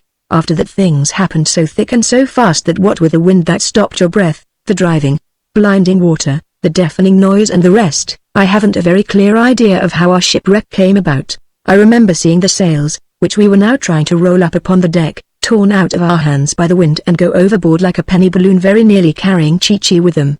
And I have a dim recollection of Polynesia screeching somewhere for one of us to go downstairs and close the portholes. In spite of our masts being bare of sail, we were now scudding along to the southward at a great pace. But every once in a while huge grey-black waves would arise from under the ship's side like nightmare monsters, swell and climb, then crash down upon us, pressing us into the sea, and the poor Curlew would come to a standstill, half underwater, like a gasping, drowning pig, while I was clambering along towards the wheel to see the doctor, clinging like a leech with hands and legs to the rails lest I be blown overboard. One of these tremendous seas tore loose my hold, filled my throat with water and swept me like a cork the full length of the deck. My head struck a door with an awful bang. And then I fainted. Chapter 4 Wrecked. When I awoke I was very hazy in my head. The sky was blue and the sea was calm. At first I thought that I must have fallen asleep in the sun on the deck of the Curlew. And thinking that I would be late for my turn at the wheel, I tried to rise to my feet. I found I couldn't. My arms were tied to something behind me with a piece of rope. By twisting my neck around I found this to be a mast, broken off short. Then I realized that I wasn't sitting on a ship at all, I was only sitting on a piece of one. I began to feel uncomfortably scared. Screwing up my eyes, I searched the rim of the sea north, east, south and west. No land, no ships, nothing was in sight. I was alone in the ocean. At last, little by little, my bruised head began to remember what had happened. First, the coming of the storm, the sails going overboard, then the big wave which had banged me against the door. But what had become of the doctor and the others? What day was this, tomorrow or the day after ? And why was I sitting on only part of a ship? Working my hand into my pocket, I found my penknife and cut the rope that tied me. This reminded me of a shipwreck story which Joe had once told me, of a captain who had tied his son to a mast in order that he shouldn't be washed overboard by the gale. So of course it must have been the doctor who had done the same to me. But where was he? The awful thought came to me that the doctor and the rest of them must be drowned, since there was no other wreckage to be seen upon the waters. I got to my feet and stared around the sea again. Nothing but water and sky. Presently a long way off I saw the small dark shape of a bird skimming low down over the swell. When it came quite close I saw it was a stormy petrel. I tried to talk to it, to see if it could give me news. But unluckily I hadn't learned much seabird language and I couldn't even attract its attention, much less make it understand what I wanted. Twice it circled round my raft, lazily, with hardly a flip of the wing. And I could not help wondering, in spite of the distress I was in, where it had spent last night, how it, or any other living thing, had weathered such a smashing storm. It made me realize the great big difference between different creatures, and that size and strength are not everything. To this petrel, a frail little thing of feathers, much smaller and weaker than I, the sea could do anything she liked, it seemed, and his only answer was a lazy, saucy flip of the wing. He was the one who should be called the able seaman. For, come raging gale, come sunlit calm, this wilderness of water was his home. After swooping over the sea around me, just looking for food, I supposed, he went off in the direction from which he had come. And I was alone once more. I found I was somewhat hungry and a little thirsty too. I began to think all sorts of miserable thoughts. The way one does when he is lonesome and has missed breakfast. What was going to become of me now, if the doctor and the rest were drowned? I would starve to death or die of thirst. Then the sun went behind some clouds and I felt cold. How many hundreds or thousands of miles was I from any land? What if another storm should come and smash up even this poor raft on which I stood? I went on like this for a while, growing gloomier and gloomier, when suddenly I thought of Polynesia. "You're always safe with the doctor," she had said. "He gets there. Remember that." I'm sure I wouldn't have minded so much if he had been here with me. It was this being all alone that made me want to weep. And yet the petrel was alone! What a baby I was, I told myself, to be scared to the verge of tears just by loneliness. I was quite safe where I was for the present anyhow. John Dolittle wouldn't get scared by a little thing like this. He only got excited when he made a discovery, found a new bug or something. And if what Polynesia had said was true, he couldn't be drowned and things would come out all right in the end somehow. I threw out my chest, buttoned up my collar and began walking up and down the short raft to keep warm. I would be like John Dolittle. I wouldn't cry and I wouldn't get excited. How long I paced back and forth I don't know. But it was a long time for I had nothing else to do. At last I got tired and lay down to rest. And in spite of all my troubles, I soon fell fast asleep. This time when I woke up, stars were staring down at me out of a cloudless sky. The sea was still calm, and my strange craft was rocking gently under me on an easy swell. All my fine courage left me as I gazed up into the big silent night and felt the pains of hunger and thirst set to work in my stomach harder than ever. "Are you awake?" said a high silvery voice at my elbow. I sprang up as though someone had stuck a pin in me. And there, perched at the very end of my raft, her beautiful golden tail glowing dimly in the starlight, sat Miranda, the purple bird of paradise. Never have I been so glad to see anyone in my life. I almost fell into the water as I leapt to hug her. "I didn't want to wake you," said she. "I guessed you must be tired after all you've been through. Don't squash the life out of me, boy. I'm not a stuffed duck, you know." "Oh, Miranda, you dear old thing," said I. "I'm so glad to see you. Tell me, where is the doctor? Is he alive?" "Of course he's alive and it's my firm belief he always will be. He's over there, about 40 miles to the westward." "What's he doing there?" "He's sitting on the other half of the curlew shaving himself, or he was, when I left him." "Well, thank heaven he's alive," said I. "And Bumpo and the animals, are they all right?" "Yes, they're with him. Your ship broke in half in the storm. The doctor had tied you down when he found you stunned. And the part you were on got separated and floated away. Golly, it was a storm. One has to be a gull or an albatross to stand that sort of weather. I had been watching for the doctor for 3 weeks, from a cliff top, but last night I had to take refuge in a cave to keep my tail feathers from blowing out. As soon as I found the doctor, he sent me off with some porpoises to look for you. A stormy petrel volunteered to help us in our search. There had been quite a gathering of seabirds waiting to greet the doctor, but the rough weather sort of broke up the arrangements that had been made to welcome him properly. It was the petrel that first gave us the tip where you were." "Well, but how can I get to the doctor?" Miranda questioned. "I haven't any oars." "Get to him!" "Why, you're going to him now." "Look behind you." I turned round. The moon was just rising on the sea's edge, and I now saw that my raft was moving through the water, but so gently that I had not noticed it before. "What's moving us?" I asked. "The porpoises," said Miranda. I went to the back of the raft and looked down into the water. And just below the surface I could see the dim forms of 4 big porpoises, their sleek skins glinting in the moonlight, pushing at the raft with their noses. "They're old friends of the doctor's," said Miranda. "They'd do anything for John Dolittle. We should see his party soon now. We're pretty near the place I left them." "Yes, there they are. See that dark shape?" "No, more to the right of where you're looking. Can't you make out the figure of the black man standing against the sky?" "Now Chi-Chi spies us. He's waving. Don't you see them?" I didn't, for my eyes were not as sharp as Miranda's. But presently from somewhere in the murky dusk I heard Bumper singing his African comic songs with the full force of his enormous voice. And in a little, by peering in the direction of the sound, I at last made out a dim mass of tattered, splintered wreckage, all that remained of the poor curlew floating low down upon the water. A hello came through the night, and I answered it. We kept it up, calling to one another back and forth across the calm night sea. And a few minutes later the 2 halves of our brave little ruined ship bumped gently together again. Now that I was nearer and the moon was higher I could see more plainly. Their half of the ship was much bigger than mine. It lay partly upon its side, and most of them were perched upon the top munching ship's biscuit. But close down to the edge of the water, using the sea's calm surface for a mirror and a piece of broken bottle for a razor, John Dolittle was shaving his face by the light of the moon. Chapter 5 Land. They all gave me a great greeting as I clambered off my half of the ship onto theirs. Bumpo brought me a wonderful drink of fresh water which he drew from a barrel, and Chi-Chi and Polynesia stood around me feeding me ship's biscuit. But it was the sight of the doctor's smiling face, just knowing that I was with him once again, that cheered me more than anything else. As I watched him carefully wipe his glass razor and put it away for future use, I could not help comparing him in my mind with the stormy petrel. Indeed, the vast strange knowledge which he had gained from his speech and friendship with animals had brought him the power to do things which no other human being would dare to try. Like the petrel, he could apparently play with the sea in all her moods. It was no wonder that many of the ignorant savage peoples among whom he passed in his voyages made statues of him, showing him as half a fish, half a bird, and half a man. And ridiculous though it was, I could quite understand what Miranda meant when she said she firmly believed that he could never die.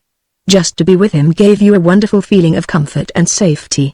Except for his appearance, his clothes were crumpled and damp and his battered high hat was stained with salt water. That storm which had so terrified me had disturbed him no more than getting stuck on the mudbank in Puddleby River. Politely thanking Miranda for getting me so quickly, he asked her if she would now go ahead of us and show us the way to Spider-Monkey Island.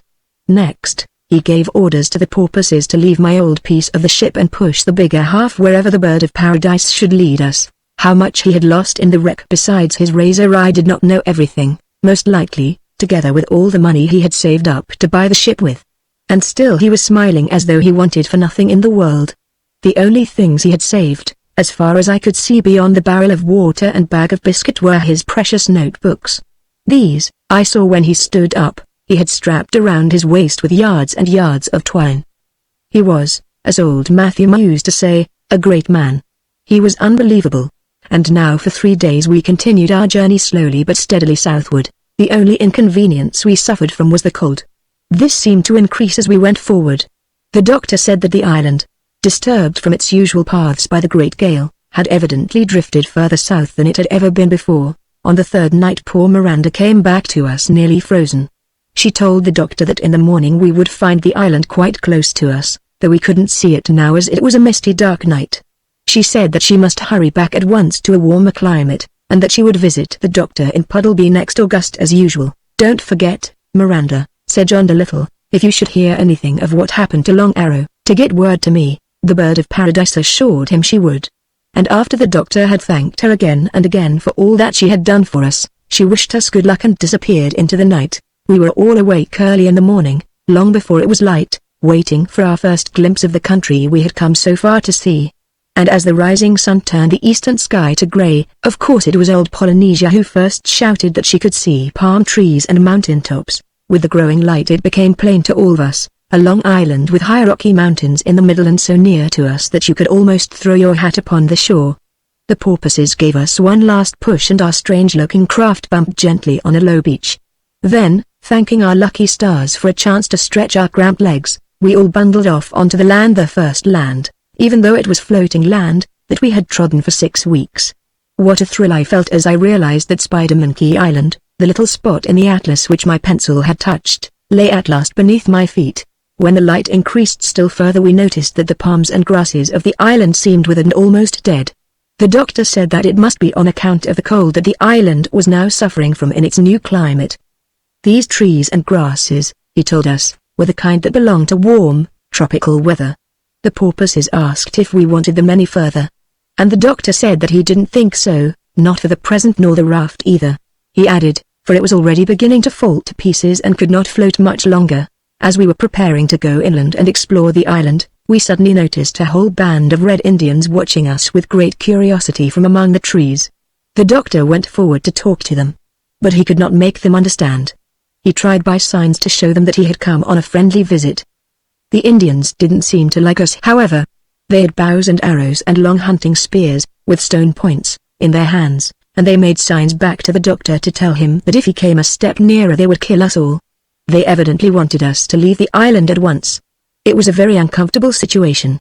At last the doctor made them understand that he only wanted to see the island all over and that then he would go away, though how he meant to do it, with no boat to sail in, was more than I could imagine. While they were talking among themselves another Indian arrived, apparently with a message that they were wanted in some other part of the island. Because presently, shaking their spears threateningly at us, they went off with the newcomer. "What discourteous pagans," said Bumpo. "Did you ever see such inhospitality? Never even asked us if we'd had breakfast, the benighted bounders, sh. They're going off to their village," said Polynesia. "I'll bet there's a village on the other side of those mountains. If you take my advice, Doctor, you'll get away from this beach while their backs are turned. Let us go up into the higher land for the present, some place where they won't know where we are." They may grow friendlier when they see we mean no harm. They have honest, open faces and look like a decent crowd to me. They're just ignorant, probably never saw white folks before, so, feeling a little bit discouraged by our first reception, we moved off towards the mountains in the center of the island. Chapter 6 The Jabizri. We found the woods at the feet of the hills thick and tangly and somewhat hard to get through. On Polynesia's advice, we kept away from all paths and trails, feeling it best to avoid meeting any Indians for the present, but she and Chi-Chi were good guides and splendid jungle hunters, and the two of them set to work at once looking for food for us.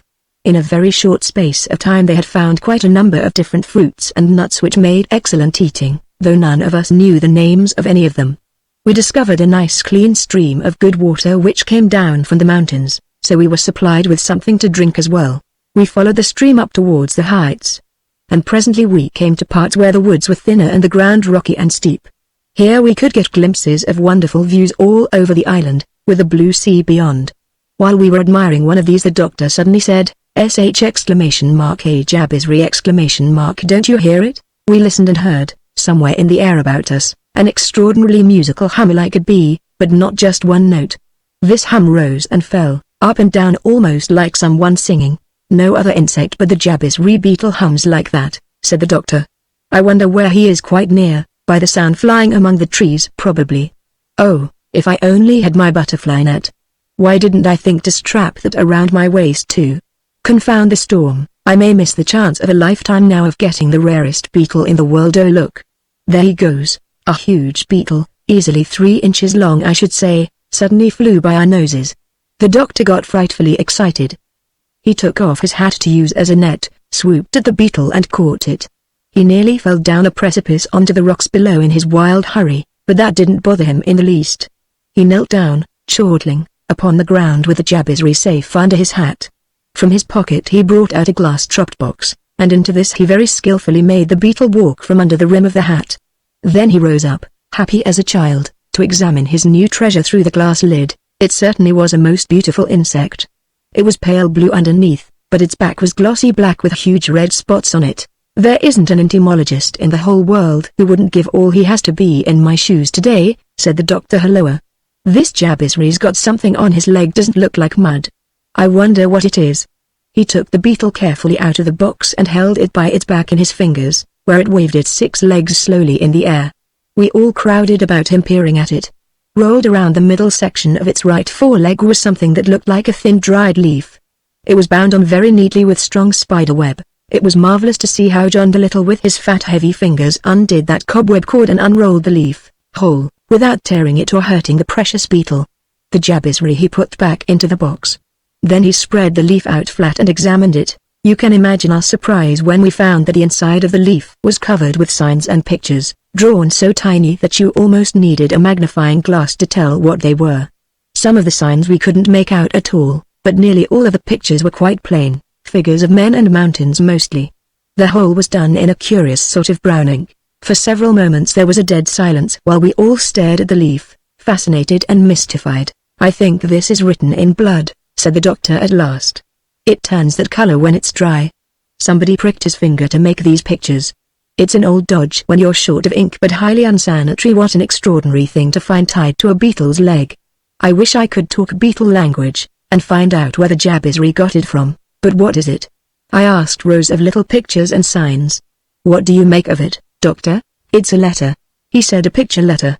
All these little things put together mean a message, but why give a message to a beetle to carry on to a Jabizri, the rarest beetle in the world? ?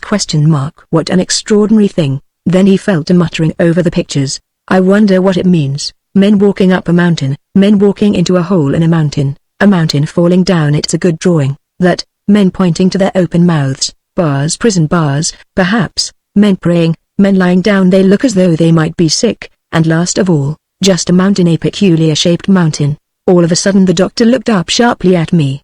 A wonderful smile of delighted understanding spreading over his face. "Long arrow!" he cried. "Don't you see, Stubbins? ? Why, of course. Only a naturalist would think of doing a thing like this, giving his letter to a beetle, not to a common beetle, but to the rarest of all, one that other naturalists would try to catch. Well. Long arrow! ! A picture letter from Long Arrow. For pictures are the only writing that he knows. Yes. But who is the letter to? I asked. It's to me very likely. Miranda had told him, I know, years ago, that someday I meant to come here. But if not for me, then it's for anyone who caught the beetle and read it. It's a letter to the world. Well, but what does it say? It doesn't seem to me that it's much good to you now you've got it. Yes, it is, he said, because, look, I can read it now. First picture, men walking up a mountain. That's Long Arrow and his party. Men going into a hole in a mountain. They enter a cave looking for medicine plants or mosses. A mountain falling down. Some hanging rocks must have slipped and trapped them, imprisoned them in the cave. And this was the only living creature that could carry a message for them to the outside world. A beetle, who could burrow his way into the open air. Of course it was only a slim chance that the beetle would be ever caught and the letter read. But it was a chance, and when men are in great danger they grab at any straw of hope. All right.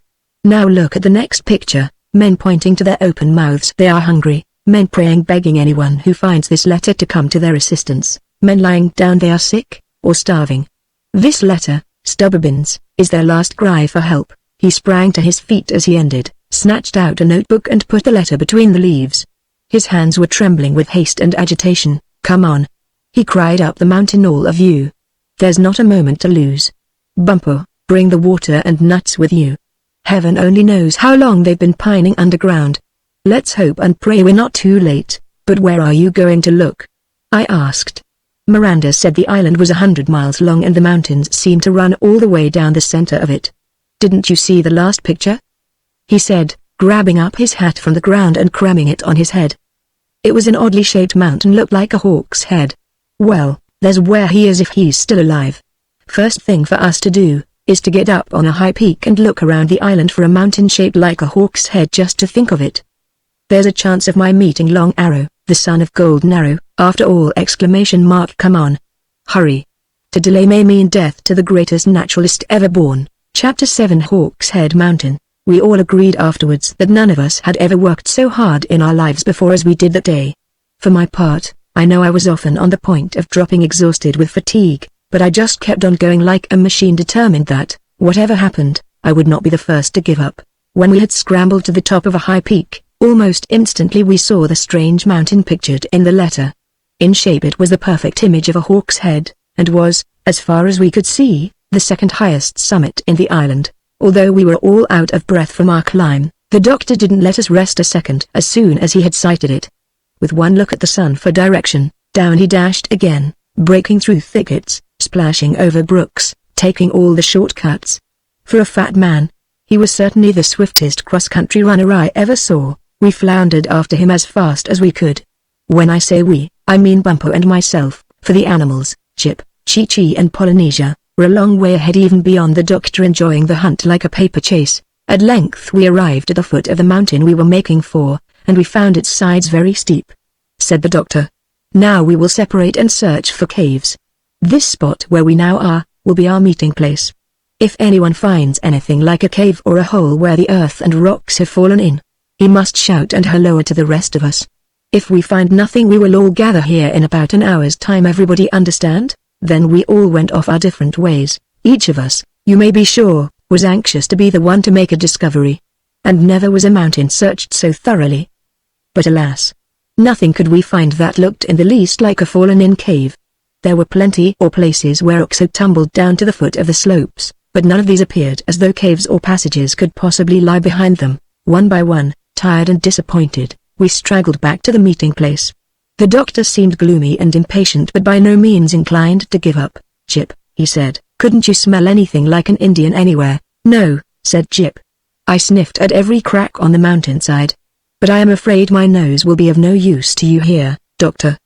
The trouble is, the whole air is so saturated with the smell of spider monkeys that it drowns every other scent, and besides, it's too cold and dry for good smelling. It is certainly that, said the doctor, and getting colder all the time. I'm afraid the island is still drifting to the southward. Let's hope it stops before long, or we won't be able to get even nuts and fruit to eat. Everything in the island will perish. Chi-Chi, what luck did you have? None, doctor. I climbed to every peak and pinnacle I could see. I searched every hollow and cleft. But not one place could I find where men might be hidden. And Polynesia, asked the doctor, did you see nothing that might put us on the right track? Not a thing, doctor, but I have a plan. Oh good. cried John Dolittle, full of hope renewed. "What is it? Let's hear it. You still have that beetle with you?" she asked the Biz-Biz, or whatever it is you call the wretched insect. "Yes," said the doctor, producing the glass-topped box from his pocket. "Here it is, all right. Now listen," said she. "If what you have supposed is true, that is, that Long Arrow had been trapped inside the mountain by falling rock, he probably found that beetle inside the cave, perhaps many other different beetles too, eh? He wouldn't have been likely to take the Biz-Biz in with him, would he? He was hunting plants, you say, not beetles. Isn't that right?" "Yes," said the doctor, "that's probably so. Very well. It is fair to suppose then that the beetle's home, or his hole, is in that place, the part of the mountain where Long Arrow and his party are imprisoned, isn't it?" "Quite, all right. Then the thing to do is to let the beetle go and watch him, and sooner or later he'll return to his home in Long Arrow's cave. And there we will follow him, or at all events," she added, smoothing down her wing feathers with a very superior air, "we will follow him till the miserable bug starts nosing under the earth. But at least he will show us what part of the mountain Long Arrow is hidden in." "But he may fly, if I let him out," said the doctor. "Then we shall just lose him and be no better off than we were before." "Let him fly," snorted Polynesia scornfully. "A parrot can wing it as fast as a Biz-Biz, I fancy. If he takes to the air, I'll guarantee not to let the little devil out of my sight. And if he just crawls along the ground, you can follow him yourself." "Splendid!" cried the doctor. "Polynesia, you have a great brain. I'll set him to work at once and see what happens." Again we all clustered round the doctor as he carefully lifted off the glass lid and let the big beetle climb out upon his finger. "Ladybug, ladybug, fly away home," crooned Bumpo. "Your house is on fire and you're chill." "Oh, be quiet," snapped Polynesia crossly. "Stop insulting him. Don't you suppose he has wits enough to go home without your telling him?" "I thought perchance he might be of a philandering disposition," said Bumpo humbly. "It could be that he is tired of his home and needs to be encouraged. Shall I sing him Home Sweet Home, think you?" "No. Then he'd never go back. Your voice needs a rest. Don't sing to him, just watch him." "Oh, and doctor, why not tie another message to the creature's leg, telling Long Arrow that we're doing our best to reach him and that he mustn't give up hope?" "I will," said the doctor. And in a minute he had pulled a dry leaf from a bush nearby and was covering it with little pictures in pencil. At last, neatly fixed up with his new mail bag, Mr. Jabizri crawled off the doctor's finger to the ground and looked about him. He stretched his legs, polished his nose with his front feet and then moved off leisurely to the westward. We had expected him to walk up the mountain. Instead, he walked around it. Do you know how long it takes a beetle to walk round a mountain? Well, I assure you it takes an unbelievably long time. As the hours dragged by, we hoped that he would get up and fly the rest, and let Polynesia carry on the work of following him. But he never opened his wings once. I had not realized before how hard it is for a human being to walk slowly enough to keep up with a beetle. It was the most tedious thing I have ever gone through. And as we dawdled along behind, watching him like hawks lest we lose him under a leaf or something, we all got so cross and ill-tempered we were ready to bite one another's heads off. And when he stopped to look at the scenery or polish his nose some more, I could hear Polynesia behind me letting out the most dreadful seafaring swear words you ever heard. After he had led us the whole way round the mountain, he brought us to the exact spot where we started from, and there he came to a dead stop. "Well," said Bumpo to Polynesia, "what do you think of the beetle's sense now? You see, he doesn't know enough to go home." "Oh, be still, you Hottentot," snapped Polynesia. "Wouldn't you want to stretch your legs for exercise if you'd been shut up in a box all day? Probably his home is near here, and that's why he's come back." "But why?" I asked. "Did he go the whole way round the mountain first?" Then the three of us got into a violent argument. But in the middle of it all the doctor suddenly called out, "Look, look!" We turned and found that he was pointing to the Jabizri, who was now walking up the mountain at a much faster and more businesslike gait. "Well," said Bumper sitting down wearily, "if he is going to walk over the mountain and back, for more exercise, I'll wait for him here. Chi-Chi and Polynesia can follow him." Indeed, it would have taken a monkey or a bird to climb the place which the beetle was now walking up. It was a smooth, flat part of the mountain side, steep as a wall. But presently, when the Jabizri was no more than 10 feet above our heads, we all cried out together. For, even while we watched him, he had disappeared into the face of the rock like a raindrop soaking into sand. "He's gone," cried Polynesia. "There must be a hole up there." And in a twinkling she had fluttered up the rock and was clinging to the face of it with her claws. "Yes," she shouted down, We've run him to earth at last. His hole is right here, behind a patch of lichen big enough to get 2 fingers in." "Ah," cried the doctor, "this great slab of rock then must have slid down from the summit and shut off the mouth of the cave like a door. Poor fellows. What a dreadful time they must have spent in there!" "Oh, if we only had some picks and shovels now." "Picks and shovels wouldn't do much good," said Polynesia.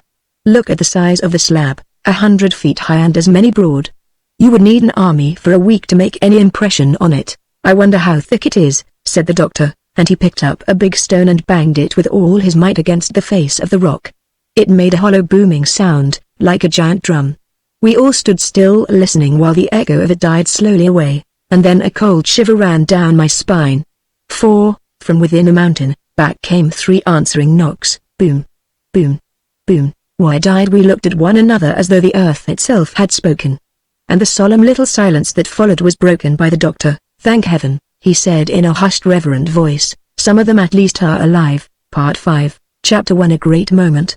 The next part of our problem was the hardest of all, how to roll aside, pull down or break open, the gigantic slab. As we gazed up at it towering above our heads, it looked indeed a hopeless task for our tiny strength. But the sounds of life from inside the mountain had put new heart in us. And in a moment we were all scrambling around trying to find any opening or crevice which would give us something to work on. Chi-Chi scaled up the sheer wall of the slab and examined the top of it where it leaned against the mountain's side. I uprooted bushes and stripped off hanging creepers that might conceal a weak place. The doctor got more leaves and composed new picture letters for the Jabizri to take in if he should turn up again, whilst Polynesia carried up a handful of nuts and pushed them into the beetle's hole, one by one, for the prisoners inside to eat. "Nuts are so nourishing," she said, but Gibbet was who, scratching at the foot of the slab like a good ratter, made the discovery which led to our final success. "Doctor," he cried, running up to John Dolittle with his nose all covered with black mud, "this slab is resting on nothing but a bed of soft earth. You never saw such easy digging. I guess the cave behind must be just too high up for the Indians to reach the earth with their hands, or they could have scraped a way out long ago. If we can only scratch the earth bed away from under, the slab might drop a little. Then maybe the Indians can climb out over the top." The doctor hurried to examine the place where Jip had dug. "Why, yes," he said, "if we can get the earth away from under this front edge. The slab is standing up so straight, we might even make it fall right down in this direction. It's well worth trying. Let's get at it, quick." We had no tools but the sticks and slivers of stone which we could find around. A strange sight we must have looked, the whole crew of us squatting down on our heels, scratching and burrowing at the foot of the mountain, like 6 badgers in a row. After about an hour, during which in spite of the cold the sweat fell from our foreheads in all directions, the doctor said, "Be ready to jump from under, clear out of the way, if she shows signs of moving. If this slab falls on anybody, it will squash him flatter than a pancake." Presently there was a grating, grinding sound. "Look out!"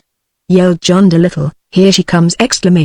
Scatter. We ran for our lives, outwards, toward the sides. The big rock slid gently down, about a foot, into the trough which we had made beneath it. For a moment I was disappointed, for like that, it was as hopeless as before, no signs of a cave mouth showing above it. But as I looked upward, I saw the top coming very slowly away from the mountainside. We had unbalanced it below. As it moved apart from the face of the mountain, sounds of human voices, crying gladly in a strange tongue, issued from behind. Faster and faster the top swung forward, downward. Then, with a roaring crash which shook the whole mountain range beneath our feet, it struck the earth and cracked in halves. How can I describe to anyone that first meeting between the 2 greatest naturalists the world ever knew, Long Arrow, the son of Golden Arrow, and John Dolittle, M.D., of Puddle Beyond the Marsh? The scene rises before me now, plain and clear in every detail, though it took place so many years ago. But when I come to write of it, words seem such poor things with which to tell you of that great occasion. I know that the doctor, whose life was surely full enough of big happenings, always counted the setting free of the Indian scientist as the greatest thing he ever did. For my part, knowing how much this meeting must mean to him, I was on pins and needles of expectation and curiosity as the great stone finally thundered down at our feet and we gazed across it to see what lay behind. The gloomy black mouth of a tunnel, full 20 feet high, was revealed. In the center of this opening stood an enormous red Indian, 7 feet tall, handsome, muscular, slim and naked but for a beaded cloth about his middle and an eagle's feather in his hair. He held one hand across his face to shield his eyes from the blinding sun which he had not seen in many days. "It is he." I heard the doctor whisper at my elbow. "I know him by his great height and the scar upon his chin," and he stepped forward slowly across the fallen stone with his hand outstretched to the red man. Presently the Indian uncovered his eyes, and I saw that they had a curious piercing gleam in them like the eyes of an eagle, but kinder and more gentle. He slowly raised his right arm, the rest of him still and motionless like a statue, and took the doctor's hand in his. It was a great moment. Polynesia nodded to me in a knowing, satisfied kind of way, and I heard old Bumper sniffle sentimentally. Then the doctor tried to speak to Long Arrow, but the Indian knew no English of course, and the doctor knew no Indian. Presently, to my surprise, I heard the doctor trying him in different animal languages. "How do you do?" he said in dog talk. "I am glad to see you." In horse signs, "How long have you been buried?" In deer language. Still the Indian made no move but stood there, straight and stiff, understanding not a word. The doctor tried again, in several other animal dialects, but with no result, till at last he came to the language of eagles. "Great Redskin," he said in the fierce screams and short grunts that the big birds use, "never have I been so glad in all my life as I am today to find you still alive." In a flash Long Arrow's stony face lit up with a smile of understanding, and back came the answer in eagle tongue. "Mighty white man, I owe my life to you. For the remainder of my days I am your servant to command." Afterwards Long Arrow told us that this was the only bird or animal language that he had ever been able to learn, but that he had not spoken it in a long time, for no eagles ever came to this island. Then the doctor signaled to Bumpo, who came forward with the nuts and water, but Long Arrow neither ate nor drank. Taking the supplies with a nod of thanks, he turned and carried them into the inner dimness of the cave. We followed him. Inside we found 9 other Indians, men, women and boys, lying on the rock floor in a dreadful state of thinness and exhaustion. Some had their eyes closed, as if dead. Quickly the doctor went round them all and listened to their hearts. They were all alive, but one woman was too weak even to stand upon her feet. At a word from the doctor, Chi-Chi and Polynesia sped off into the jungles after more fruit and water. While Long Arrow was handing round what food we had to his starving friends, we suddenly heard a sound outside the cave. Turning about we saw, clustered at the entrance, the band of Indians who had met us so inhospitably at the beach. They peered into the dark cave cautiously at first, but as soon as they saw Long Arrow and the other Indians with us, they came rushing in, laughing, clapping their hands with joy and jabbering away at a tremendous rate. Long Arrow explained to the doctor that the 9 Indians we had found in the cave with him were 2 families who had accompanied him into the mountains to help him gather medicine plants. And while they had been searching for a kind of moss good for indigestion which grows only inside of damp caves, the great rock slab had slid down and shut them in. Then for 2 weeks they had lived on the medicine moss and such fresh water as could be found dripping from the damp walls of the cave. The other Indians on the island had given them up for lost and mourned them as dead, and they were now very surprised and happy to find their relatives alive. When Long Arrow turned to the newcomers and told them in their own language that it was the white man who had found and freed their relatives, they gathered round John Dolittle, all talking at once and beating their breasts. Long Arrow said they were apologizing and trying to tell the doctor how sorry they were that they had seemed unfriendly to him at the beach. They had never seen a white man before and had really been afraid of him, especially when they saw him conversing with the porpoises. They had thought he was the devil, they said. Then they went outside and looked at the great stone we had thrown down, big as a meadow, and they walked round and round it, pointing to the break running through the middle and wondering how the trick of felling it was done. Travelers who have since visited Spider-Monkey Island tell me that that huge stone slab is now one of the regular sights of the island, and that the Indian guides, when showing it to visitors, always tell their story of how it came there. They say that when the doctor found that the rocks had entrapped his friend, Long Arrow, he was so angry that he ripped the mountain in halves with his bare hands and let him out. Chapter 2: The Men of the Moving Land. From that time on the Indians' treatment of us was very different. We were invited to their village for a feast to celebrate the recovery of the lost families. And after we had made a litter from saplings to carry the sick woman in, we all started off down the mountain. On the way the Indians told Long Arrow something which appeared to be sad news, for on hearing it, his face grew very grave.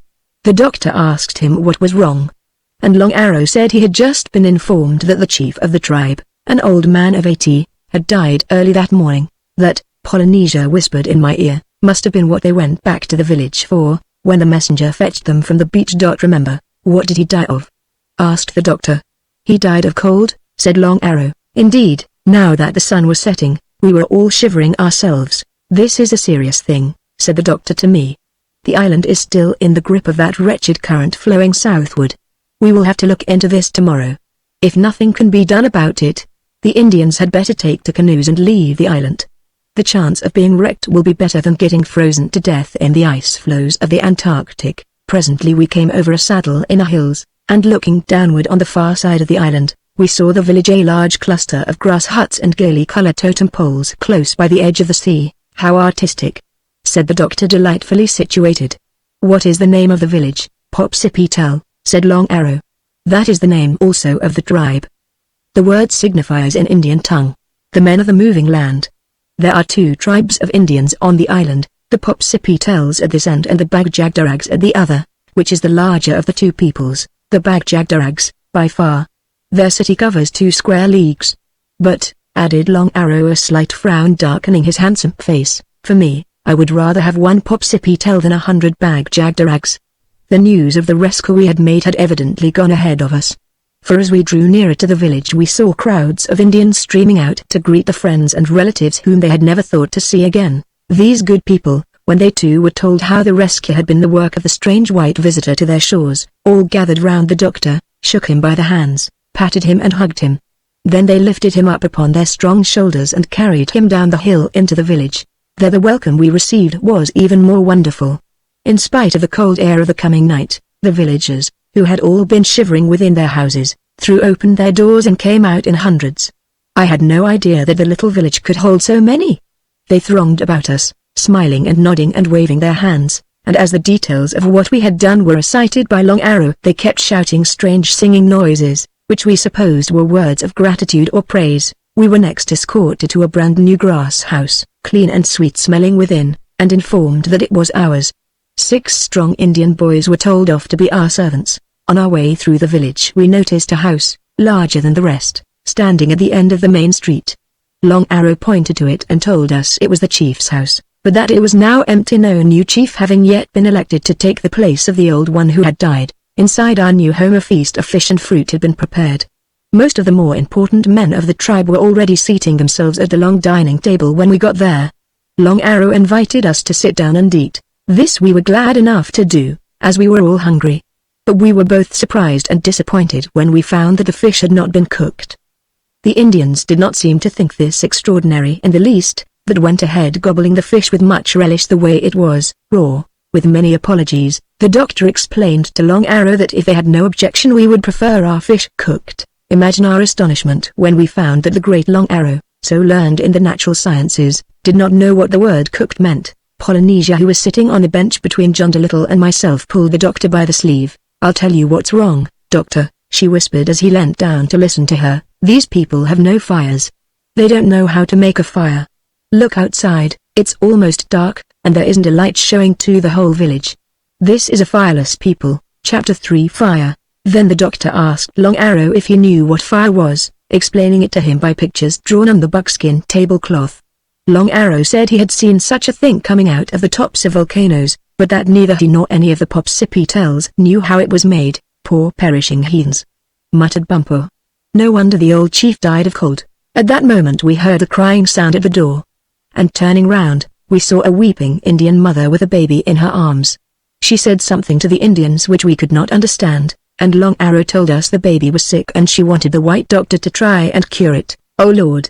groaned Polynesia in my ear, just like Puddleby. Patients arriving in the middle of dinner.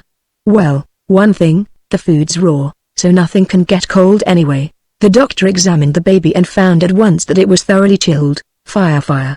"That's what it needs," he said, turning to Long Arrow. "That's what you will need. This child will have pneumonia if it isn't kept warm." "Aye, truly. But how to make a fire," said Long Arrow. "Where to get it, that is the difficulty. All the volcanoes in this land are dead." Then we fell to hunting through our pockets to see if any matches had survived the shipwreck. The best we could muster were 2 whole ones and a half, all with the head soaked off them by salt water. "Hark, Long Arrow," said the doctor, "divers ways there be of making fire without the aid of matches. 1, with a strong glass and the rays of the sun. That however, since the sun has set, we cannot now employ. Another is by grinding a hard stick into a soft log. Is the daylight gone without question? Alas yes. Then I fear we must await the morrow, for besides the different woods, We need an old squirrel's nest for fuel, and that without lamps you could not find in your forests at this hour. Great are your cunning and your skill, O white man, Long Arrow replied. But in this you do us an injustice. Know you not that all fireless peoples can see in the dark? Having no lamps we are forced to train ourselves to travel through the blackest night, lightless. I will dispatch a messenger and you shall have your squirrel's nest within the hour. He gave an order to 2 of our boy servants who promptly disappeared running. And sure enough, in a very short space of time a squirrel's nest, together with hard and soft woods, was brought to our door. The moon had not yet risen and within the house it was practically pitch black. I could feel and hear, however, that the Indians were moving about comfortably as though it were daylight. The task of making fire the doctor had to perform almost entirely by the sense of touch, asking Long Arrow and the Indians to hand him his tools when he mislaid them in the dark. And then I made a curious discovery. Now that I had to, I found that I was beginning to see a little in the dark myself. And for the first time I realized that of course there is no such thing as pitch dark, so long as you have a door open or a sky above you. Calling for the loan of a bough, the doctor loosened the string, put the hard stick into a loop and began grinding this stick into the soft wood of the log. Soon I smelt that the log was smoking. Then he kept feeding the part that was smoking with the inside lining of the squirrel's nest, and he asked me to blow upon it with my breath. He made the stick drill faster and faster. More smoke filled the room. And at last the darkness about us was suddenly lit up. The squirrel's nest had burst into flame. The Indians murmured and grunted with astonishment. At first they were all for falling on their knees and worshipping the fire. Then they wanted to pick it up with their bare hands and play with it. We had to teach them how it was to be used, and they were quite fascinated when we laid our fish across it on sticks and cooked it. They sniffed the air with relish as, for the first time in history, the smell of fried fish passed through the village of Popsipetel. Then we got them to bring us piles and stacks of dry wood, and we made an enormous bonfire in the middle of the main street. Round this, when they felt its warmth, the whole tribe gathered and smiled and wondered. It was a striking sight, one of the pictures from our voyages that I most frequently remember, that roaring jolly blaze beneath the black night sky, and all about it a vast ring of Indians, the firelight gleaming on bronze cheeks, white teeth and flashing eyes, a whole town trying to get warm, giggling and pushing like school children. In a little, when we had got them more used to the handling of fire, the doctor showed them how it could be taken into their houses if a hole were only made in the roof to let the smoke out. And before we turned in after that long, tiring day, we had fires going in every hut in the village. The poor people were so glad to get really warm again that we thought they'd never go to bed. Well on into the early hours of the morning the little town fairly buzzed with a great low murmur, the Popsipetels sitting up talking of their wonderful pale-faced visitor and this strange good thing he had brought with him, fire. Chapter 4 What Makes an Island Float? Very early in our experience or Popsipetel kindness we saw that if we were to get anything done at all, we would almost always have to do it secretly. The doctor was so popular and loved by all that as soon as he showed his face at his door in the morning crowds of admirers, waiting patiently outside, flocked about him and followed him wherever he went. After his fire-making feat, this childlike people expected him, I think, to be continually doing magic, and they were determined not to miss a trick. It was only with great difficulty that we escaped from the crowd the first morning and set out with Long Arrow to explore the island at our leisure. In the interior we found that not only the plants and trees were suffering from the cold, the animal life was in even worse straits. Everywhere shivering birds were to be seen, their feathers all fluffed out, gathering together for flight to summer lands. And many lay dead upon the ground. Going down to the shore, we watched land crabs in large numbers taking to the sea to find some better home. While away to the southeast we could see many icebergs floating, a sign that we were now not far from the terrible region of the Antarctic. As we were looking out to sea, we noticed our friends the porpoises jumping through the waves. The doctor hailed them and they came inshore. He asked them how far we were from the South Polar continent. About 100 miles, they told him. And then they asked why he wanted to know. Because this floating island we are on, said he, is drifting southward all the time in a current. It's an island that ordinarily belongs somewhere in the tropic zone, real sultry weather, sunstrokes and all that. If it doesn't stop going southward pretty soon everything on it is going to perish. Well, said the porpoises, then the thing to do is to get it back into a warmer climate, isn't it? Yes, but how? Said the doctor. We can't row it back. No, said they, but whales could push it if you only got enough of them. What a splendid idea! Whales, the very thing, said the doctor. Do you think you could get me some? Why, certainly, said the porpoises. We passed one herd of them out there, sporting about among the icebergs. We'll ask them to come over. And if they aren't enough, we'll try and hunt up some more. Better have plenty, thank you, said the doctor. You are very kind, by the way. Do you happen to know how this island came to be a floating island? At least half of it, I notice, is made of stone. It is very odd that it floats at all, isn't it? It is unusual, they said. But the explanation is quite simple. It used to be a mountainous part of South America, an overhanging part, sort of an awkward corner, you might say. Way back in the glacial days, thousands of years ago, it broke off from the mainland, and by some curious accident the inside of it, which is hollow, got filled with air as it fell into the ocean. You can only see less than half of the island. The bigger half is underwater. And in the middle of it, underneath, is a huge rock air chamber, running right up inside the mountains. And that's what keeps it floating. What a curious phenomenon, said Bumpo. It is indeed, said the doctor. I must make a note of that. And out came the everlasting notebook. The porpoises went bounding off towards the icebergs. And not long after, we saw the sea heaving and frothing as a big herd of whales came towards us at full speed. They certainly were enormous creatures, and there must have been a good 200 of them. Here they are, said the porpoises, poking their heads out of the water. Good, said the doctor. Now just explain to them, will you please, that this is a very serious matter for all the living creatures in this land. And ask them if they will be so good as to go down to the far end of the island, put their noses against it and push it back near the coast of southern Brazil. The porpoises evidently succeeded in persuading the whales to do as the doctor asked, for presently we saw them thrashing through the seas, going off towards the south end of the island. Then we lay down upon the beach and waited. After about an hour the doctor got up and threw a stick into the water. For a while this floated motionless. But soon we saw it begin to move gently down the coast. Ah, said the doctor, see that ? The island is going north at last. Thank goodness. Faster and faster we left the stick behind, and smaller and dimmer grew the icebergs on the skyline. The doctor took out his watch, threw more sticks into the water and made a rapid calculation. Humphrey! 14.5 knots an hour, he murmured. Very nice speed. It should take us about 5 days to get back near Brazil. Well, that's quite a load off my mind. I declare I feel warm already. Let's go and get something to eat. Chapter 5 War. On our way back to the village the doctor began discussing natural history with Long Arrow.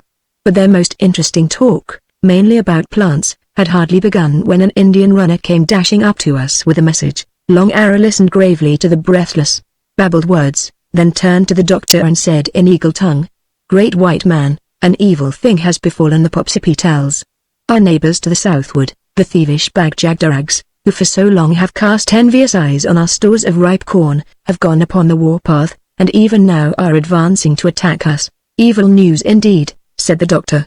Yet let us not judge harshly. Perhaps it is that they are desperate for food, having their own crops frost-killed before harvest. For are they not even nearer the cold south than you? Make no excuses for any man of the tribe of the Bag-Jagderags, said Long Arrow shaking his head. They are an idle shiftless race. They do but see a chance to get corn without the labor of husbandry. If it were not that they are a much bigger tribe and hope to defeat their neighbor by sheer force of numbers, they would not have dared to make open war upon the brave Popsipetels. When we reached the village we found it in a great state of excitement. Everywhere men were seen putting their bows in order, sharpening spears, grinding battle axes and making arrows by the hundred. Women were raising a high fence of bamboo poles all round the village. Scouts and messengers kept coming and going, bringing news of the movements of the enemy. While high up in the trees and hills about the village we could see lookouts watching the mountains to the southward. Long Arrow brought another Indian, short but enormously broad, and introduced him to the doctor as Big Teeth, the chief warrior of the Popsipetels. The doctor volunteered to go and see the enemy and try to argue the matter out peacefully with them instead of fighting. The war, he said, was at best a stupid wasteful business. But the two shook their heads. Such a plan was hopeless, they said. In the last war when they had sent a messenger to do peaceful arguing, the enemy had merely hit him with an axe. While the doctor was asking Big Teeth how he meant to defend the village against attack, a cry of alarm was raised by the lookouts. Their coming exclamation marked the Bag-Jagderags swarming down the mountains in thousands. Well, said the doctor, it's all in the day's work, I suppose. I don't believe in war, but if the village is attacked we must help defend it. And he picked up a club from the ground and tried the heft of it against a stone. This, he said, Seems like a pretty good tool to me. And he walked to the bamboo fence and took his place among the other waiting fighters. Then we all got hold of some kind of weapon with which to help our friends, the gallant Popsipetels. I borrowed a bow and a quiver full of arrows. Jip was content to rely upon his old, but still strong teeth. Chi-Chi took a bag of rocks and climbed upon where he could throw them down upon the enemies' heads, and Bumpo marched after the doctor to the fence armed with a young tree in one hand and a doorpost in the other. When the enemy drew near enough to be seen from where we stood, we all gasped with astonishment. The hillsides were actually covered with them, thousands upon thousands. They made our small army within the village look like a mere handful. "Saints alive!" muttered Polynesia, "our little lot will stand no chance against that swarm. This will never do. I'm going off to get some help." Where she was going and what kind of help she meant to get, I had no idea. She just disappeared from my side. But Jip, who had heard her, poked his nose between the bamboo bars of the fence to get a better view of the enemy and said, "Likely enough she's gone after the black parrots. Let's hope she finds them in time. Just look at those ugly ruffians climbing down the rocks, millions of them. This fight's going to keep us all hopping." And Jip was right. Before a quarter of an hour had gone by, our village was completely surrounded by one huge mob of yelling, raging Bag-Jagderags. I now come again to a part in the story of our voyages where things happened so quickly, one upon the other, that looking backwards I see the picture only in a confused kind of way. I know that if it had not been for the terrible three, as they came afterwards to be fondly called in Popsipetel history, Long Arrow, Bumpo and the Doctor, the war would have been soon over and the whole island would have belonged to the worthless Bag-Jagderags. But the Englishman, the African and the Indian were a regiment in themselves, and between them they made that village a dangerous place for any man to try to enter. The bamboo fencing which had been hastily set up around the town was not a very strong affair, and right from the start it gave way in one place after another as the enemy thronged and crowded against it. Then the Doctor, Long Arrow and Bumpo would hurry to the weak spot. A terrific hand-to-hand fight would take place and the enemy be thrown out. But almost instantly a cry of alarm would come from some other part of the village wall, and the three would have to rush off and do the same thing all over again. The Popsipetels were themselves no mean fighters, but the strength and weight of those three men of different lands and colors, standing close together, swinging their enormous war clubs, was really a sight for the wonder and admiration of anyone. Many weeks later, when I was passing an Indian campfire at night, I heard this song being sung. It has since become one of the traditional folk songs of the Popsipetels, the Song of the Terrible Three. "Oh, hear ye the song of the Terrible Three, and the fight that they fought by the edge of the sea. Down from the mountains, the rocks and the crags, swarming like wasps, came the Bag-Jagderags. Surrounding our village, our walls they broke down. Oh, sad was the plight of our men and our town. But heaven determined our land to set free, and sent us the help of the Terrible Three. One was a black, he was dark as the night. One was a redskin, a mountain of height. But the chief was a white man, round like a pea. And all in a row stood the Terrible Three. Shoulder to shoulder, they hammered and hit. Like demons of fury they kicked and they bit. Like a wall of destruction they stood in a row, flattening enemies, 6 at a blow. Oh, strong was the redskin, fierce was the black. Bag-Jagderags trembled and tried to turn back, but 'twas of the white man they shouted, "Beware! He throws men in handfuls, straight up in the air. Long shall they frighten bad children at night, with tales of the red and the black and the white, and long shall we sing of the Terrible Three, and the fight that they fought by the edge of the sea." Chapter 6, General Polynesia. But alas! Even the three, mighty though they were, could not last forever against an army which seemed to have no end. In one of the hottest scrimmages, when the enemy had broken a particularly wide hole through the fence, I saw Long Arrow's great figure topple and come down with a spear sticking in his broad chest. For another half hour Bumpo and the Doctor fought on side by side. How their strength held out so long I cannot tell, for never a second were they given to get their breath or rest their arms. The Doctor, the quiet, kindly, peaceable, little Doctor! Well, you wouldn't have known him if you had seen him that day dealing out whacks you could hear a mile off, walloping and swatting in all directions. As for Bumpo, with staring eyeballs and grim-set teeth, he was a veritable demon. None dared come within yards of that wicked, wide-circling doorpost. But a stone, skillfully thrown, struck him at last in the center of the forehead. And down went the second of the three. John Dolittle, the last of the Terrible, was left fighting alone. Jip and I rushed to his side and tried to take the places of the fallen ones. But, far too light and too small, we made but a poor exchange.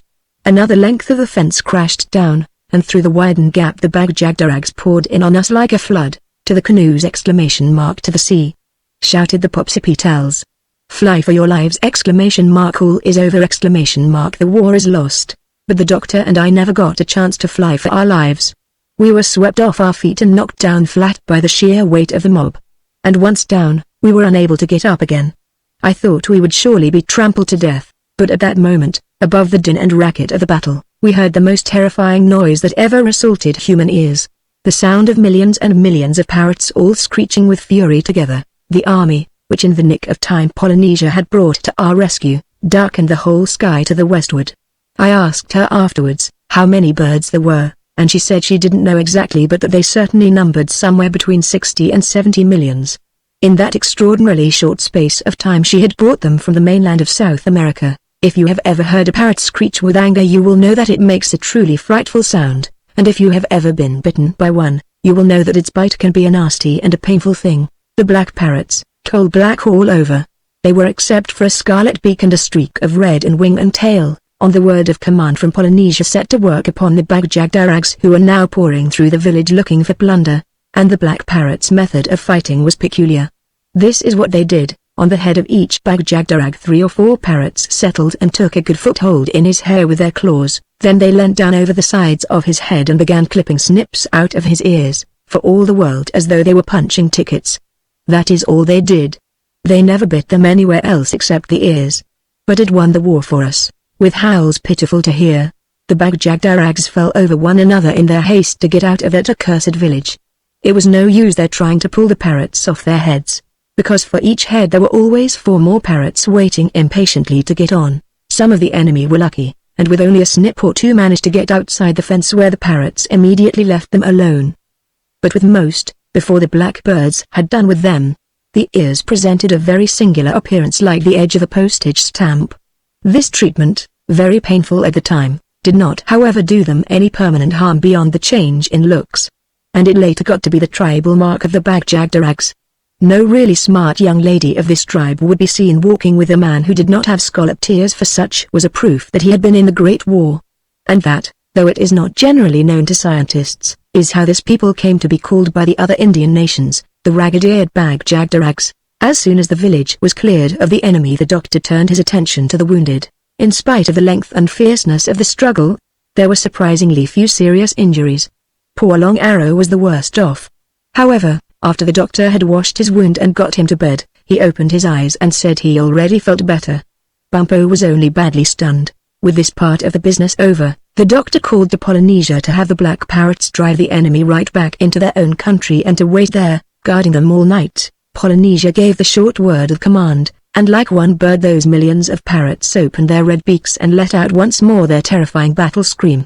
The Bagjagdarags didn't wait to be bitten a second time, but fled helter-skelter over the mountains from which they had come, whilst Polynesia and her victorious army followed watchfully behind like a great, threatening, black cloud. The doctor picked up his high hat which had been knocked off in the fight, dusted it carefully and put it on. Tomorrow, he said, shaking his fist towards the hills, we will arrange the terms of peace and we will arrange them in the city of Bagjagdarag. His words were greeted with cheers of triumph from the admiring Popsipetels. The war was over. Chapter 7 The Peace of the Parrots. The next day we set out for the far end of the island, and reaching it in canoes, for we went by sea. After a journey of 25 hours, we remained no longer than was necessary in the city of Bagjagdarag. When he threw himself into that fight at Popsipetel, I saw the doctor really angry for the first time in my life. But his anger, once aroused, was slow to die. All the way down the coast of the island he never ceased to rail against this cowardly people who had attacked his friends, the Popsipetels, for no other reason but to rob them of their corn, because they were too idle to till the land themselves. And he was still angry when he reached the city of Bagjagdarag. Long Arrow had not come with us for he was as yet too weak from his wound. But the doctor, always clever at languages, was already getting familiar with the Indian tongue. Besides, among the half-dozen Popsipetels who accompanied us to paddle the canoes, was one boy to whom we had taught a little English.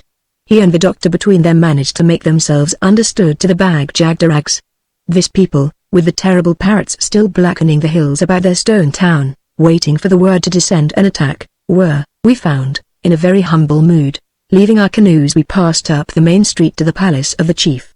Bumpo and I couldn't help smiling with satisfaction as we saw how the waiting crowds which lined the roadway bowed their heads to the ground, as the little, round, angry figure of the doctor strutted ahead of us with his chin in the air. At the foot of the palace steps the chief and all the more important personages of the tribe were waiting to meet him, smiling humbly and holding out their hands in friendliness. The doctor took not the slightest notice. He marched right by them, up the steps to the door of the palace. There he turned around and at once began to address the people in a firm voice. I never heard such a speech in my life and I am quite sure that they never did either.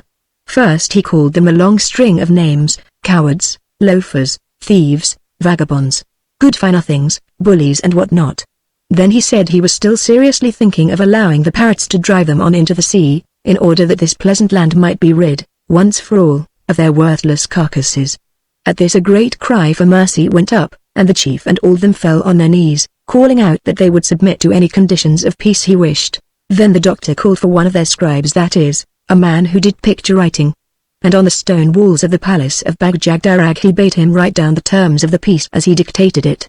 This peace is known as the Peace of the Parrots, and unlike most peaces was, and is, strictly kept even to this day. It was quite long in words.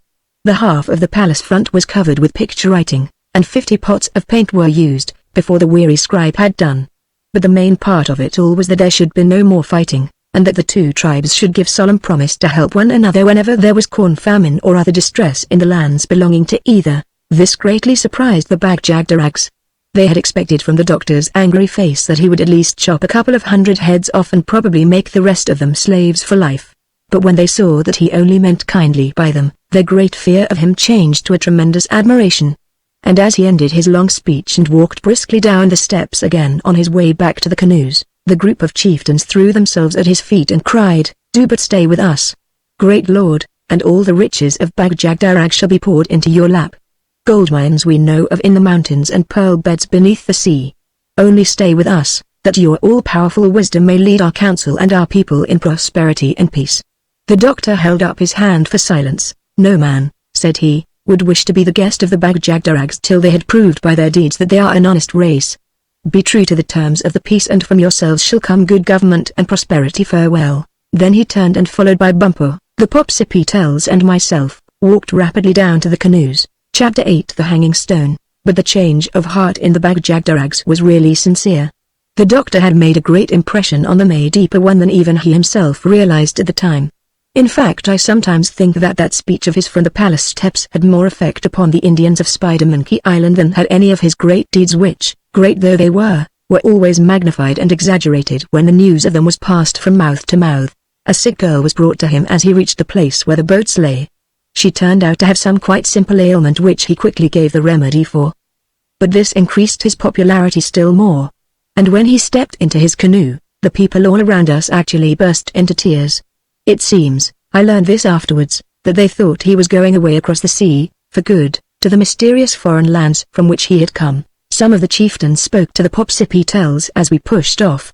What they said I did not understand, but we noticed that several canoes filled with Bag-Jagderags followed us at a respectful distance all the way back to Popsipetel. The doctor had determined to return by the other shore, so that we should be thus able to make a complete trip round the island's shores. Shortly after we started, while still off the lower end of the island, we sighted a steep point on the coast where the sea was in a great state of turmoil, white with soapy froth.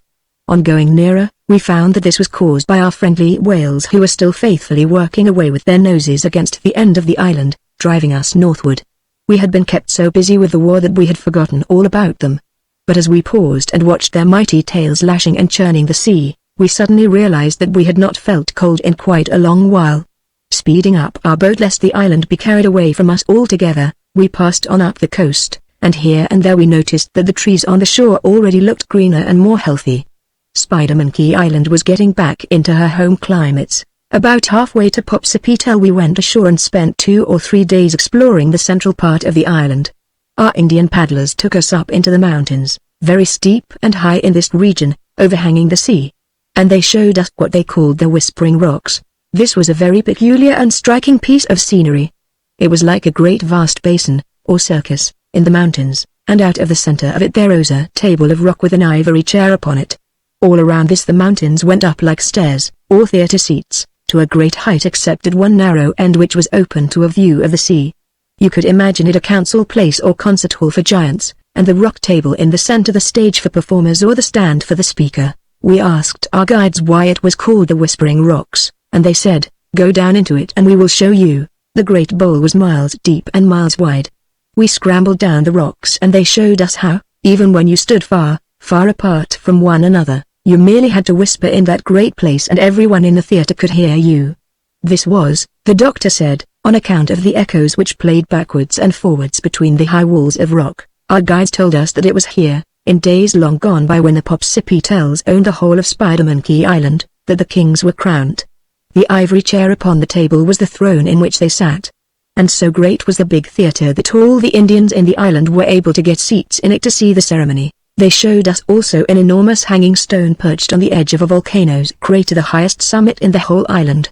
Although it was very far below us, we could see it quite plainly, and it looked wobbly enough to be pushed off its perch with a hand. There was a legend among the people. They said, that when the greatest of all Popsipetel kings should be crowned in the ivory chair, this hanging stone would tumble into the volcano's mouth and go straight down to the center of the earth. The doctor said he would like to go and examine it closer, and when we were come to the lip of the volcano, it took us half a day to get up to it. We found the stone was unbelievably large, big as a cathedral. Underneath it we could look right down into a black hole which seemed to have no bottom. The doctor explained to us that volcanoes sometimes spurted up fire from these holes in their tops, but that those on floating islands were always cold and dead. "Stubborns," he said, looking up at the great stone towering above us. "Do you know what would most likely happen if that boulder should fall in?" "No," said I. "What? You remember the air chamber which the porpoises told us lies under the center of the island?" "Yes." "Well, this stone is heavy enough, if it fell into the volcano, to break through into that air chamber from above. And once it did, the air would escape and the floating island would float no more. It would sink, but then everybody on it would be drowned, wouldn't they?" said Bumpo. "Oh no, not necessarily. That would depend on the depth of the sea where the sinking took place. The island might touch bottom when it had only gone down, say, 100 feet. But there would be lots of it still sticking up above the water then, wouldn't there?" "Yes," said Bumpo, "I suppose there would."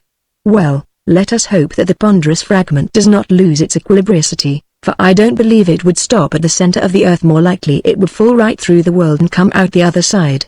Many other wonders there were which these men showed us in the central regions of their island. But I have not time or space to tell you of them now. Descending towards the shore again, we noticed that we were still being watched, even here among the highlands, by the Bagjagdarags who had followed us. And when we put to sea once more, a boatload of them proceeded to go ahead of us in the direction of Popsipetel. Having lighter canoes, they traveled faster than our party, and we judged that they should reach the village if that was where they were going many hours before we could. The doctor was now becoming anxious to see how Long Arrow was getting on, so we all took turns at the paddles and went on traveling by moonlight through the whole night. We reached Popsipetel just as the dawn was breaking. To our great surprise we found out not only we, but the whole village also, had been up all night. A great crowd was gathered about the dead chief's house. And as we landed our canoes upon the beach we saw a large number of old men, the seniors of the tribe, coming out at the main door. We inquired what was the meaning of all this, and were told that the election of a new chief had been going on all through the whole night. Bumpo asked the name of the new chief, but this, it seemed, had not yet been given out. It would be announced at midday. As soon as the doctor had paid a visit to Long Arrow and seen that he was doing nicely, we proceeded to our own house at the far end of the village. Here we ate some breakfast and then lay down to take a good rest. Rest, indeed, we needed, for life had been strenuous and busy for us ever since we had landed on the island. And it wasn't many minutes after our weary head struck the pillows that the whole crew of us were sound asleep. Chapter 9: The Election. We were awakened by music.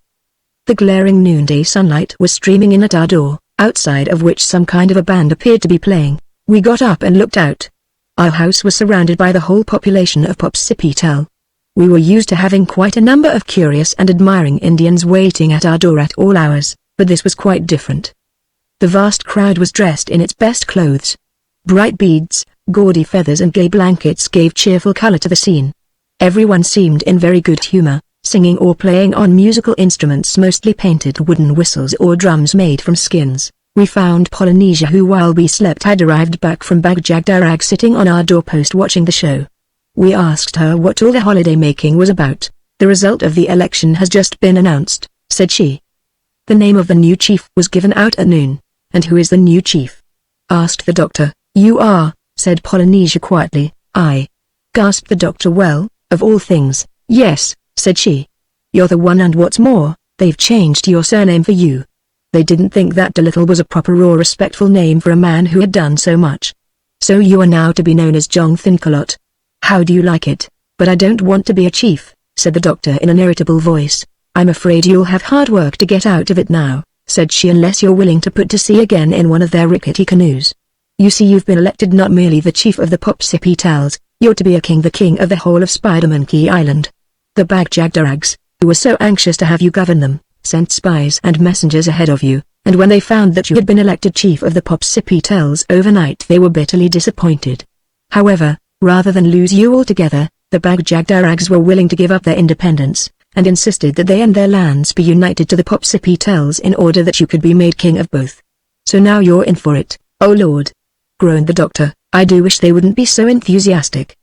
Bother it, I don't want to be a king. I should think, doctor, said I, you'd feel rather proud and glad. I wish I had a chance to be a king. Oh, I know it sounds grand, said he, pulling on his boots miserably. But the trouble is, you can't take up responsibilities and then just drop them again when you feel like it. I have my own work to do. Scarcely one moment have I had to give to natural history since I landed on this island. I've been doing someone else's business all the time. And now they want me to go on doing it.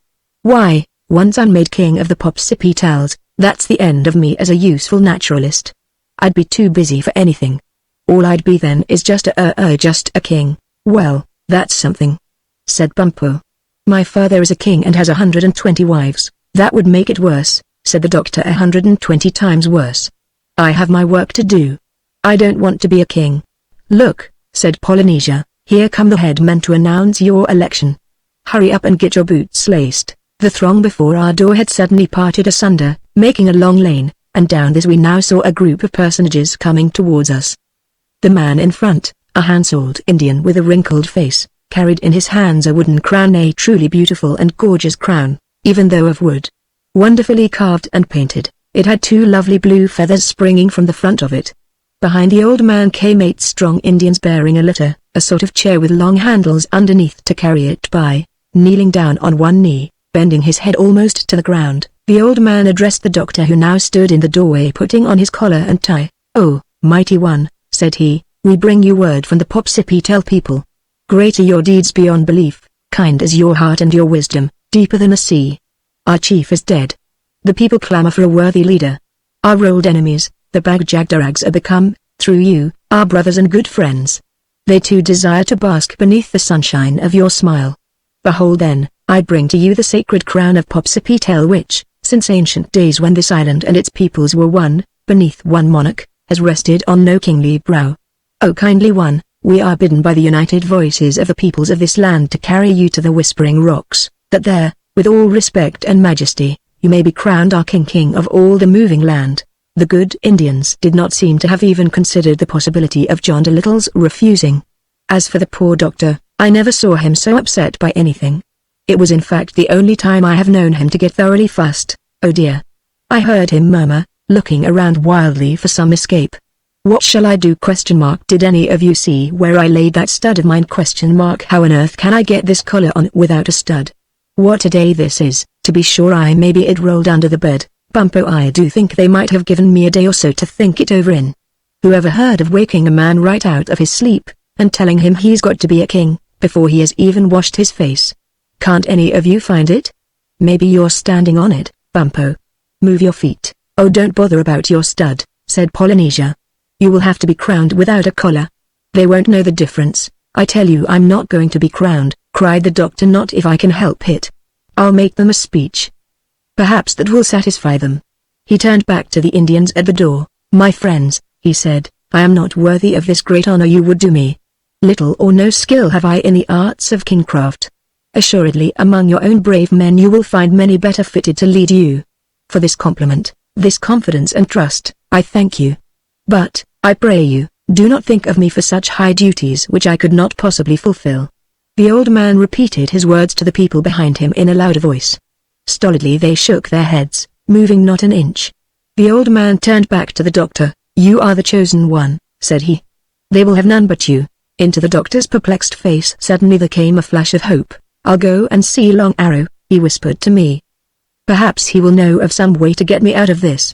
And asking the personages to excuse him a moment, he left them there, standing at his door, and hurried off in the direction of Long Arrow's house.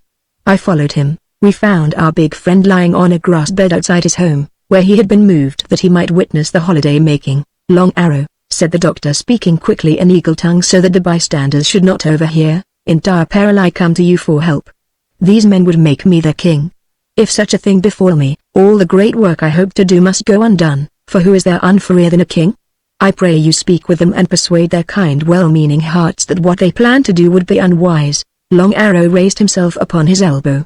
"O kindly one," said he, this seemed now to have become the usual manner of address when speaking to the doctor, "sorely it grieves me that the first wish you ask of me I should be unable to grant.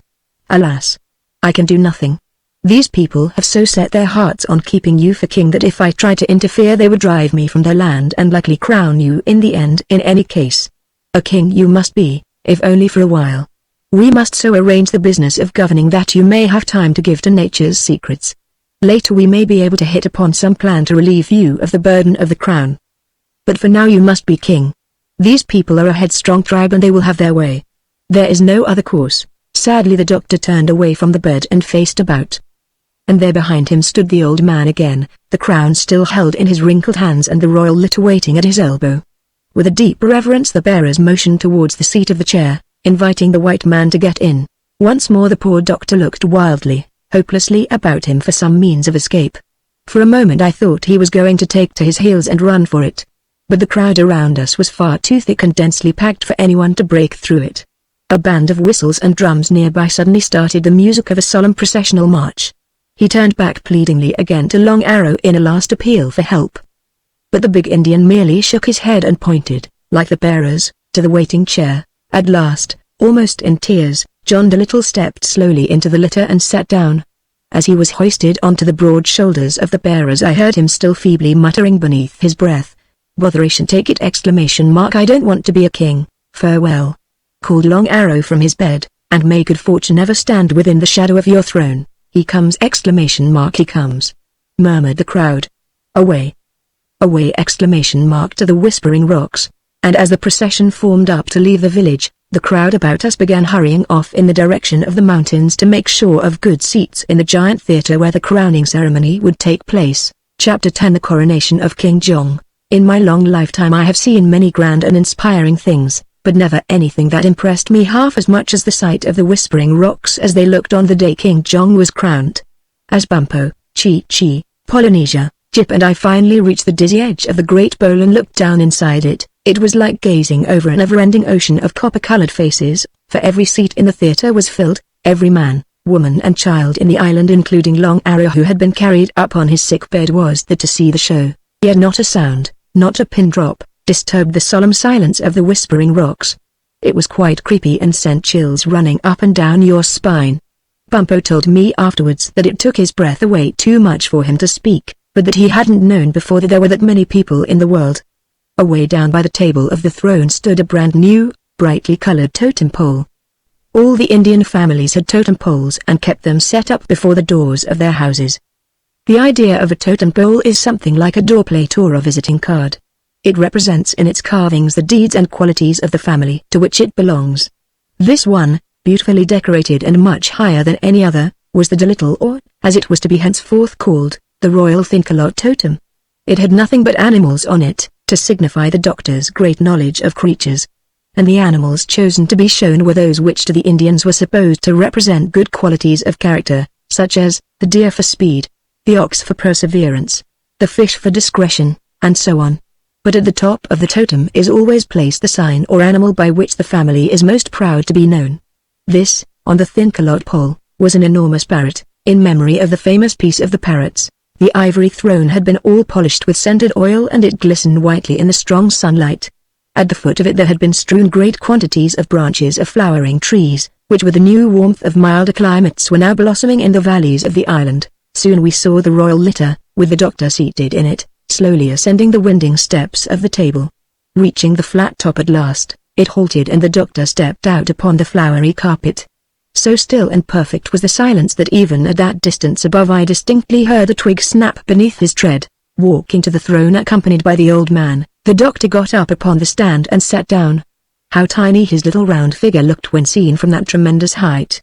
The throne had been made for longer-legged kings, and when he was seated, his feet did not reach the ground but dangled 6 inches from the top step. Then the old man turned round and looking up at the people began to speak in a quiet even voice, but every word he said was easily heard in the furthest corner of the Whispering Rocks. First he recited the names of all the great Popsipetel kings who in days long ago had been crowned in this ivory chair. He spoke of the greatness of the Popsipetel people, of their triumphs, of their hardships. Then waving his hand towards the doctor he began recounting the things which this king-to-be had done. And I am bound to say that they easily outmatched the deeds of those who had gone before him. As soon as he started to speak of what the doctor had achieved for the tribe, the people, still strictly silent, all began waving their right hands towards the throne. This gave to the vast theatre a very singular appearance, acres and acres of something moving with never a sound. At last the old man finished his speech and stepping up to the chair, very respectfully removed the doctor's battered high hat. He was about to put it upon the ground, but the doctor took it from him hastily and kept it on his lap. Then taking up the sacred crown he placed it upon John Dolittle's head. It did not fit very well, for it had been made for smaller-headed kings, and when the wind blew in freshly from the sunlit sea the doctor had some difficulty in keeping it on. But it looked very splendid. Turning once more to the people, the old man said, "Men of Popsipetel, behold your elected king!" Are you content? And then at last the voice of the people broke loose, "Jong! Jong!" They shouted, "Long live King Jong!" The sound burst upon the solemn silence with the crash of 100 cannon. There, where even a whisper carried miles, the shock of it was like a blow in the face. Back and forth the mountains threw it to one another. I thought the echoes of it would never die away as it passed rumbling through the whole island, jangling among the lower valleys, booming in the distant sea caves. Suddenly I saw the old man point upward, to the highest mountain in the island, and looking over my shoulder, I was just in time to see the hanging stone topple slowly out of sight down into the heart of the volcano. "See ye, men of the moving land!" The old man cried. "The stone has fallen and our legend has come true. The King of Kings is crowned this day." The doctor too had seen the stone fall and he was now standing up looking at the sea expectantly. "He's thinking of the air chamber," said Bumpo in my ear. "Let us hope that the sea isn't very deep in these parts." After a full minute, so long did it take the stone to fall that depth, we heard a muffled, distant, crunching thud and then immediately after, a great hissing of escaping air. The doctor, his face tense with anxiety, sat down in the throne again still watching the blue water of the ocean with staring eyes. Soon we felt the island slowly sinking beneath us. We saw the sea creep inland over the beaches as the shores went down 1 foot, 3 feet, 10 feet, 20, 50, 100. And then, thank goodness, gently as a butterfly alighting on a rose, it stopped. Spider-Monkey Island had come to rest on the sandy bottom of the Atlantic, and Earth was joined to Earth once more. Of course many of the houses near the shores were now underwater. Popsipetel village itself had entirely disappeared. But it didn't matter. No one was drowned, for every soul in the island was high up in the hills watching the coronation of King Jong. The Indians themselves did not realize at the time what was taking place, though of course they had felt the land sinking beneath them. The doctor told us afterwards that it must have been the shock of that tremendous shout, coming from a million throats at once, which had toppled the hanging stone off its perch. But in Popsipetel history the story was handed down, and it is firmly believed to this day, that when King Jong sat upon the throne, so great was his mighty weight, that the very island itself sank down to do him honor and never moved again. Part 6, Chapter 1 New Popsipetel. Jong Thinkalot had not ruled over his new kingdom for more than a couple of days before my notions about kings and the kind of lives they led changed very considerably. I had thought that all that kings had to do was to sit on a throne and have people bow down before them several times a day. I now saw that a king can be the hardest working man in the world if he attends properly to his business. From the moment that he got up, early in the morning, till the time he went to bed, late at night 7 days in the week John Dolittle was busy, busy, busy. First of all there was the new town to be built. The village of Popsipetel had disappeared, the city of New Popsipetel must be made. With great care a place was chosen for it and a very beautiful position it was, at the mouth of a large river. The shores of the island at this point formed a lovely wide bay where canoes and ships too, if they should ever come, could lie peacefully at anchor without danger from storms. In building this town, the doctor gave the Indians a lot of new ideas. He showed them what town sewers were, and how garbage should be collected each day and burnt. High up in the hills he made a large lake by damming a stream. This was the water supply for the town. None of these things had the Indians ever seen, and many of the sicknesses which they had suffered from before were now entirely prevented by proper drainage and pure drinking water. Peoples who don't use fire do not of course have metals either, because without fire it is almost impossible to shape iron and steel.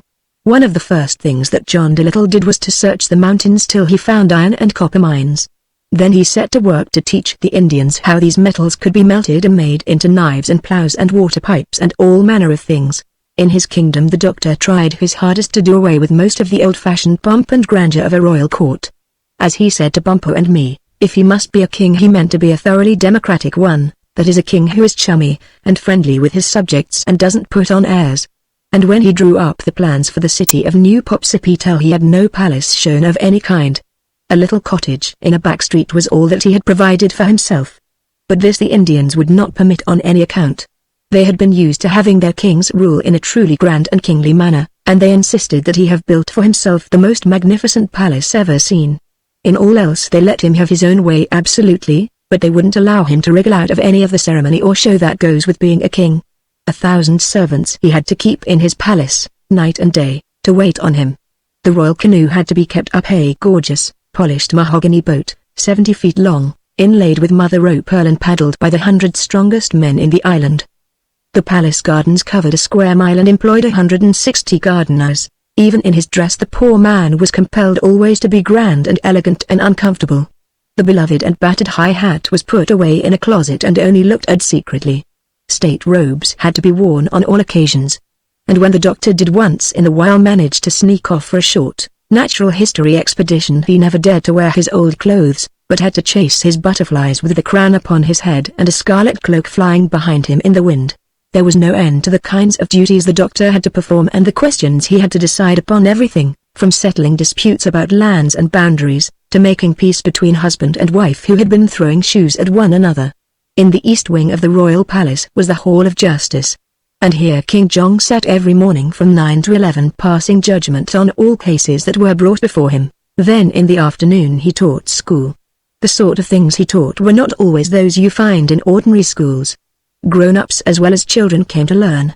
You see, these Indians were ignorant of many of the things that quite small white children know, though it is also true that they knew a lot that white grown-ups never dreamed of. Bumpo and I helped with the teaching as far as we could, simple arithmetic, and easy things like that.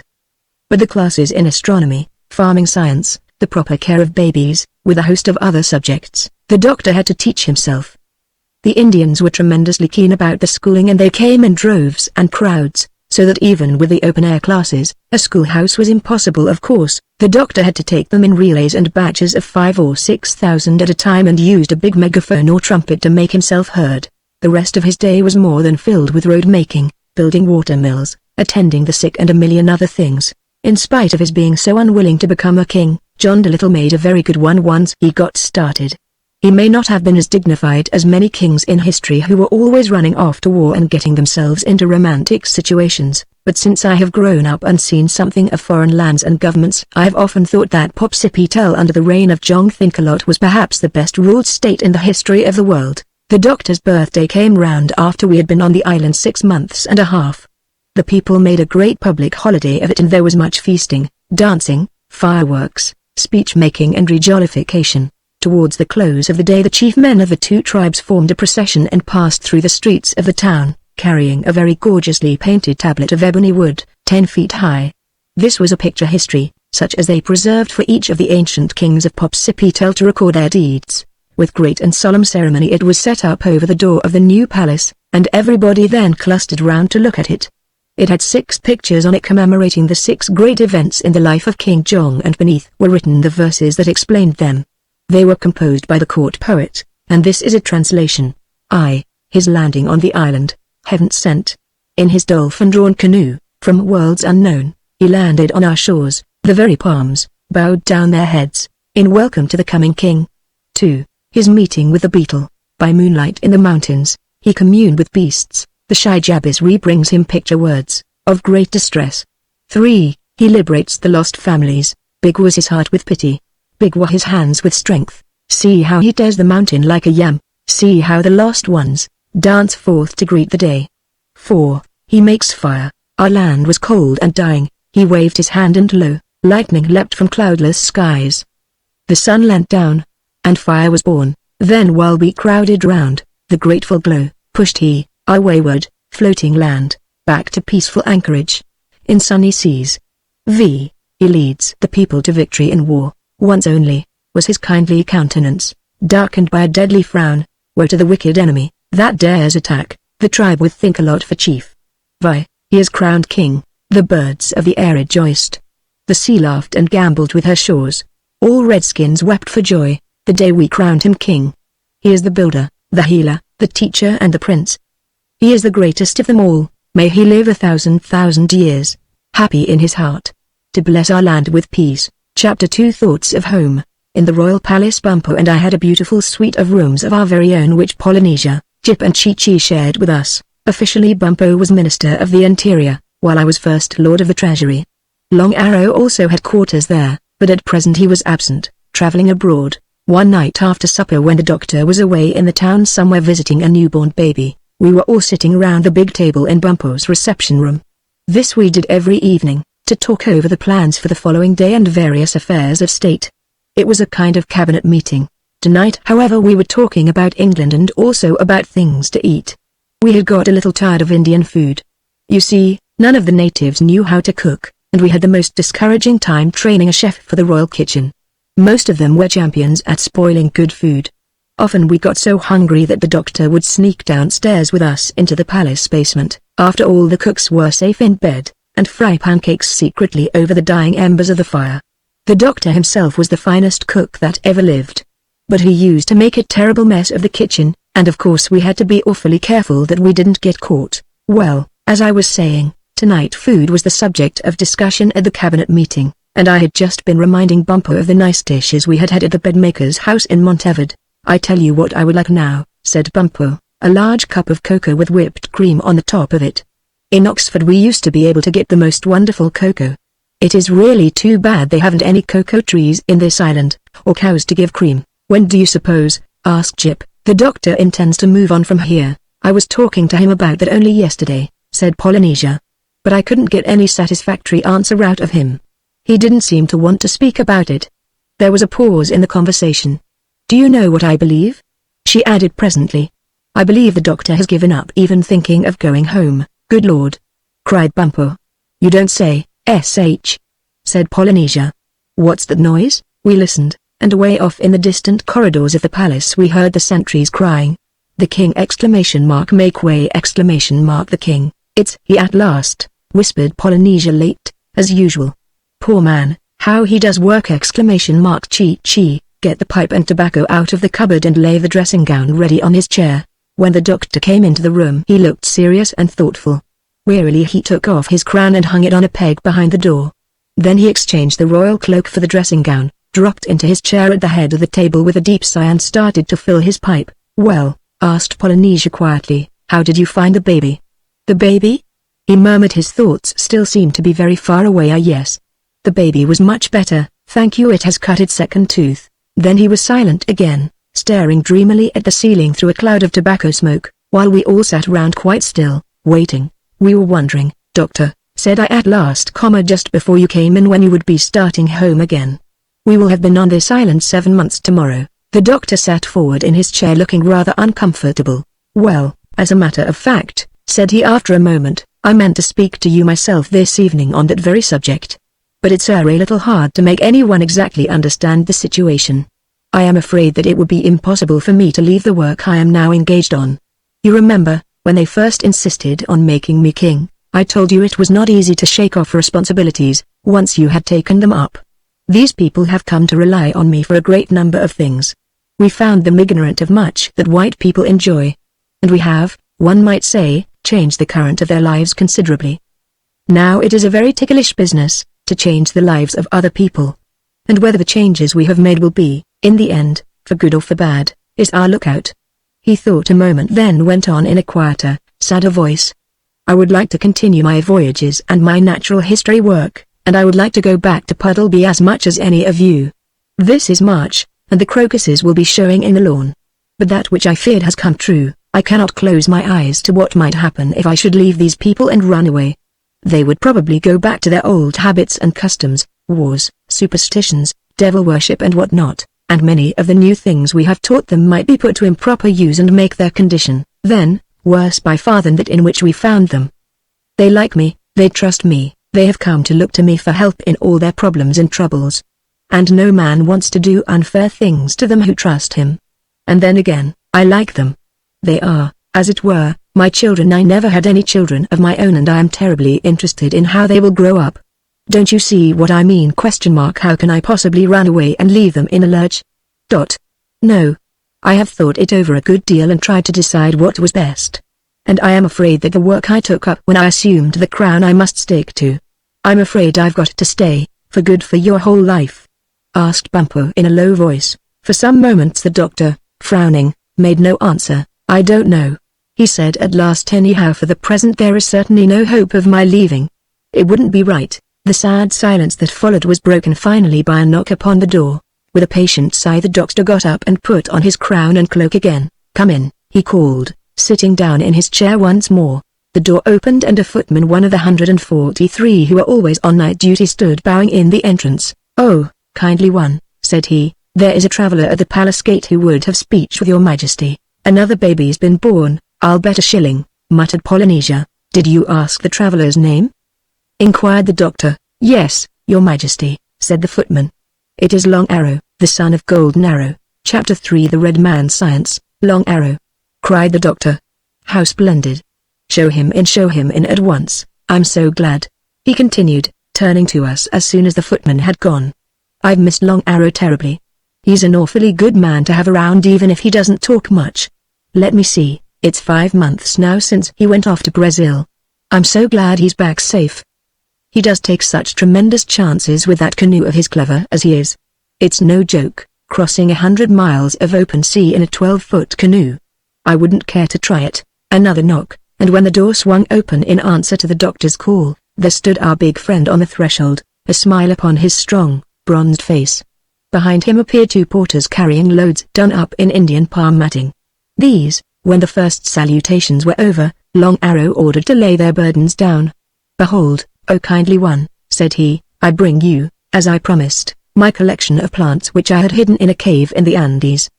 These treasures represent the labors of my life. The packages were opened, and inside were many smaller packages and bundles.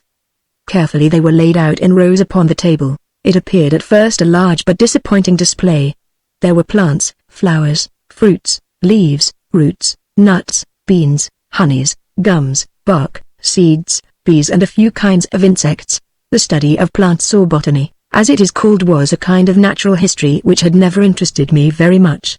I had considered it, compared with the study of animals, a dull science. But as Long Arrow began taking up the various things in his collection and explaining their qualities to us, I became more and more fascinated. And before he had done I was completely absorbed by the wonders of the vegetable kingdom which he had brought so far. These, said he, taking up a little packet of big seeds, are what I have called laughing beans. What are they for?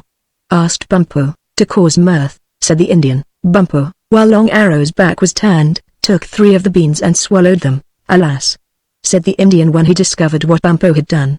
If he wished to try the powers of these seeds he should have eaten no more than 1/4 of one. Let us hope that he does not die of laughter. The bean's effect upon Bumpo was most extraordinary. First he broke into a broad smile, then he began to giggle. Finally he burst into such prolonged roars of hearty laughter that we had to carry him into the next room and put him to bed. The doctor said afterwards that he probably would have died laughing if he had not had such a strong constitution. All through the night he gurgled happily in his sleep.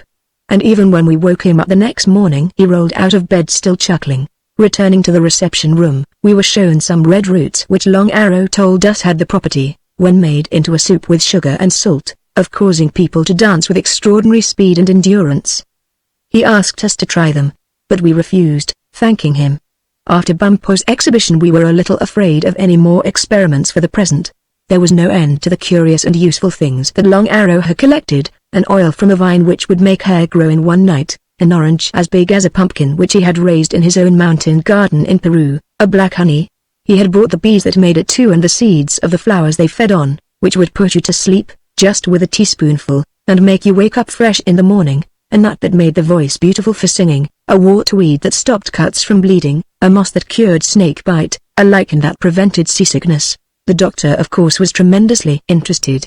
Well into the early hours of the morning he was busy going over the articles on the table one by one, listing their names and writing their properties and descriptions into a notebook as Long Arrow dictated. "There are things here, Stubborns," he said as he ended, "which in the hands of skilled druggists will make a vast difference to the medicine and chemistry of the world.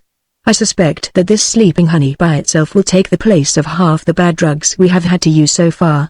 Long Arrow has discovered a pharmacopoeia of his own." Miranda was right. He is a great naturalist. His name deserves to be placed beside Linnaeus. "Some day I must get all these things to England, but when?" he added sadly. "Yes, that's the problem, when." Chapter 4 The Sea Serpent. For a long time after that cabinet meeting of which I have just told you, we did not ask the doctor anything further about going home. Life in Spider-Monkey Island went forward, month in month out, busily and pleasantly. The winter, with Christmas celebrations, came and went, and summer was with us once again before we knew it.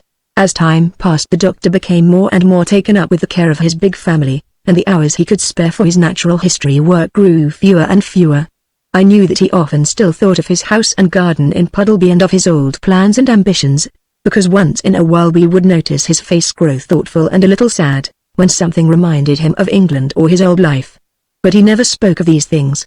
And I truly believe he would have spent the remainder of his days on Spider-Monkey Island if it hadn't been for an accident and for Polynesia. The old parrot had grown very tired of the Indians, and she made no secret of it. "The very idea," she said to me one day as we were walking on the seashore, "the idea of the famous John Dolittle spending his valuable life waiting on these greasy natives!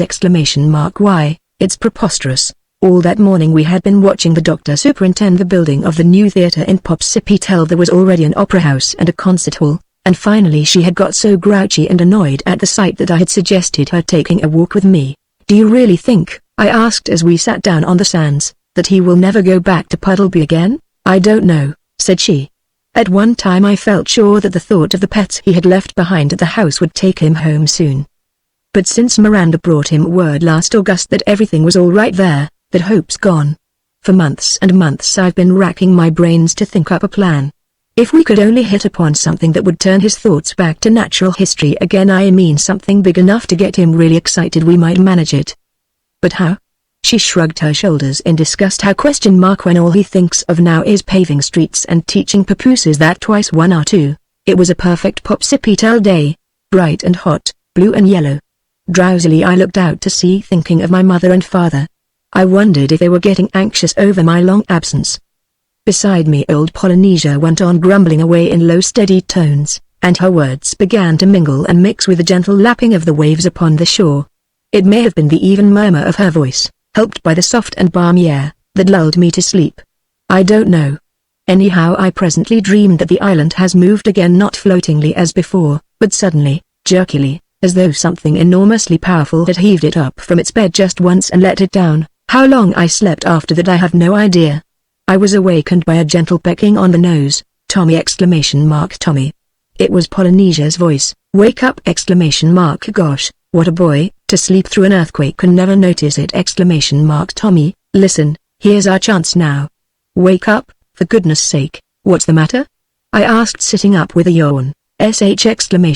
Look, whispered Polynesia, pointing out to sea. Still only half awake, I stared before me with bleary, sleep-laden eyes. And in the shallow water, not more than 30 yards from shore, I saw an enormous pale pink shell. Dome-shaped, it towered up in a graceful rainbow curve to a tremendous height, and round its base the surf broke gently in little waves of white. It could have belonged to the wildest dream. "What in the world is it?" I asked. "That," whispered Polynesia, "is what sailors for hundreds of years have called the sea serpent. I've seen it myself more than once from the decks of ships, at long range, curving in and out of the water. But now that I see it close and still, I very strongly suspect that the sea serpent of history is no other than the great glass sea snail that the Fidget told us of. If that isn't the only fish of its kind in the 7 seas, call me a carrion crow, Tommy, we're in luck." Our job is to get the doctor down here to look at that prize specimen before it moves off to the deep hole.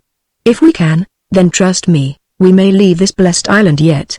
You stay here and keep an eye on it while I go after the doctor. Don't move or speak, don't even breathe heavy, he might get scared, awful timid things, snails. Just watch him, and I'll be back in 2 shakes, stealthily creeping up the sands till she could get behind the cover of some bushes before she took to her wings. Polynesia went off in the direction of the town, while I remained alone upon the shore, fascinatedly watching this unbelievable monster wallowing in the shallow sea. It moved very little. From time to time it lifted its head out of the water, showing its enormously long neck and horns. Occasionally it would try and draw itself up, the way a snail does when he goes to move, but almost at once it would sink down again as if exhausted. It seemed to me to act as though it were hurt underneath, but the lower part of it, which was below the level of the water, I could not see. I was still absorbed in watching the great beast when Polynesia returned with the doctor. They approached so silently and so cautiously that I neither saw nor heard them coming till I found them crouching beside me on the sand. One sight of the snail changed the doctor completely. His eyes just sparkled with delight. I had not seen him so thrilled and happy since the time we caught the Jabizri beetle when we first landed on the island. It is he, whispered the great glass sea snail himself, not a doubt of it.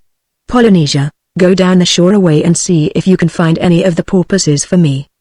Perhaps they can tell us what the snail is doing here. It's very unusual for him to be in shallow water like this. And Stubbornbins, you go over to the harbor and bring me a small canoe. But be most careful how you paddle it round into this bay. If the snail should take fright and go out into the deeper water, we may never get a chance to see him again. And don't tell any of the Indians, Polynesia added in a whisper as I moved to go. We must keep this a secret or we'll have a crowd of sightseers round here in 5 minutes.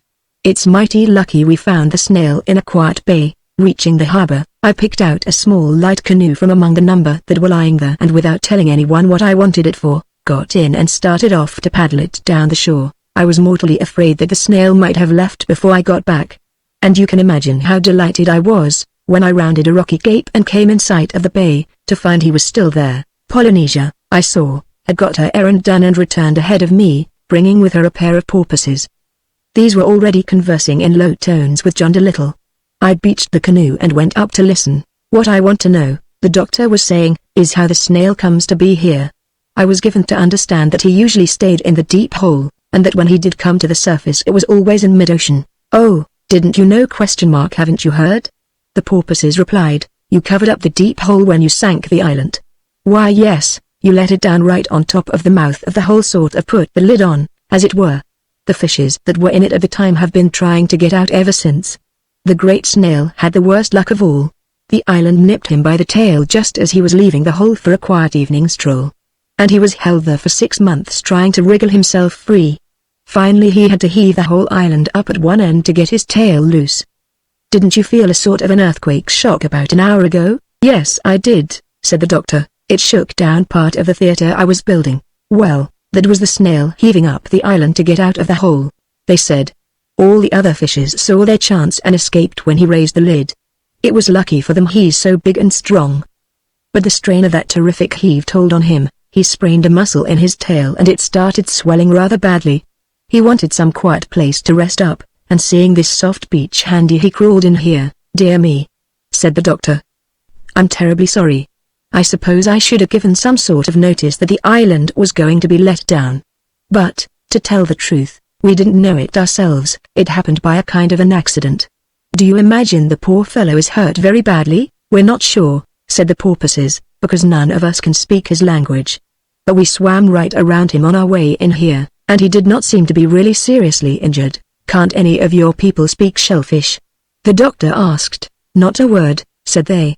It's a most frightfully difficult language. Do you think that you might be able to find me some kind of a fish that could? We don't know, said the porpoises.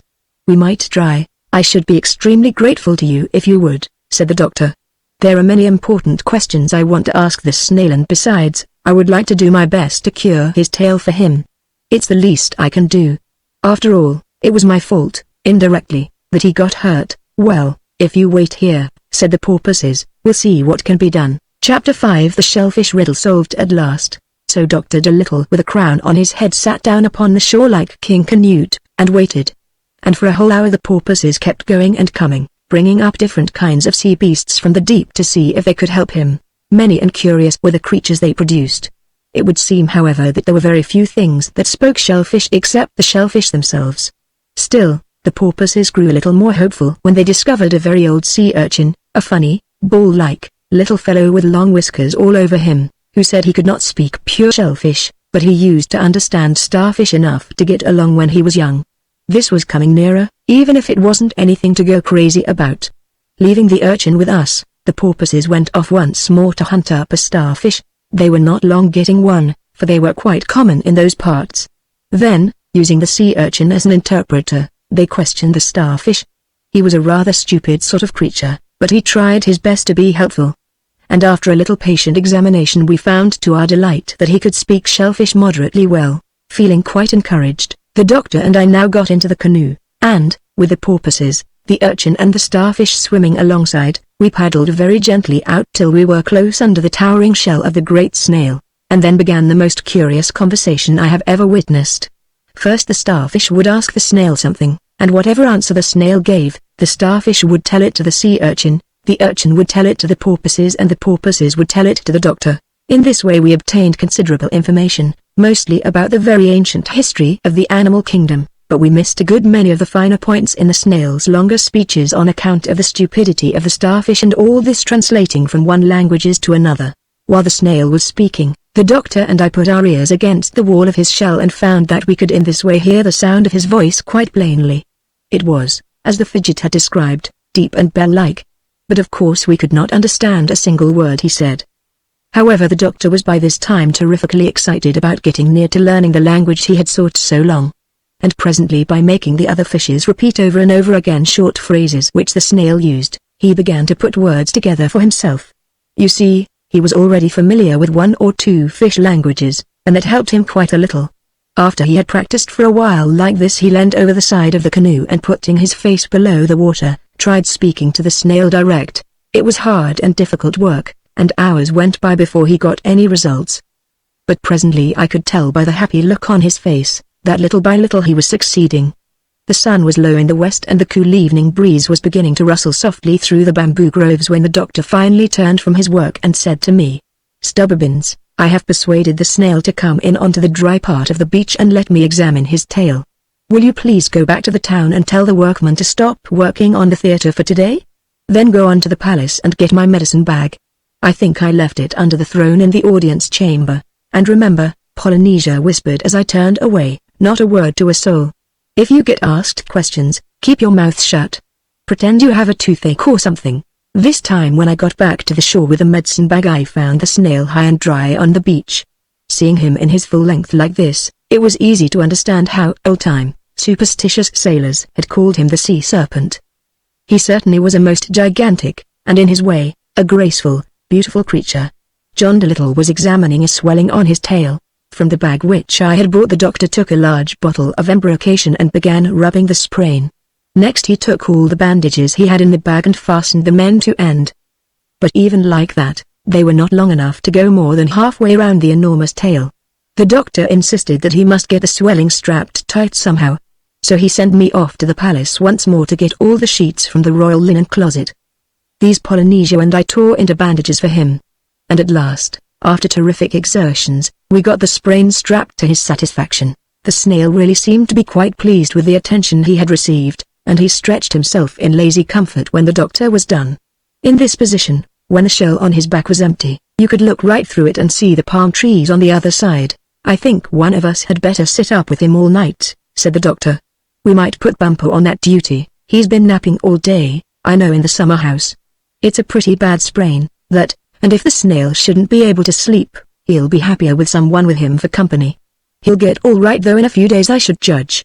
If I wasn't so confoundedly busy I'd sit up with him myself.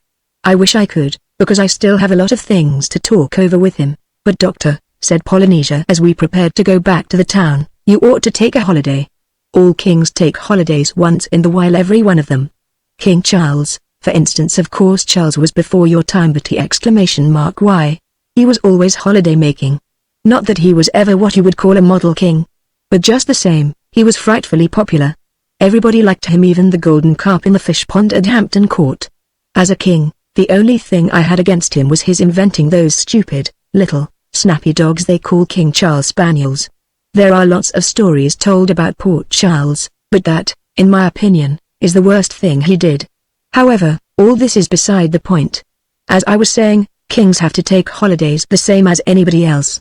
And you haven't taken one since you were crowned, have you now? No, said the doctor, I suppose that's true. Well, now I tell you what you do, said she. As soon as you get back to the palace you publish a royal proclamation that you are going away for a week into the country for your health. And you're going without any servants, you understand, just like a plain person. It's called traveling incognito, when kings go off like that. They all do it, it's the only way they can ever have a good time. Then the week you're away you can spend lolling on the beach back there with a snail. How's that? I'd like to, said the doctor. It sounds most attractive. But there's that new theatre to be built. None of our carpenters would know how to get those rafters on without me to show them, and then there are the babies. These native mothers are so frightfully ignorant. Oh, bother the theatre and the babies too, snapped Polynesia. The theatre can wait a week. And as for babies, they never have anything more than colic. How do you suppose babies got along before you came here? For heaven's sake, ? Take a holiday.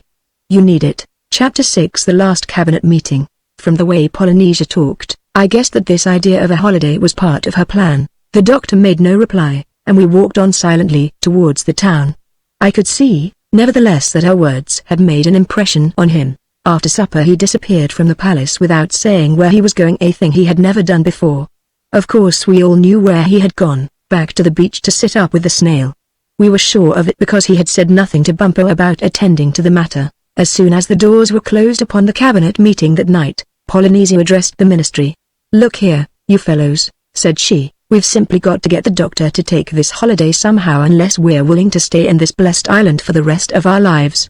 But what difference, Bumpo asked, is his taking a holiday going to make? Impatiently Polynesia turned upon the minister of the interior. Don't you see? If he has a clear week to get thoroughly interested in his natural history again, marine stuff, his dream of seeing the floor of the ocean and all that, there may be some chance of his consenting to leave this pesky place. But while he is here on duty as king he never gets a moment to think of anything outside of the business of government. Yes, that's true. He's far too conscientious, Bumpo agreed. And besides, Polynesia went on, his only hope of ever getting away from here would be to escape secretly. He's got to leave while he is holiday making, incognito, when no one knows where he is or what he's doing, but us. If he built a ship big enough to cross the sea in, all the Indians would see it, and hear it, being built, and they'd ask what it was for. They would interfere. They'd sooner have anything happen than lose the doctor. Why, I believe if they thought he had any idea of escaping they would put chains on him. Yes, I really think they would, I agreed. Yet without a ship of some kind I don't see how the doctor is going to get away, even secretly. Well, I'll tell you, said Polynesia. If we do succeed in making him take this holiday, our next step will be to get the sea snail to promise to take us all in his shell and carry us to the mouth of Puddleby River. If we can once get the snail willing, the temptation will be too much for John Dolittle and he'll come, I know, especially as he'll be able to take those new plants and drugs of long arrows to the English doctors, as well as see the floor of the ocean on the way. How thrilling!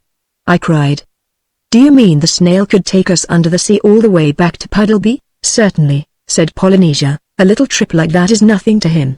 He would crawl along the floor of the ocean and the doctor could see all the sights. Perfectly simple. Oh, John Dolittle will come all right, if we can only get him to take that holiday, and if the snail will consent to give us the ride. Golly, I hope he does, sighed Jip. I'm sick of these beastly tropics, they make you feel so lazy and good for nothing. And there are no rats or anything here, not that a fellow would have the energy to chase them even if there were. My, wouldn't I be glad to see old Puddleby in the garden again. And won't Dab be glad to have us back, by the end of next month, said I. It will be 2 whole years since we left England, since we pulled up the anchor at Kingsbridge and bumped our way out into the river, and got stuck on the mudbank, added Chi-Chi in a dreamy, far-away voice. Do you remember how all the people waved to us from the river wall? I asked. Yes. And I suppose they've often talked about us in the town since, said Jip, wondering whether we're dead or alive. Cease, said Bumpo. I feel I am about to weep from sediment. Chapter 7 The Doctor's Decision. Well, you can guess how glad we were when next morning the doctor, after his all-night conversation with the snail, told us that he had made up his mind to take the holiday. A proclamation was published right away by the town crier that His Majesty was going into the country for a 7-day rest, but that during his absence the palace and the government offices would be kept open as usual. Polynesia was immensely pleased. She at once set quietly to work making arrangements for our departure, taking good care the while that no one should get an inkling of where we were going, what we were taking with us, the hour of our leaving or which of the palace gates we would go out by. Cunning old schemer that she was, she forgot nothing. And not even we, who were of the doctor's party, could imagine what reasons she had for some of her preparations. She took me inside and told me that the one thing I must remember to bring with me was all of the doctor's notebooks. Long Arrow, who was the only Indian let into the secret of our destination, said he would like to come with us as far as the beach to see the great snail, and him Polynesia told to be sure and bring his collection of plants. Bumpo she ordered to carry the doctor's high hat carefully hidden under his coat. She sent off nearly all the footmen who were on night duty to do errands in the town, so that there should be as few servants as possible to see us leave. And midnight, the hour when most of the townspeople would be asleep, she finally chose for our departure. We had to take a week's food supply with us for the royal holiday. So, with our other packages, we were heavy laden when on the stroke of 12 we opened the west door of the palace and stepped cautiously and quietly into the moonlit garden. Tiptoe incognito, whispered Bumpo as we gently closed the heavy doors behind us. No one had seen us leave. At the foot of the stone steps leading from the Peacock Terrace to the sunken rosary, something made me pause and look back at the magnificent palace which we had built in this strange, far-off land where no white men but ourselves had ever come. Somehow I felt it in my bones that we were leaving it tonight never to return again. And I wondered what other kings and ministers would dwell in its splendid halls when we were gone. The air was hot, and everything was deadly still but for the gentle splashing of the tame flamingos paddling in the lily pond. Suddenly the twinkling lantern of a night watchman appeared round the corner of a cypress hedge. Polynesia plucked at my stocking and, in an impatient whisper, bade me hurry before our flight be discovered. On our arrival at the beach we found the snail already feeling much better and now able to move his tail without pain. The porpoises, who are by nature inquisitive creatures, were still hanging about in the offing to see if anything of interest was going to happen. Polynesia, the plotter, while the doctor was occupied with his new patient, signaled to them and drew them aside for a little private chat. "Now see here, my friends," said she speaking low, "you know how much John Dolittle has done for the animals, given his whole life up to them. One might say, well, here is your chance to do something for him. Listen, he got made king of this island against his will, see? And now that he has taken the job on, he feels that he can't leave it, thinks the Indians won't be able to get along without him and all that, which is nonsense, as you and I very well know. All right. Then here's the point, if this snail were only willing to take him and us and the little baggage, not very much, 30 or 40 pieces, say inside his shell, and carry us to England, we feel sure that the doctor would go, because he's just crazy to mess about on the floor of the ocean. What's more, this would be his one and only chance of escape from the island. Now it is highly important that the doctor return to his own country to carry on his proper work, which means such a lot to the animals of the world. So what we want you to do is to tell the sea urchin to tell the starfish to tell the snail to take us in his shell and carry us to Puddleby River. Is that plain?" "Quite, said the porpoises. "And we will willingly do our very best to persuade him, for it is, as you say, a perfect shame for the great man to be wasting his time here when he is so much needed by the animals. And don't let the doctor know what you're about," said Polynesia as they started to move off. "He might balk if he thought we had any hand in it. Get the snail to offer on his own account to take us." See, John Dolittle, unaware of anything save the work he was engaged on, was standing knee-deep in the shallow water, helping the snail try out his mended tail to see if it were well enough to travel on. Bumpo and Long Arrow, with Chi-Chi and Jip, were lolling at the foot of a palm a little way up the beach. Polynesia and I now went and joined them. Half an hour passed. What success the porpoises had met with, we did not know, till suddenly the doctor left the snail's side and came splashing out to us, quite breathless. "What do you think?" he cried. "While I was talking to the snail just now, he offered, of his own accord, to take us all back to England inside his shell. He says he has got to go on a voyage of discovery anyway, to hunt up a new home, now that the deep hole is closed. Said it wouldn't be much out of his way to drop us at Puddleby River, if we cared to come along. Goodness, what a chance. I'd love to go. To examine the floor of the ocean all the way from Brazil to Europe. No man ever did it before. What a glorious trip! Oh, that I had never allowed myself to be made king. Now I must see the chance of a lifetime slip by, He turned from us and moved down the sands again to the middle beach, gazing wistfully, longingly out at the snail. There was something peculiarly sad and forlorn about him as he stood there on the lonely, moonlit shore, the crown upon his head, his figure showing sharply black against the glittering sea behind. Out of the darkness at my elbow Polynesia rose and quietly moved down to his side. "Now doctor," said she in a soft persuasive voice as though she were talking to a wayward child, "you knows this king business is not your real work in life. These natives will be able to get along without you, not so well as they do with you of course, but they'll manage the same as they did before you came. Nobody can say you haven't done your duty by them. It was their fault, they made you king. Why not accept the snail's offer, and just drop everything now, and go?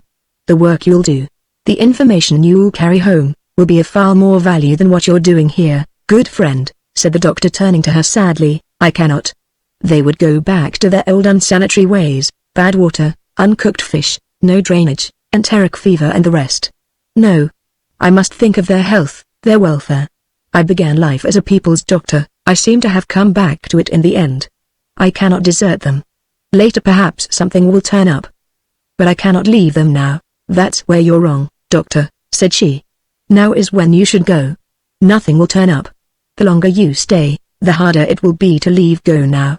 Go tonight." "What, steal away without even saying goodbye to them?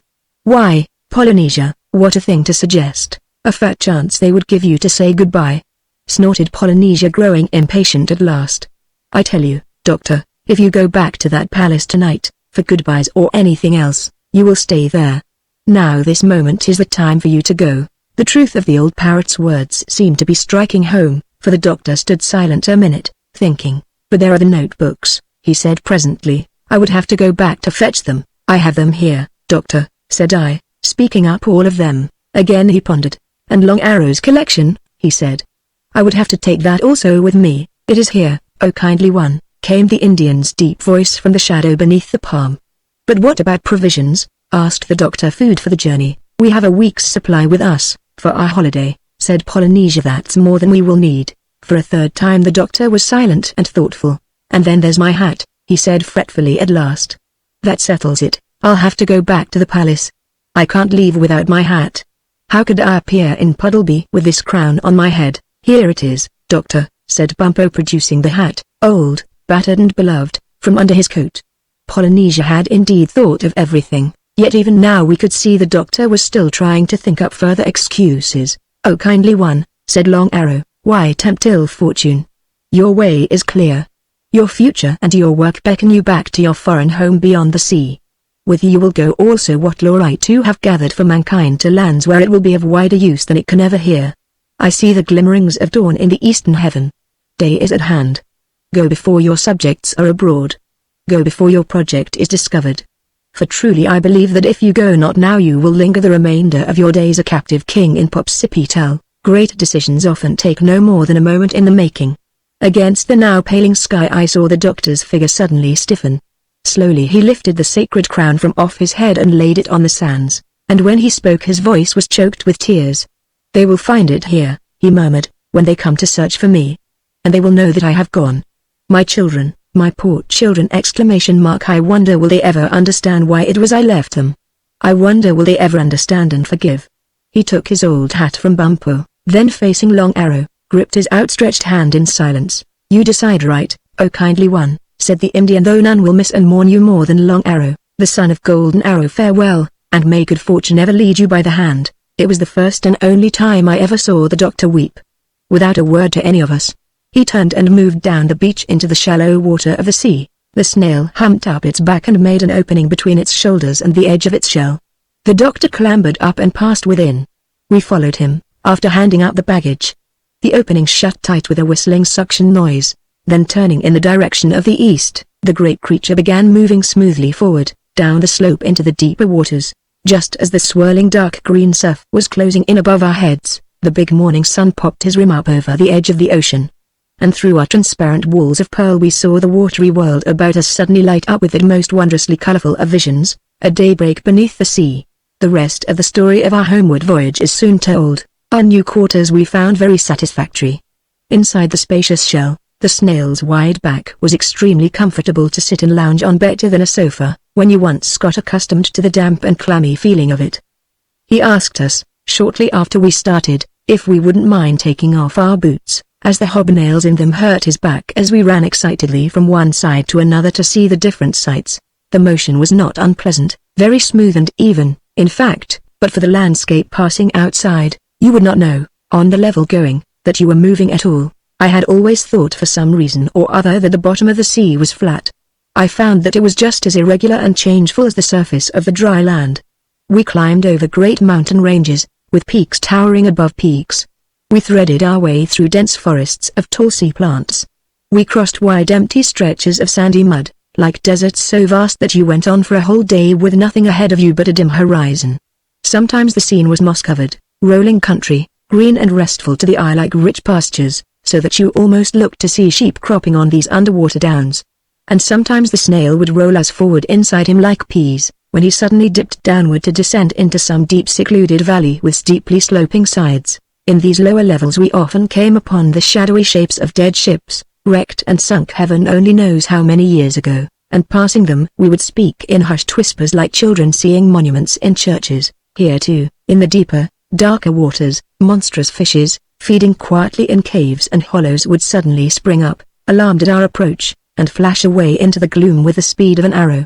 While other bolder ones, all sorts of unearthly shapes and colors, would come right up and peer in at us through the shell. I suppose they think we are a sort of an aquarium, said Bumpo. I'd hate to be a fish. It was a thrilling and ever-changing show. The doctor wrote or sketched incessantly. Before long we had filled all the blank notebooks we had left. Then we searched our pockets for any odd scraps of paper on which to jot down still more observations. We even went through the used books a second time, writing in between the lines, scribbling all over the covers, back and front. Our greatest difficulty was getting enough light to see by. In the lower waters it was very dim. On the third day we passed a band of fire eels, a sort of large, marine glowworm, and the doctor asked the snail to get them to come with us for a way. This they did, swimming alongside, and their light was very helpful, though not brilliant. How our giant shellfish found his way across that vast and gloomy world was a great puzzle to us. John Dolittle asked him by what means he navigated, how he knew he was on the right road to Puddleby River. And what the snail said in reply got the doctor so excited, that having no paper left, he tore out the lining of his precious hat and covered it with notes. By night of course it was impossible to see anything, and during the hours of darkness the snail used to swim instead of crawl. When he did so he could travel at a terrific speed, just by waggling that long tail of his. This was the reason why we completed the trip in so short a time, 5.5 days. The air of our chamber, not having a change in the whole voyage, got very close and stuffy, and for the first 2 days we all had headaches. But after that we got used to it and didn't mind it in the least. Early in the afternoon of the 6th day, we noticed we were climbing a long gentle slope. As we went upward it grew lighter. Finally we saw that the snail had crawled right out of the water altogether and had now come to a dead stop on a long strip of grey sand. Behind us we saw the surface of the sea rippled by the wind. On our left was the mouth of a river with the tide running out.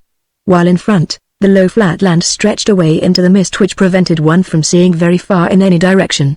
A pair of wild ducks with craning necks and whirring wings passed over us and disappeared like shadows, seaward. As a landscape, it was a great change from the hot brilliant sunshine of Popsipetel. With the same whistling suction sound, the snail made the opening for us to crawl out by. As we stepped down upon the marshy land we noticed that a fine, drizzling autumn rain was falling. "Can this be Merry England?" asked Bumpo, peering into the fog. "Doesn't look like any place in particular. Maybe the snail hasn't brought us right after all." "Yes," sighed Polynesia, shaking the rain off her feathers. "This is England all right, you can tell it by the beastly climate." "Oh, but fellows," cried Jip, as he sniffed up the air in great gulps, "it has a smell, a good and glorious smell!" "Excuse me a minute, I see a water rat, "listen," said Chi-Chi through teeth that chattered with the cold. "There's Puddleby church clock striking 4. Why don't we divide up the baggage and get moving?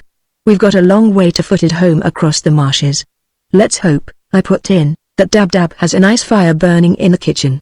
"I'm sure she will," said the doctor as he picked out his old handbag from among the bundles. "With this wind from the east she'll need it to keep the animals in the house warm. Come on. Let's hug the riverbank so we don't miss our way in the fog." You know, there's something rather attractive in the bad weather of England when you've got a kitchen fire to look forward to. 4 o'clock. Come along, will just be a nice time for tea.